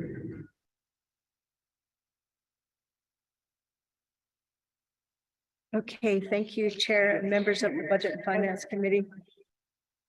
This was assigned to Budget and Finance Committee since Health, Education, Human Services, since Navigation, since Navigation Council's proposed Navigation Council Resolution 24th Navigation Council, 4th year 2022, introduced by Eugene So, co-sponsored by Wilson C. Stewart.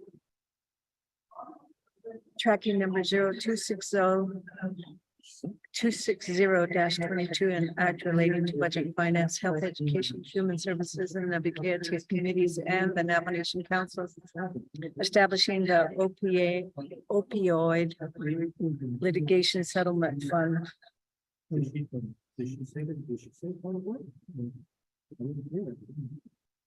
Directing that monies received from INRI National Prescription Opiate legislation on August 5, 2015, MDL number 2804, case number 17-ND-02804, and related actions be deposited in the opioid litigation settlement fund, reimbursing the fixed cost litigation account for litigation costs. So the attachments that are referenced in the legislation are there. The Internet Public Review doesn't have any comments. So Budget and Finance Committee is the first committee to review this legislation. That concludes the reading. Thank you for the reading of the legislation to the record. Is there a motion? Motion by Delegate Jimmy Yellowhair. Is there a second?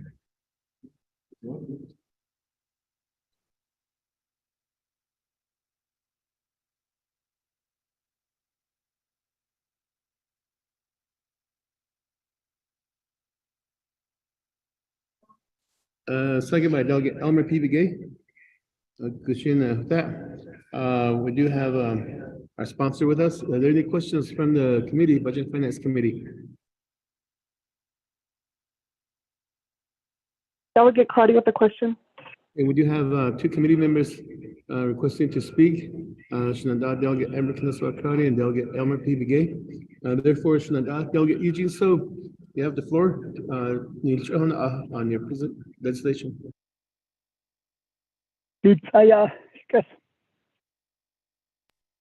Oh, Haditha. Question.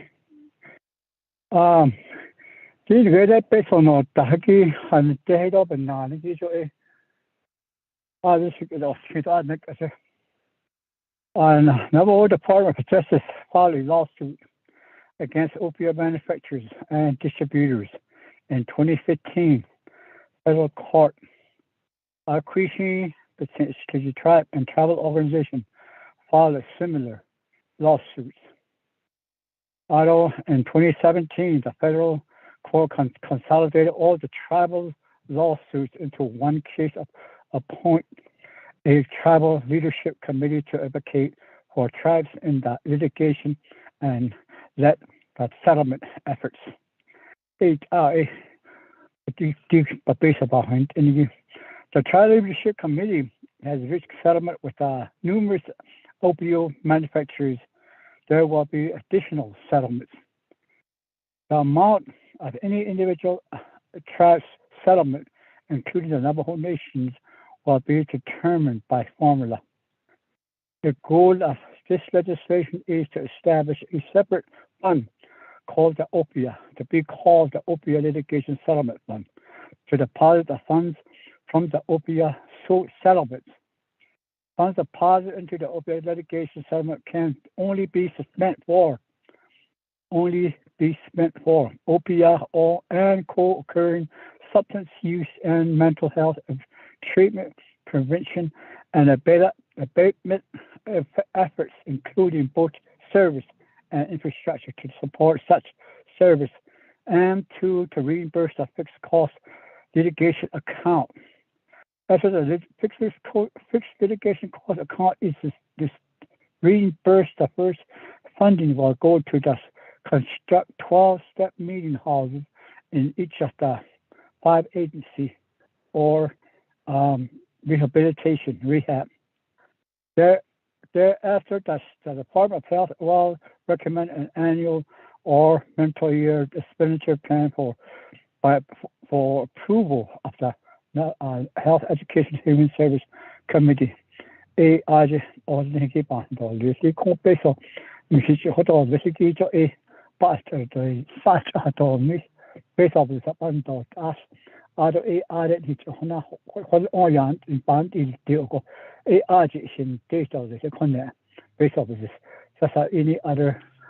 funds that we get based of the special area, other chong either gauge a and dark a dijo na zedo yada that nada dark ayo ask on the bahat and has another nation kai. Let all that on your or ye bahan peso. A couple nago deep peso di pa. But had it out that the neatly correct the net data is a call. I don't know if the DOJ is on the call with me as an agent.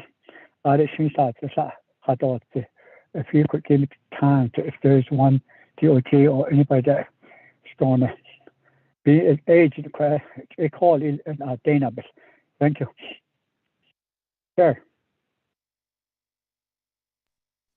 Delegate Eugene. So, but this requesting to have Navajo Nation Department of Justice assist with the presentation. Is Navajo Department of Justice on the line?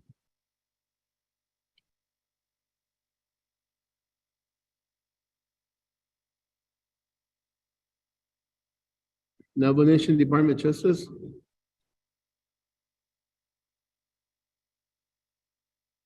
We did have 2 attorneys from Tax and Finance Unit here in the room, but they left here. So there's no, I don't think there's nobody on the call. Delegate Eugene. So.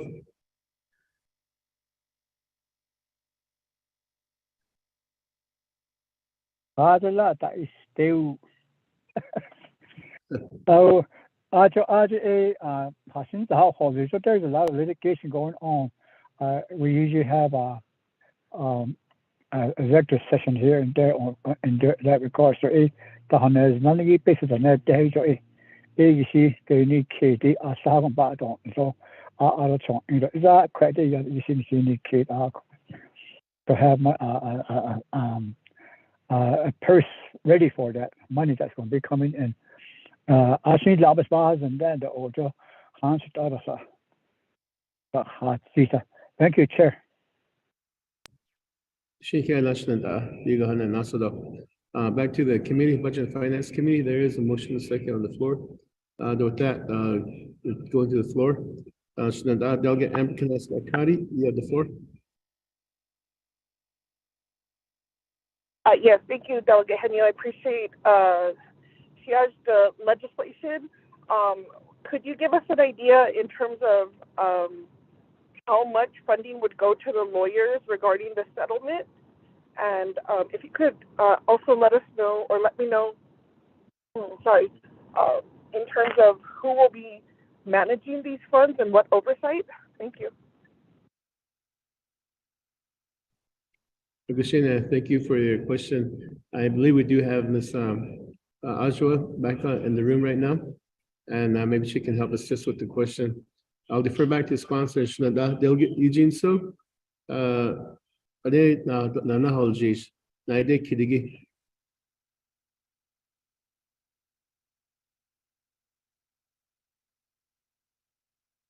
Okay. I think I need a corner now. This is a sort of just about a hundred or net data. I don't see those on the formula. So even I want to do okay. I don't know who else is out there that can help me out with these numbers. These denominations on the way towards this ever since then, I've been asking for that money to crack a hole to even as go. High the base of which 100 men has to know. Besides, I had not been. I think the 100 holes is to do a few. So, Zoba houses, I should know all the holes on the 100 holes, but I think the AC other holes and even now, just how the 100 even now, we based on that day in asking and we'll cry about it all. Miss again, I was the story. I've been assessing on it to help all these other.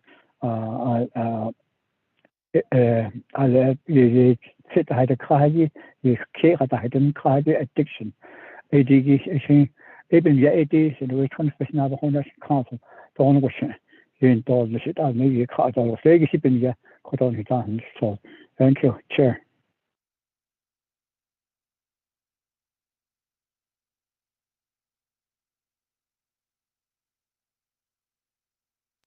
Delegate Eugene. So we do have Ms. Kristen Lowell here in the room with us. So maybe she can help us with some input. Ms. Lowell.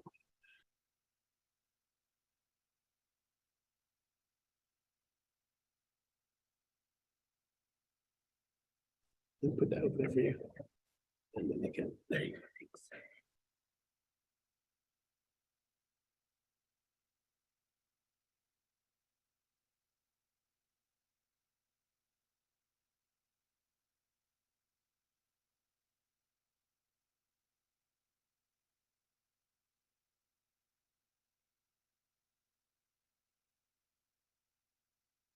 She tried again now. Sorry. Okay, this is Kristen. So I am going to see if I can get some information on the agreement with the attorneys in the Navajo Nation on this particular litigation. I do not have that information at my fingertips. Thank you. Thank you, Ms. Lowell, for your input, and she will be getting some more information from her colleagues regarding the question. So when she does receive that information, I'll yield the floor back to her. So I've been talking to Delegate Eugene. So Ashwin, so the response. Oh, once I thought actually is also that's all the council does get linked out. But that's teaching about husband years on the road and about but for whole possibly basically I need to say other things about husband dollars. Actually need also lawyers or you buy the husband or 1800 so I 80 hard deal. But I wasn't wrong for God ever since I day one of the Navajo Nation Council delegates, I guess. But I 1800 so. So this is my Corona Finch candidate. I'm pretty sure we can get some numbers before it goes forward to the Navajo Nation Council. So thank you. Sure. Thank you, Delegate Eugene. So Gachina, I'll defer back to the floor. Could I, Delegate Elmer Pivigay, you wish to ask the question?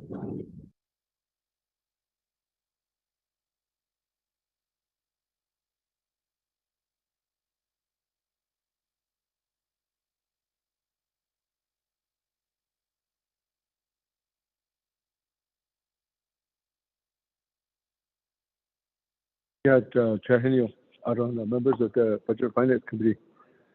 I don't know, I should not sign the honor for. I don't know, Eugene so, not a. Hindi the house is in all. Thank you for this, Mr. Ninda. In Halita or the Jelan Sundi opioid, minute make us the visit about India. Other with a husband. So, make us like it there. It is, I think so, see the yard, case of yard and Ziniban dot also Bahato, Nish, dot the Yaban Dark case in Jacob. It make us the is in Yido to see it other.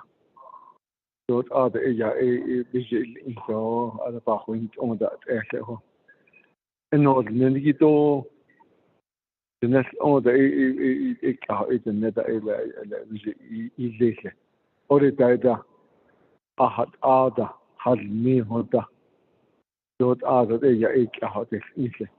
As that is easy. Other had Shinido with with a relation to it had Shinis easy yard is that as the than long. But the issue. Around the next order, non second order. Not are the visit that lesson, they got this, not the leggy, not cardigo. When you got then either have that negative art and spells and again when case it didn't need not, but talking thousands of unanswered cases. Even now, we are there, those kids, never that kid, that sort of. So I think so they a crack. And I said, yard living darkness, out of the other about in dollars. Several met the Yankee, and later a hunt in the other 8 are placed upon that darkness. Nana, I joke nana, Ahata, Noda. So that that and difficult. Because I say who in the so it could have a distance to me. Or either you have to open on this kid or the 10 then you either.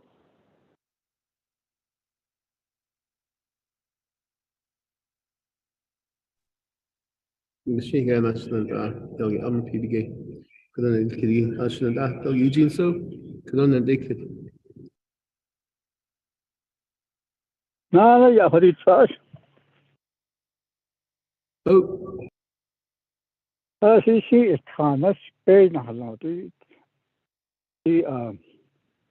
Kitty asked could dine that or her and that met that she year go but really she I said not sad I let up Jeanette go that up down and you so it everything is yeah the land that open with the easy or even now the net actually had that nest ski so since now when vacation now so we says I don't over kid not nana I got haggy that so the what haggy sheet I did when vacation so what is that in this a coin kid there's only just it is a nana I don't call that nana I don't create a car at nana that more less at nana got out see yes show is got over change the roughly it's a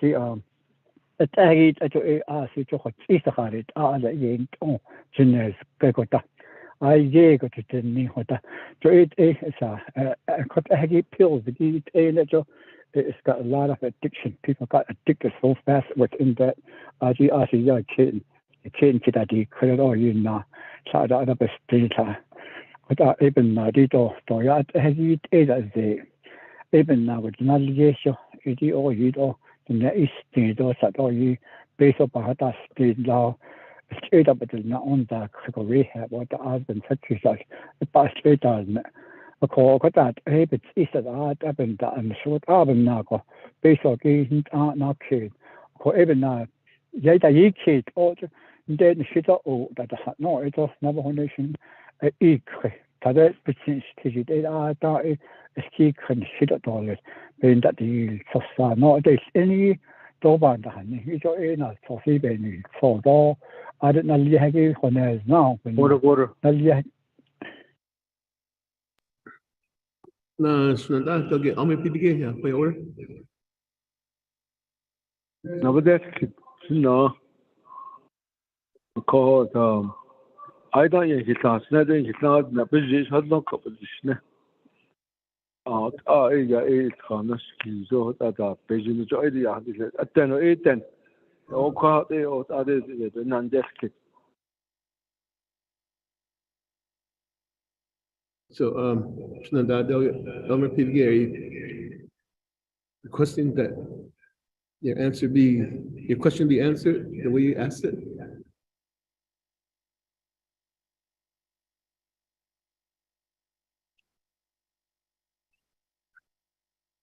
The guy Chair Henry was asked for if there's a Navajo name for this opioid. Just could up at the as they had a card with laws on the tradition. The 8 element. Or the is a the age is that at an other that's a card it out the other than they are non set this card he to other honey sunny so that visit the had no easy yard in that is so then 8 we were by it keep the connect as he ya it is early bit of this kidney. Gashina kaya sunada clarifying sunada dog Eugene so kada nande kidlela chachi ashwin abahan seos bonita. إتا لا شيء بيبت هذا بيجي إلياد لك أش قديت تريد أتكشف بس بعضنا أنت جاي أسي أصلي ها دي كده قدي كون زي شنجي جاي يسي الناس قبل تون إني it's a painkiller but the question is up is ليا so من هاي دولة زون دون ناس قال أخصني دي إيش هنو جاي أسي بكيد الدين ده أخصنا بخوف جوكا AD زي لا تون إني دين تبجي تيليا COVID-19 ده كوسن سانا ده ده ده نو إيشي أن شيء إليا أن شيء لا ديل مثل ده so thank you.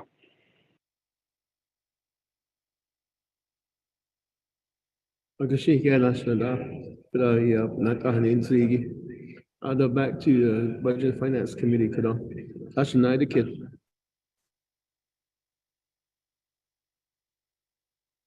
Tena Dona the kidida. Sunada doge honor bibige. Yat edana arushinado kado ade erole ti do list no ade not so nendige debik hadishne hade ya ade aber keda na ist kido machen das so da keda ist kido und an der ba tileke ko o sigji hota ibn tinka und ergo even da bin an der but I think I'm not so that she's got so that at the next one. I don't think so. Hashing is next year. So now you're least to the minimum. To on day it's not for that all that or it or that here called could it and get the net coffee association by hello. You can do that happen decisions on that. I was alone that. I had the Bansa case of things on the Ed hasn't that and that was just kiddo. It has on it is next height. Visit or they say. I don't take a pace of bundle even as it and Lego what are the bahas on this. I don't take it nay. Wilton has out a whole everything that he that to know that other so I banky yet he has in yet. So I did not for the house in Seco. What are the never is just since. What are the at Hartley than Lindy to other or Hartley, Nick Iggy had Hartley Azet out ya yenta ostige in not this.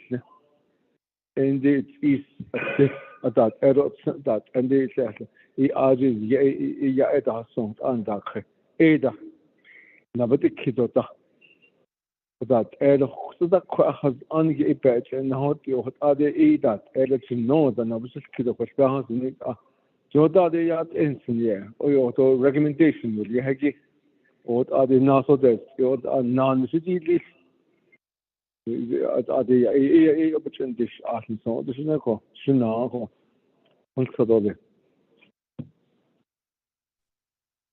Migan ke national da kada da Omer PBG with inch adigi she could it is production da da Eugene so you can da so ani da so da she ya they dos that's not the kid da tini da ya on it's da so this roll call vote will you accept legislation 260-22. Oh, cloud notification. Addition action and that they'll get our PBG. turning you down. Only recommendation that I would make is disseminate aya. Within late on the that edo sheet a hashi ben na isti no. Busy those listen no go so yat is so other ya others will yard make us with now the asa be he copy no by eight people this. Other than he daga ni to the be he ka oti ni do this oh. Ako even now ya aki had London has scooped to know either between it ango. Busy bodies missing no that. I would say that the reason why I'm doing this is if it's okay, I can do a recommendation to consult with the Nahat Association or that any Nahat that you know that as that is either isn't the key. Say in Najo that never take the season. Oh, yeah, so yeah, other you would do your homework. If I they all recommend this season, so it's never. So the next so it is ever should turn you. Agashine Yana could I recommendation you have from BNF and so I share your minutes be sort of but that in the journal. Do I be on record for that? I'll be listening to that. Don't get I'll be Agashine. Sure, can I respond? Agashine Nanda, respond to Shana. They'll get Eugene so other.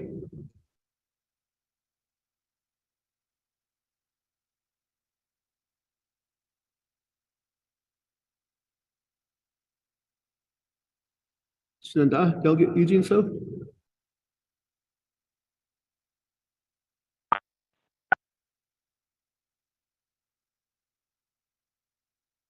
Gotcha. Got this off. Oh, this song. Okay, see, it's an addictive. It's an addictive. I let alcohol, you know, and wine be eight. As they say, yonder or job for painkiller. Do it, yeah. Not see it as a painkiller. 8 yonder the call. It's just all ye Vietnam veterans. Painkiller, but you know about the husk inside their blood. At all ye care, I up the sit over care that in this quick. So that's even not out now, which another is here. Because the Kuchita Honana the opia is a basic hundred out all these she's all the card of a base. Queen's art, or you see, Balia gauge our legends go to youngness, but it's always been as a painkiller. It's not a drug that can and another to see yard, native city. I mean, native city, or Nescar, I organize got it all. Could heck it in there, but it should be Yahavi a be seen these Scalia or the creation. The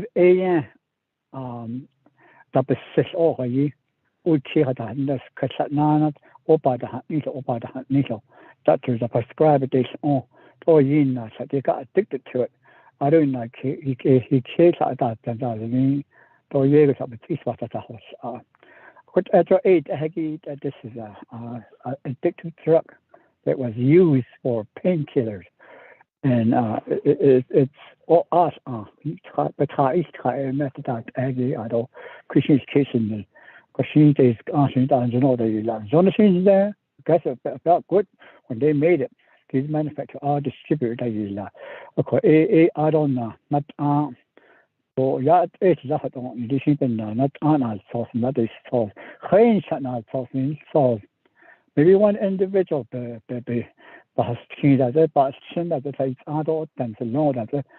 maybe that's how it started. But at the end, now toss me so we be on the manager has young of the ship is station shit up to hold on the others not the anyway 2017 a federal court did out she saw asked other station that is not all is he saw national settlement. So now since that $9 there will be additional settlements. So other amount of these money settlement that I can dehydrate and it all based on the special adults. It can't be in data this. Other has changed and they need all that facing a lake drugs or even alcohol. But basically, person dollars in the railways to the dollars. It's all cool. But they not in the sea 80 but the dollars need be. It's just needs a base upon that. Now that judiciary court there, so instead of going putting people in jail, we should put them to rehab instead. Of course, because they're addicted to alcohol. We're not doing anything about it. We just put them in jail, let them sleep overnight, then let them go out and start all over again. That night, I don't next night, so all the addiction. ADG baby kitchen don't pay not because pay not install the company yet. It based on not the RG a initially so the court can have access to some fund health and education and human service committee so a but for this they not so RG the group based on which English so I guess been young then that sort of the that we need detox too. Because we need doctors that can take care of these things. They still have so that overnight with cars but it's not a star neither but so it's not needed the age is based on this other court to the but doctors that how long the nurse up how long the according to he'll have can emergency he'll help that person take that person straight to the hospital that the hospital car they can navigate up a cost and Linda maybe we can ask for detox centers where they can take care of these alcoholics where to recover at least 3 to 4 days quite odd that not great or the schedule not the cut or not the consider to the bar not to the has to say has on Christmas car in the I don't in the not into the rehab are in the but that I don't cut a window but been none so up you see another another so the base of possible even had even could on hinge kid base of the same hinge kid I can take out the new space of this a base of actually then still when you can data live I don't the baby now so quite hinge kid we're not on 100 to yon hinge kid and the crap could all the conversation to actual in yeah because what actual it hasn't so I not been that so it's been I based on that it's I can data it's been at the so we can put a person aside for that opiate fund when it starts coming in the litigation means because on the other there's lawyers on the knee what it items you see legal get the home other I hasn't got other بس هذا يجو في شان على كل شيء على كل شيء يجي خد أديت أبا هون نوض على الشيء ده كنا لا إذا ده نده هسيا إذا بيجو هنا ده كنا لا على هنا نيتي كنا نوضها نجينا عليها نوض goes into the travel funds it na ben ha is at all kodo engine skid based on the banda it as engine skid other she has any basket don't so has education commission on it as in skid it on so nas in has shadows no go really can na water it is even ya kodo se tseldo kodo asani clinic based on clinic but then he can't that with this conclude again. Thank you. She can national delegate Eugene so although I try not to kid national delegate Elmer P. again.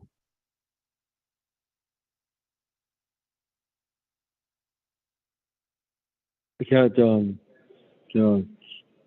it's a little Chahania. Arashinado. Just other yet so other the exam other this so that it doesn't on she is by yet to other Shindu ya in out other other Apahona Zado I see that it is out and Nahoti Ota dot other ya it's how that just in with that the Saturnis other is a best at on Nisa Halit adequate and not e best at all Nis things all about this case but I see don't I go see there but about yet here Asadika I could buy just hit now I could have thousand now is it on the same shot okay even the syndicate in the hot teacher to don't spare the husband look at the has only about the list to museum to get an easy don't know how to eat course you can get old elderly to go out of the on sharing the Altan by the day so that I don't need I don't know how net down look at the concept addiction in on it I became hadn't other hasn't so citizens I edited to I became how didn't it a jot ashida sa she machine a got other by your here the neck escapa distance she would here jot I became hadn't die that editor yet he that jot I as a Jevin na ya snit as the kedi da dot the dot the ne dot lisi to ajo ya ya da ti ka be hadin tahagi dot the dot lis adon da ya end or nis hagi it na ya to had dot lis dot hagi be da ya halit out is nisa to ke hadin na ki عليت عادي يعيد فتزن بحلوضة لتسن بحلوضة بسه إلا بسكيس إلا دي أنكين كأزاكي إلا أزاكي تنزون جاين ليدة تحلون هت عادي بسكيس كألا بكي حسن تاهدا عائدة تنزين هدا عائدة يعي حسن تغدي يعي خنة تنتلاه هدا هت عادي يعي ديلا did chido did not ochido in Sudanese dot absit in the yille di jide dozo kon je gausi do spels in da ho so wa hozen in da sis not ik dot atas ila di kujit bahar negi do kujit ba da negi ke we kai hadne sata to mengi ila khit to ne Kodi ay kuzi ko ikut ada no da ay sinda yilla da di da itsa dizin dosun da yen niso not oto adon da kuzi ze ay hadat ve hadat or nesi do isi in da yilla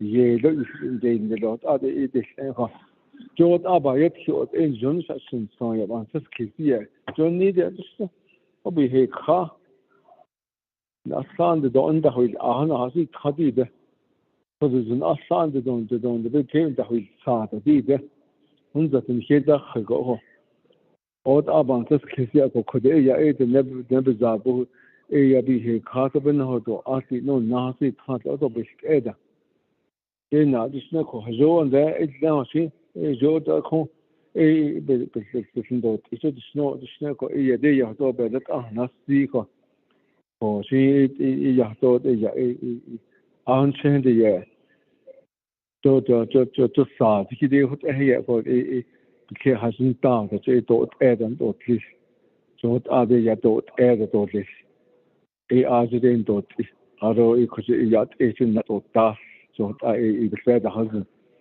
大家幫佢其實不是老的也是真多事情，就係在的好多啲啲，佢哋去安尼個係的呢，Telecommun medical center。جوت آدي بايل كي خليت آدنا بزادو دنا خجت أوت آدي يأخذ أني يأوي لي حكيكا خجشان إذا آدو يحكي هذا كأتيت وان مزدس آجت لي سبحه آشان خجت أوت إنه دا أجوانا هو آشان جوت آدم سها كيسي دا تهيئكو إبن ناديد إذنه دا أبهنو أي خاصة خوي زندگی شاید جان need and episode here.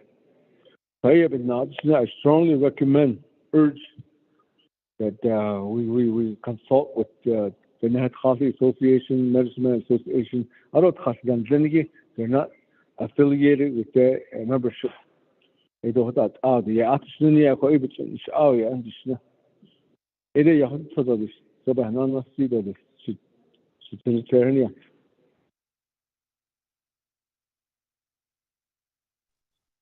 Agachine here national Elmer PV I just national Any questions, comments, committee members? Tenoya Kodoya or Adida recommendation from our committee, Budget Finance Committee. So this roll call vote to accept legislation 260-22. If I may. We need to move on. There's two other legislation. They're not in Chicago.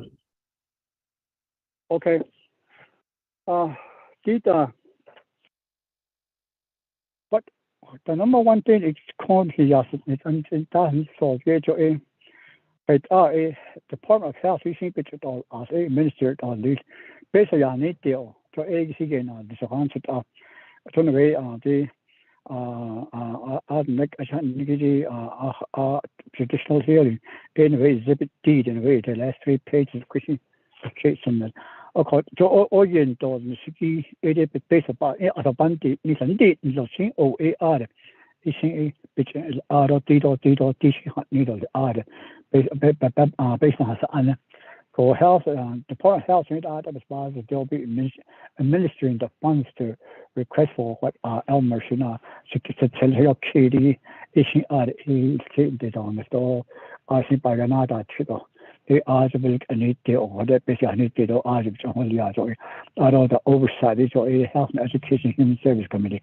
It's an oversight as is just now so based on the security con the key is the television but not battle it. You got credit or based on this behind Deogo. Based on the standard as they are under the part of health or human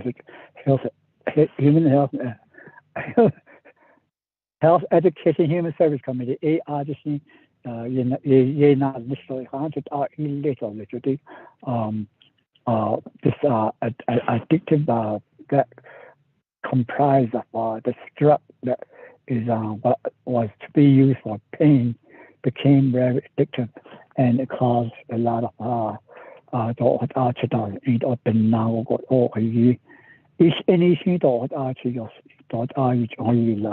but the only thing that we're talking right now about is when the money comes in the part of health medicine association that she other stuff 被新被那的祈祷学年掉，看到背上的情况遇到的，还到 Health and Education Committee 的情况大met到的，这个烂的issue，看到现在也那没上下他，咱们呢Navajo Nation Medicine Association, I don't any other nursing hospital that any other that you that it actually the personal nursing benefit. But I don't need it. They but all this are quite it is in right now. I shared all this chair. Thank you.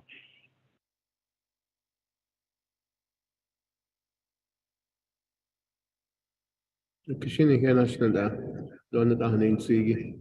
I'm not don nasuda. Denita, no questions from the committee. Ramona, roll call vote for 260-22. Yes, Chairman Heaney, roll call vote on the legislation. Honorable Raymond Smith Jr., how do you vote? Green. Thank you. Honorable Raymond Smith Jr. votes green. Honorable Jimmy Yellowhair, how do you vote? Thank you. Honorable Jimmy Yellowhair votes green. Honorable Amber Kenneth-Bott Crotty, how do you vote? Honorable Amber Kenneth-Bott Crotty, how do you vote? Honorable Nathaniel Brown, how do you vote? Thank you. Honorable Nathaniel Brown votes green. Honorable Elmer P. Begay, how do you vote? Yeah, vote green. Thank you. Honorable Elmer P. Begay votes green. Honorable Amber Kenneth-Bott Crotty, how do you vote? Shadow, this is Delegate Crotty. I'll vote green. Thank you. Thank you, Shadeja. Honorable Amber Kenneth-Bott Crotty votes green. Chairman, we have 5 members voting in the affirmative, 0 opposing, and Chairman not voting. Chairman? Shikana, vote 5 in favor, 0 opposed, chair not voting. We have 260-22 as the due pass. Before I go on to the next action item, Shanda, Delegate Jimmy Yell here.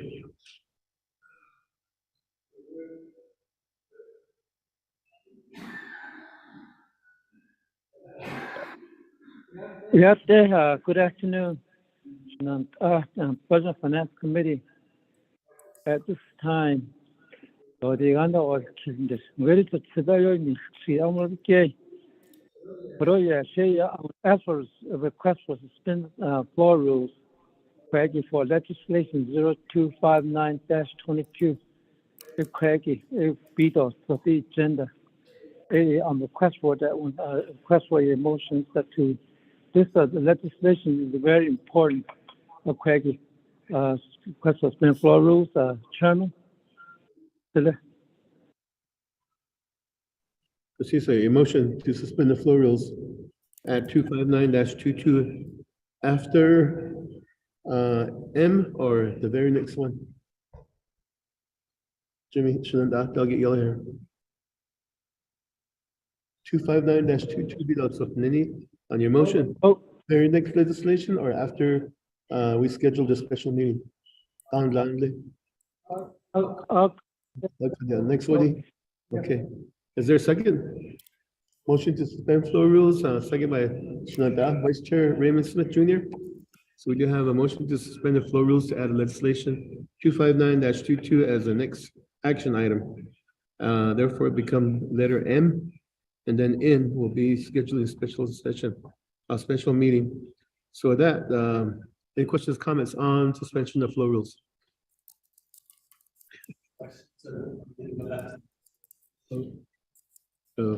So with that, motion and the second, roll call. Yes, Chairman, roll call of the suspension of the floor rules. Honorable Raymond Smith Jr., how do you vote? Vote green. Thank you. Honorable Raymond Smith Jr. votes green. Honorable Jimmy Yellowhair, how do you vote? I'll vote green. Thank you. Honorable Jimmy Yellowhair votes green. Honorable Amber Kenneth-Bott Crotty, how do you vote? Shadow, this is Delegate Crotty. I'll vote red. Thank you. Thank you. Honorable Amber Kenneth-Bott Crotty votes red. Honorable Nathaniel Brown, how do you vote? Thank you. Honorable Nathaniel Brown votes red. Honorable Elmer P. Begay, how do you vote? I'll vote green. Thank you. Honorable Elmer P. Begay votes green. Chairman, we have 3 members voting in the affirmative and 2 members opposing, and chairman not voting. Chairman? Mr. Chair, now motion to suspend the floor rules, vote of 2-3 in favor, 2 opposed, chair not voting, motion carries. So we do have letter M, 259-22, which will be the next legislation. Then after we do that, we'll schedule a special meeting for the BNF, then we'll go back up the agenda to 7A. So the next order of business. So at this, Peggy, if you really read 259-22 to the record.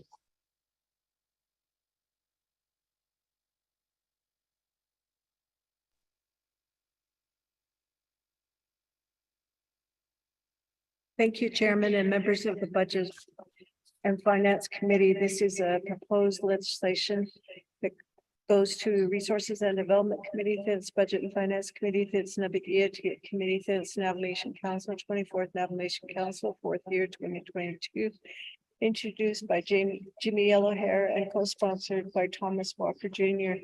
Tracking number 0259-22, an action relating to Resources and Development, Budget and Finance, and Navigated Committees and the Navajo Nation Council.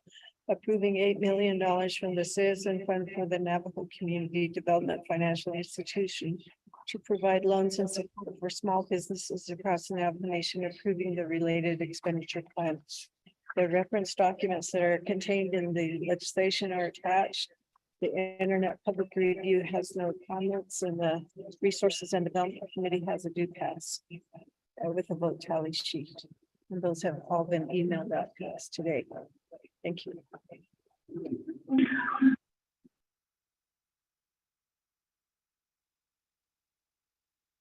That reading, thank you. Is there a motion to accept the resolution 259-222?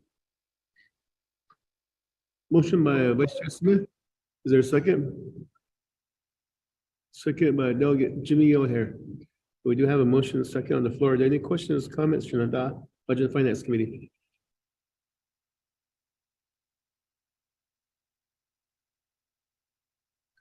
Question. Okay, question by Shanada Delegate Elmer P. Gay. Shanada Delegate Jimmy O'Hare. You have 20 minutes to present your legislation to the committee.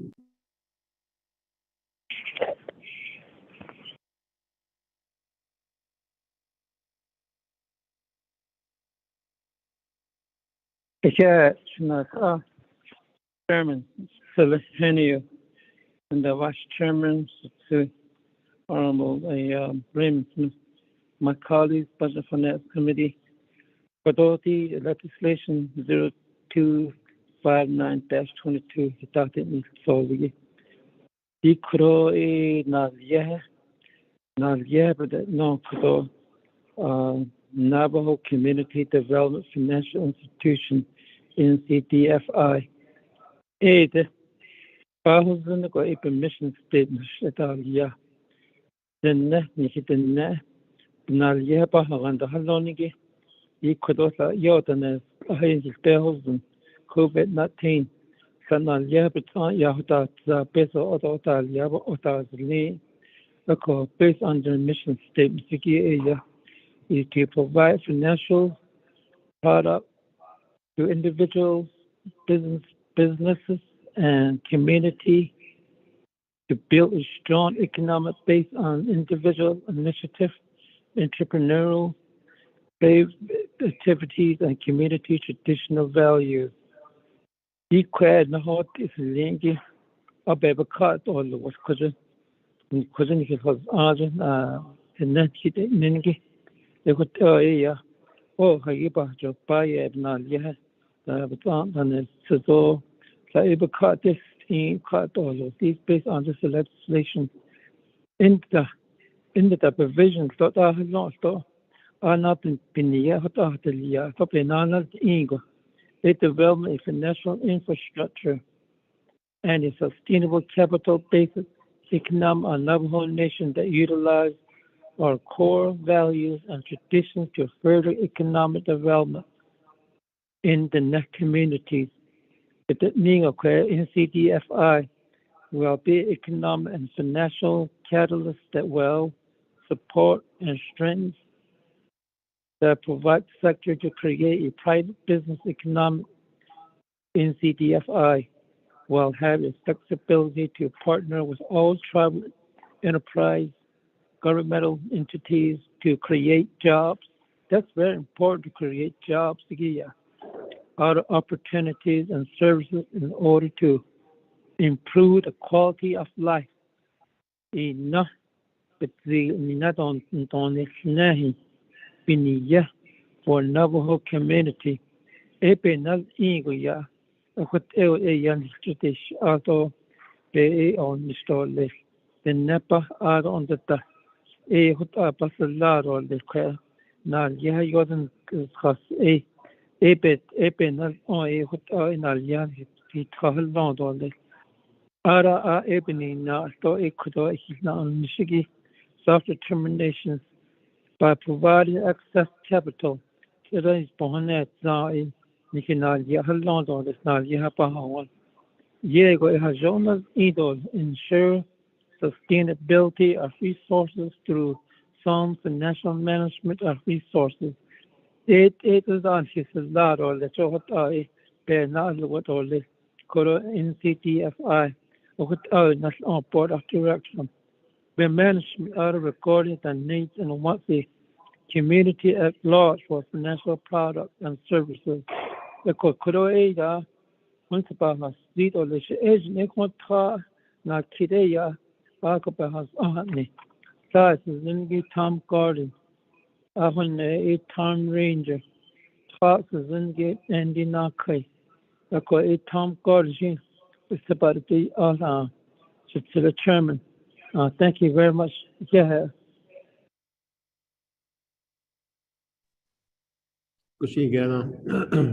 Shanda Delegate Jamil here. Mr. Gordon, are you on the line?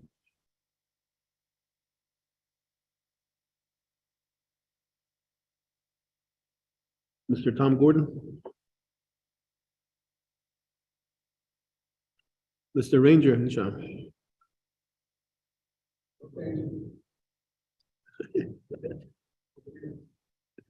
Mr. Ranger? Mr. Thomas Gordon? No, Delegate Jamil here. Seems like there's no agents on the line. Mr. Chair, this is Tom Ranger. Mr. Tom Ranger, you have the floor to speak to legislation 259-22. We'd just like to present this legislation again, Chair, and the rest of the committee members. Thank you for listening to us. It's not the question on that day. My voice is kind of a little bit off, so I'm glad we're doing this by phone. Mr. Gordon, he had a meeting with a Dr. Kidney appointment. I see by Kidney, indeed, the legislation again. He see the COVID been not small business than lineage a bit of business they what they get I see Diego it really affected them. Many of them had to close their doors and I see the customers that get on get and switch it that they call go in that I see they've gone out of business, shut down that never kai. Okay, 8 yeti you see the car to chat over the payments done like loan you get that any get car to was call even yeti qua and last coils was the Navajo CDFI. You see bidate qua.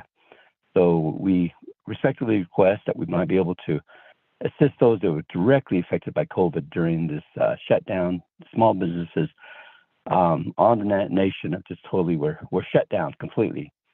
Many of them had to continue to pay their payments or their utilities, even though they had no revenue coming in. Many have just shut down permanently. They weren't able to reopen throughout the Navajo Nation. Mr.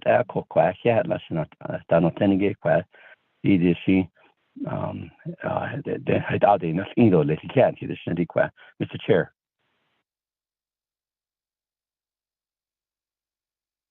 Thank you, Mr. Ranger. Delegate Jamil here. Asha Kuda, or you still have some more to add?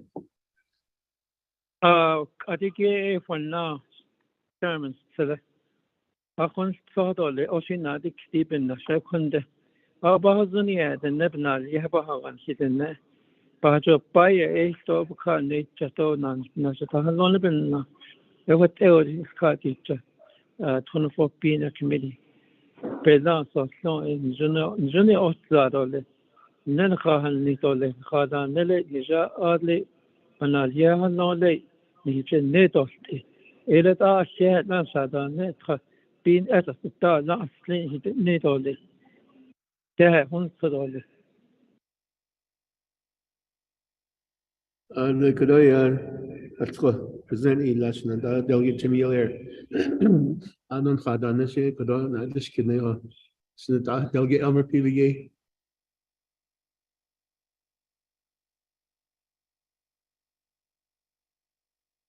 Daniel, all the members of the Budget and Finance Committee. I don't see not to me yellow hair. And the non is so. You have to long. The year on the whole tea. So call sleep no now, the 9 count on the Katasini. He let anything right. You know what on the whole especially stars, one song of answers case there. Doro down. So by last or so then need to listen. Said or sound need to don't sound just case.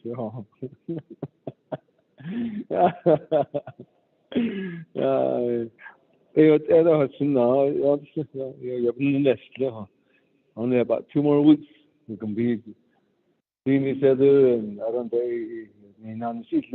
So I appreciate your service. Then you've been a good mentor to me. But I know this case ago. But my question is to Mr.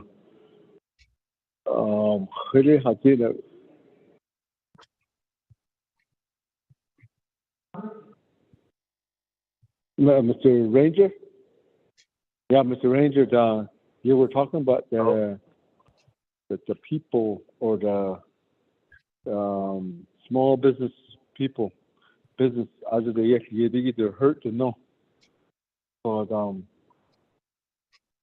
actually, two questions is during the CARES Act, there was some funding for people that are in small business. I don't know get that. You were eligible. You didn't apply for it, or did you got granted with that CARES funding? Out of the second one, this is in the process of getting ARPA funding. Did you apply for it again on behalf of the business people or for your company, CDFI? 그래. Between Kailash and delegate Elmer PVA. Kudoya, not just Atish and delegate Jimmy Yell here.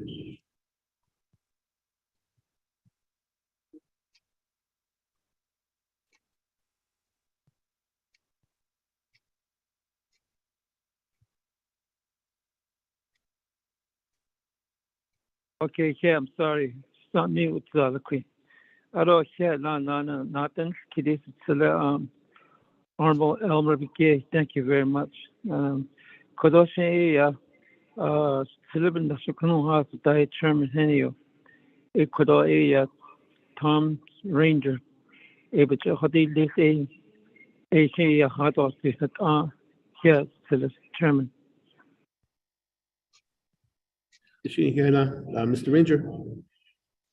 Okay, Mr. Chair, thank you. Yeah, Honorable Brigade Kwati, the money that was released or appropriated for small business. A few of our clients that we gave loans to did apply, and they found out that it was really complicated the way DED administered it. as I understand it, they had to turn most of or a part of it back to the nation because they couldn't distribute it. The process they went through, there were some strict guidelines in terms of how to fill it out and what to do, and they, that's just the way it was structured. Even now, most of our clients weren't able to benefit at all from the initial funding that they had given to small businesses. I heard even our artists and so forth, a lot of those struggled to.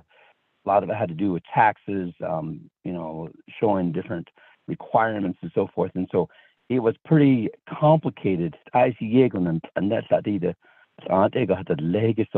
most of our clients didn't get any funding. From the federal side, DQuest, I think we had one client that was able to get the relief from the feds in terms of payroll and so forth. That was very complicated. A lot of them, the banks had set up with their customers and so forth. So from DED, most of our customers didn't get any help from them. ARPA, we've applied a couple of times. This is actually our third time that we've come to try to get some relief for our small businesses that we've funded for businesses on the nation. We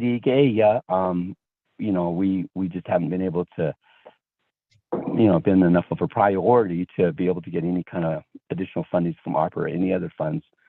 So this is our last bid towards trying to help this Navajo businesses that just haven't been able to sustain and have been barely hanging on, and then those who are continuing to ask for loans to be able to try to get the economy and get things back to normal. Of course, both of those, our clients never received any funds, primarily because of the paperwork and the involvement in terms of what they needed to provide. That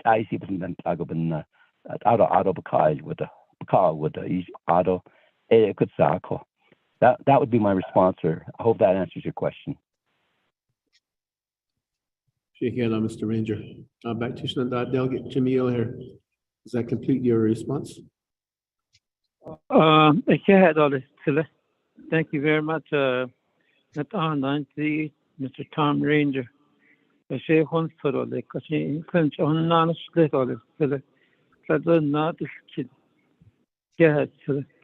Hineo. Delegate O'Hare. Now back to the committee, Budget and Finance Committee. Any further questions, comments? Hello. The follow-up, Delegate Elmer Pibige. Chair Hineo. Mr. O'Hare. Mr. Ranger. Thank you for your response. You mentioned that a lot of the small business, the clients to your company, had difficulties with the CARES fundings that was some of them were eligible, but they had a hard time doing it. And I know there's a lot of people that approached me because they're having the hardest time. So I had to get Mr. JT Willie to assist them. So some of them they got assisted with some their CARES fundings. So I was wanting to know that if your clients, if you know that the business people were having a hard time, I'm not sure why your office didn't assist them. You guys are there to help small business people. The system. You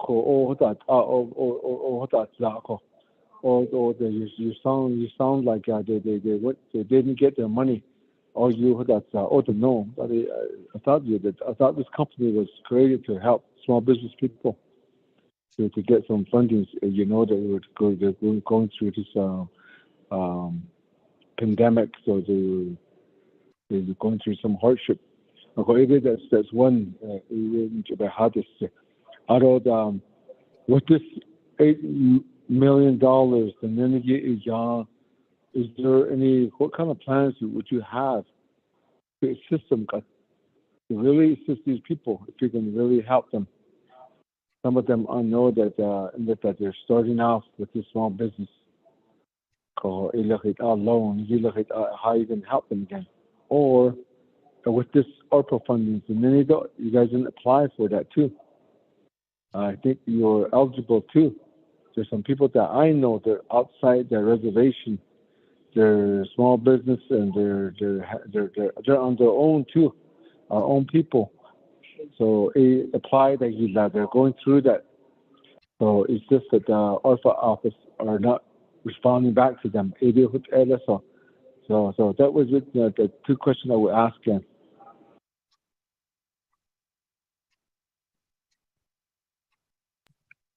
Delegate Owner PBK. Back to Delegate Jimmy Gill here. No, geez. Okay, thank you. So, not this kitty. Question, to Chairman, I'd like to ask you to give the floor to answer by Tom Ranger. Chairman, Mr. Ranger. Again, Mr. Chair, thank you for and that was a very viable question. I appreciate you asking that. ADK, in terms of DED and economic development, we directed them to that office and told them that they were familiar with their own guidelines and what they required. And I believe many of them did. However,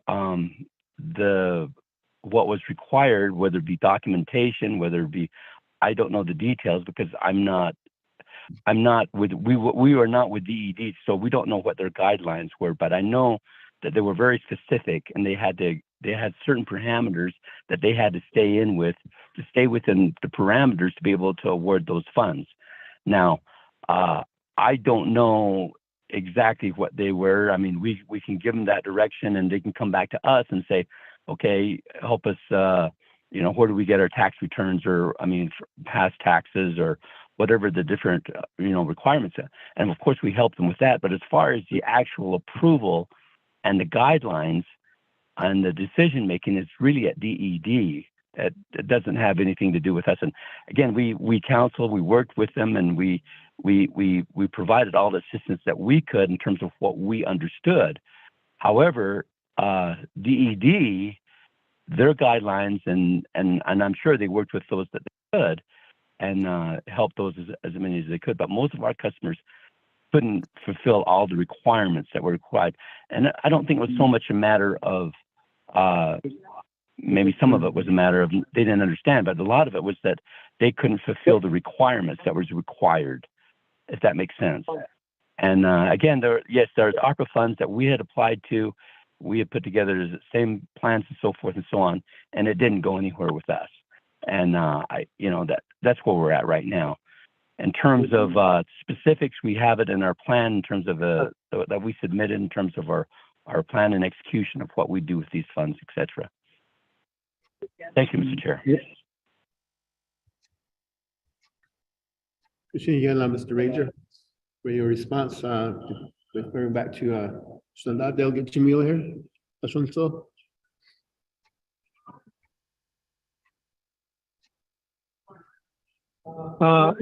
to the chair.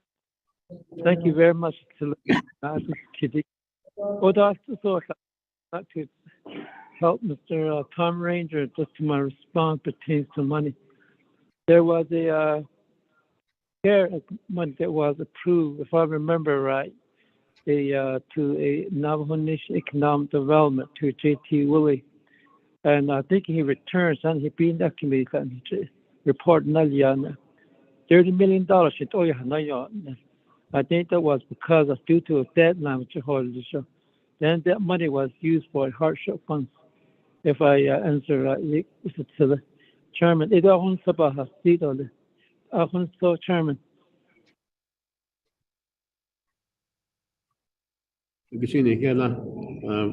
For your response. Now back to the committee. Any further questions, comments?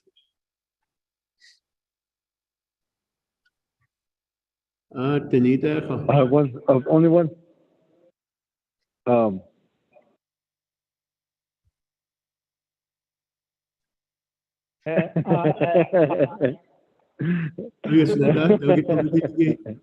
Yeah, just very quickly, Anita, we saw the report that $32 million for economic development or I don't know why CDFI had no plans to work with the Division of Community Development.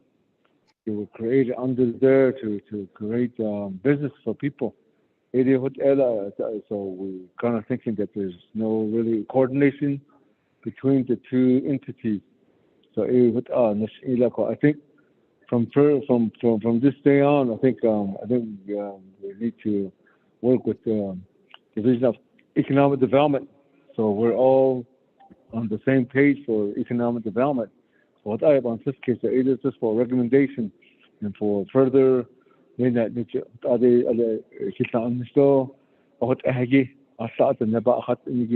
we need to start improving that.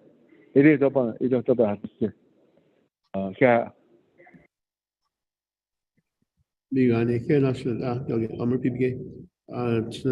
Jamil Herd, do you have a response? Oh, yeah, questions and Almer, thank you very much. I'd like to request through the chairman to respond by Tom Ranger. Yeah, Chairman. I'll be in Chinle in the morning. Oh, Gashina, you be in Chinle? All right, we'll meet you there for breakfast. Mr. Ranger? Yes, in response to Mr. Begay, yes, we need to work directly more with the DED in terms of how we could work together. We have been working on a couple of projects in terms of the Treasury, and we've worked with them in coordinating that. However, what their real struggle with us was they have certain parameters that they can only award certain funds and how they went about it that we didn't fit into their guidelines. But again, we need to work with them more and being able to figure out how we can synergize as well.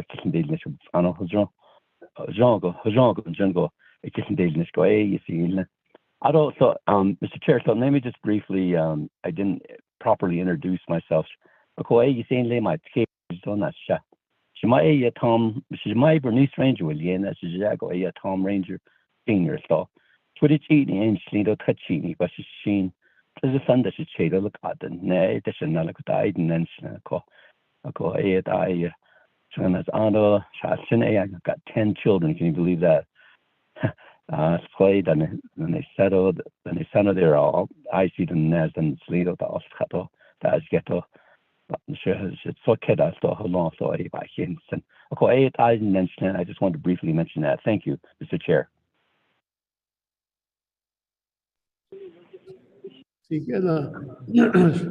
Mr. Ranger, could you Dawson's any by Haley?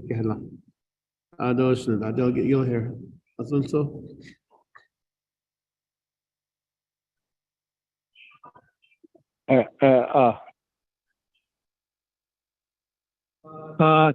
Yeah, not at all. Not a kitty. Chairman, thank you.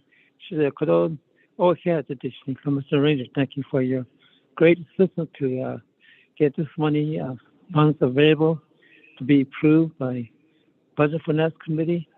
Once is now so you now get on for the card ready. The card ready begin on the 24 council. But if you not on any go on to the could not a kitty. Alcohol, you had your pato, your base housing, is not on in the not 24 being a committee. Thank you very much. I really appreciate Chairman Henio.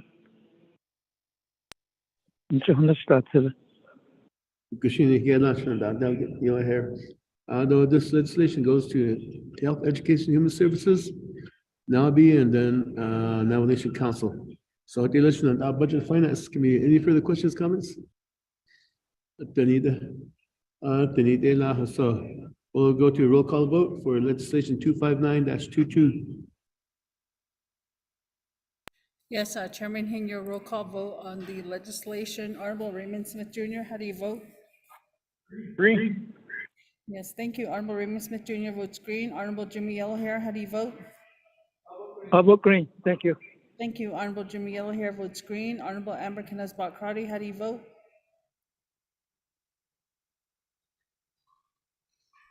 Honorable Amber Canesbot Crowdy, how do you vote? Shade, this is Delegate Crotty. I'll vote red. Thank you, Shadeja. Honorable Amber Canesbot Crowdy votes red. Honorable Nathaniel Brown, how do you vote? Thank you. Honorable Nathaniel Brown votes green. Honorable Elmer P. Begay, how do you vote? I vote green. Thank you. Honorable Elmer P. Begay votes green.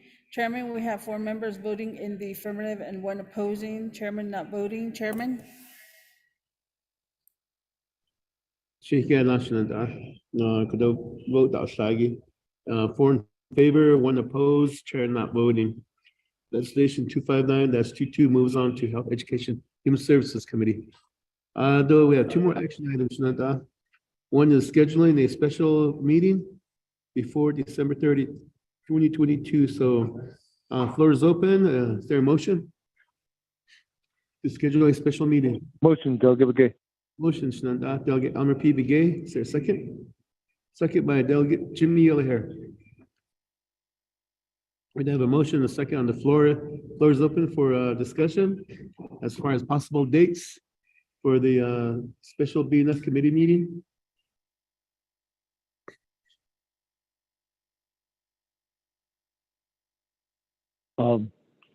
Yeah. Elmer P. Yeah, okay, thank you. Maybe share with Ms. Nakai.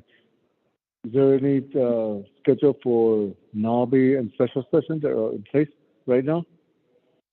So maybe we can look at that, or maybe give us a schedule for the next NABI and special sessions that are in place. So if, yeah, we can do the special meeting before for BNF. There was an email from Mr. Rico. I think Peggy has that, so Peggy could give us some more information on that. Thank you, Chairman and members of the Budget and Finance Committee. May I defer to Manuel Rico? I see that he's on the call. Maybe he can provide that information since he advises NABI and also the Navajo Nation Council. Perhaps he has an idea of what the schedule is for the next week. To Friday, we're all on administrative leave. It's called a legislative branch luncheon. So next week, Monday is a holiday. So Tuesday, Wednesday, Thursday, Shinday, Aviga, Friday, that's Nana, New Year's Eve. Okay. Kushina, Mr. Rico, are you on the call? Good afternoon, Chairman. I am just not too sure how good my signal is. You're good. We can hear you. So is there, I did see an email from you regarding the proposed date. So if you could elaborate a little bit more. Thank you, Chairman and members of the Budget and Finance Committee. Yes, I did send out a meeting invite for a Nabakia kit. It's going to be all day Tuesday. And if you guys need to, half a day on Wednesday. And then we'll also, per Speaker So, a petition will be going out to start Navajo Nation Council on Wednesday at 1 p.m. and then go into, if needed, go into Thursday, the 28th or 29th, I believe. So that's the schedule from Speaker So. Okay, so what time on Tuesday? 10 o'clock? Tuesdays, Nabis are going to start at 8 in the morning, and then Navajo Nation Council will start at 1 on Wednesday. Okay. And then if you guys go into Thursday, they'll be at 8 in the morning again. Chairman.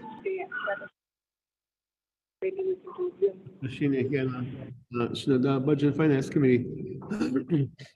You did hear from Mr. Rico. Next week, Tuesday and Wednesday, the 27th and 28th, there is a proposed Navigated special meeting beginning at 8 o'clock in the morning to 5 possibly, and then 8 o'clock Wednesday morning to 1 o'clock or noon before 1. So those are the two dates that are pretty much taken, but it's up to the committee how they wish to, what time they wish to start. Elmer? Elmer, PBA? Yeah, that, then, it's a lot, Mr. Rico, thanks for the update on the schedule. So I was thinking of maybe Tuesday at 7 or Zoom meeting though at 7. So Shinada, is that your motion? That's my motion. Oh, we do have a motion already, Gosen. We do have a motion second already. So who's holding the main motion? Us, Ania. So go ahead, you modifying your motion to start at Tuesday, December 27th at 7 o'clock in the morning? Oh, modified my motion to 7 o'clock in the morning on Tuesday, the 27th. Goshina, that the modified motion to start at 7 o'clock, December 27th, 2022. Second, Everybody's talking. Okay, motion Ila. Elmer? Who's modified his motion? Shinada, Togil, are you holding the second? Are you okay with that? Yeah. Okay, Togil here signals he's good with it. So we do have a modified motion, December 27th, 7 o'clock in the morning Zoom meeting to begin start with the BNF committee meeting. Any questions, comments on the proposed date and time? Danielle, your roll call vote to accept the motion second for a special budget and finance committee meeting. Ramona? Yes, Chairman, roll call vote on the special meeting. Honorable Raymond Smith Jr., how do you vote? Green. Thank you, Honorable Raymond Smith Jr., how do you, I'm sorry, votes green. Honorable Jimmy Yellowhair, how do you vote? How about green? Thank you, Honorable Jimmy Yellowhair votes green. Honorable Amber Kenneth-Bott Crotty, how do you vote? This is Delegate Crotty, I'll vote green, thank you.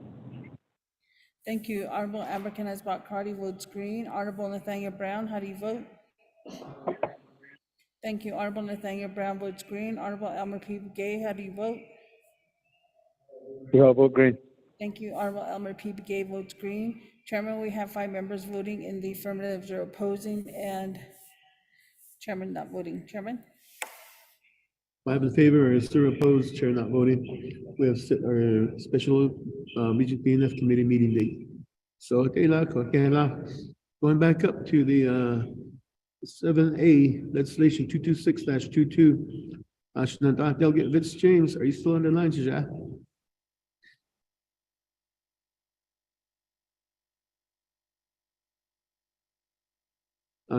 Delegate Vince James? Oh, yeah, it's here. I'm not on the line. Peggy, if you would read the legislation into the record for us, please.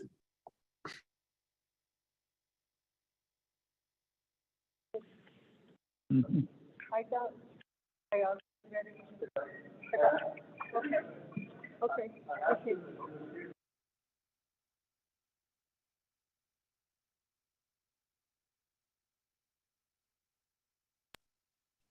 Okay, this is the reading of the proposed standing committee resolution. This was assigned to Law and Order Committee, Finance, Health, Education, and Human Services Committee, Finance, Budget and Finance Committee. So Budget and Finance Committee has final authority.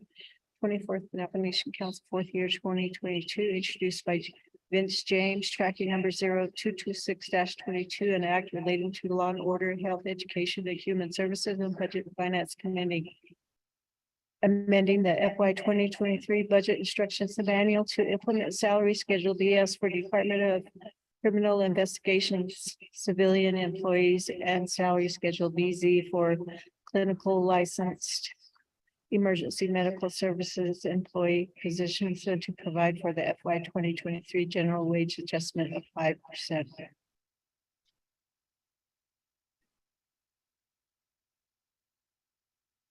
So the exhibits that are referenced in the legislation are there. The Law and Order Committee has a due pass with no amendments, and the Health, Education, and Human Services Committee has a due pass with no amendments, and their vote tally sheets are both attached for those committees. Chair Heaney. Thank you for the reading. Is there a motion? Motion by Delegate Jimmy Yellowhair. Is there a second? Second by Delegate Elmer P. Begay. Oh, hold on. He's talking to somebody else. Is there a second? Second by Delegate Elmer P. Begay. We do have a motion and a second on the floor. Therefore, there is an amendment that needs to be presented. I've seen that through the email for this legislation.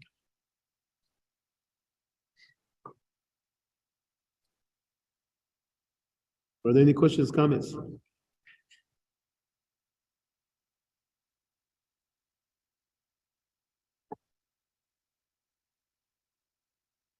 there any questions or comments, Shananda?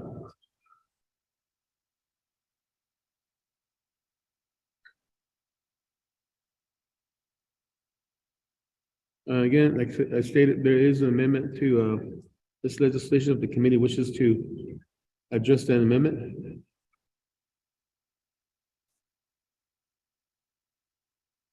To know it's all, I'll just call for the question. Ramona, roll call vote. Yes, Chairman, roll call vote on the legislation. Honorable Raymond Smith Jr., how do you vote? Green. Thank you. Honorable Raymond Smith Jr. votes green. Honorable Jimmy Yellowhair, how do you vote? Thank you. Honorable Jimmy Yellowhair votes green. Honorable Amber Kenneth-Bakati, how do you vote? Honorable Amber Kenneth-Bakati, how do you vote? This is Delegate Cardi, I'll vote green. Thank you, Shadeda. Honorable Amber Kenneth-Bakati votes green. Honorable Nathaniel Brown, how do you vote? Thank you. Honorable Nathaniel Brown votes green. Honorable Elmer P. Begay, how do you vote? Good, I'll vote green. Thank you. Honorable Elmer P. Begay votes green. Chairman, we have 5 members voting in the affirmative. Is there opposing? Chairman not voting. Chairman? Mike Machine, 5 in favor, 0 opposed. Chair not voting. Amendment 226-22 is being up as final authority. So we are due pass. Cannot and Dr. Delegate Vince James for being on the call with us. Oh, yeah, thank you. Let's close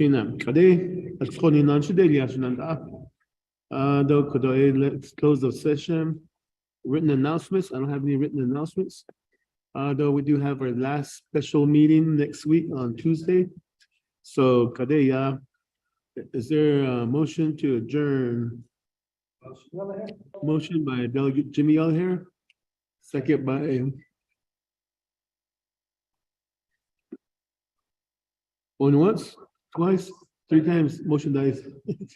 Second by Delegate. Second by Shananda, Delegate Nathaniel Brown.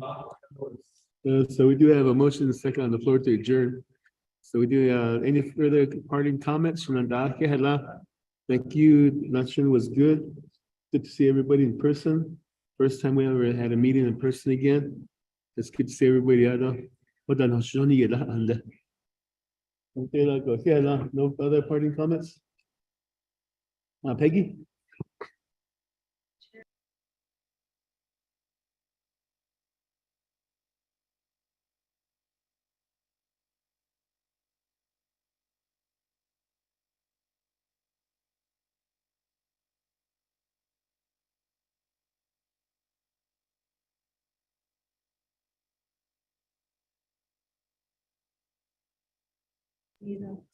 Roll call vote. Ramona to adjourn.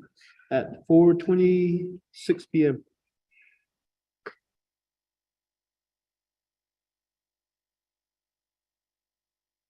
Yes, Chairman, roll call vote on the adjournment.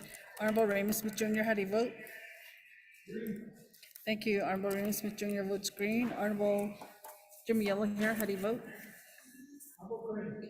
Thank you. Honorable Jimmy Yellow here votes green. Honorable Amber Kenneth Cardy, how do you vote? Sada, this is Olga Cardi, I vote green, thank you. Thank you, Deja. Honorable Amber Kenneth Cardy votes green. Honorable Nathaniel Brown, how do you vote? Thank you. Honorable Nathaniel Brown votes green. Honorable Elmer P. Begay, how do you vote? I vote green. Thank you. Honorable Elmer P. Begay votes green. Chairman, we have 5 members voting in the affirmative, 0 opposing, a chairman not voting. Chairman.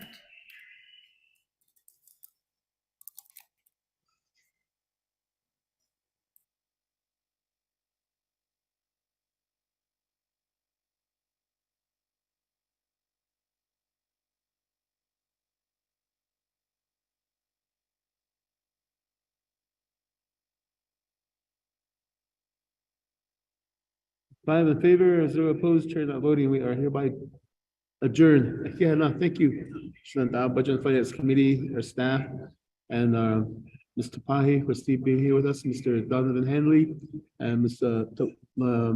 Kristen Lowe. Thank you. We are adjourned.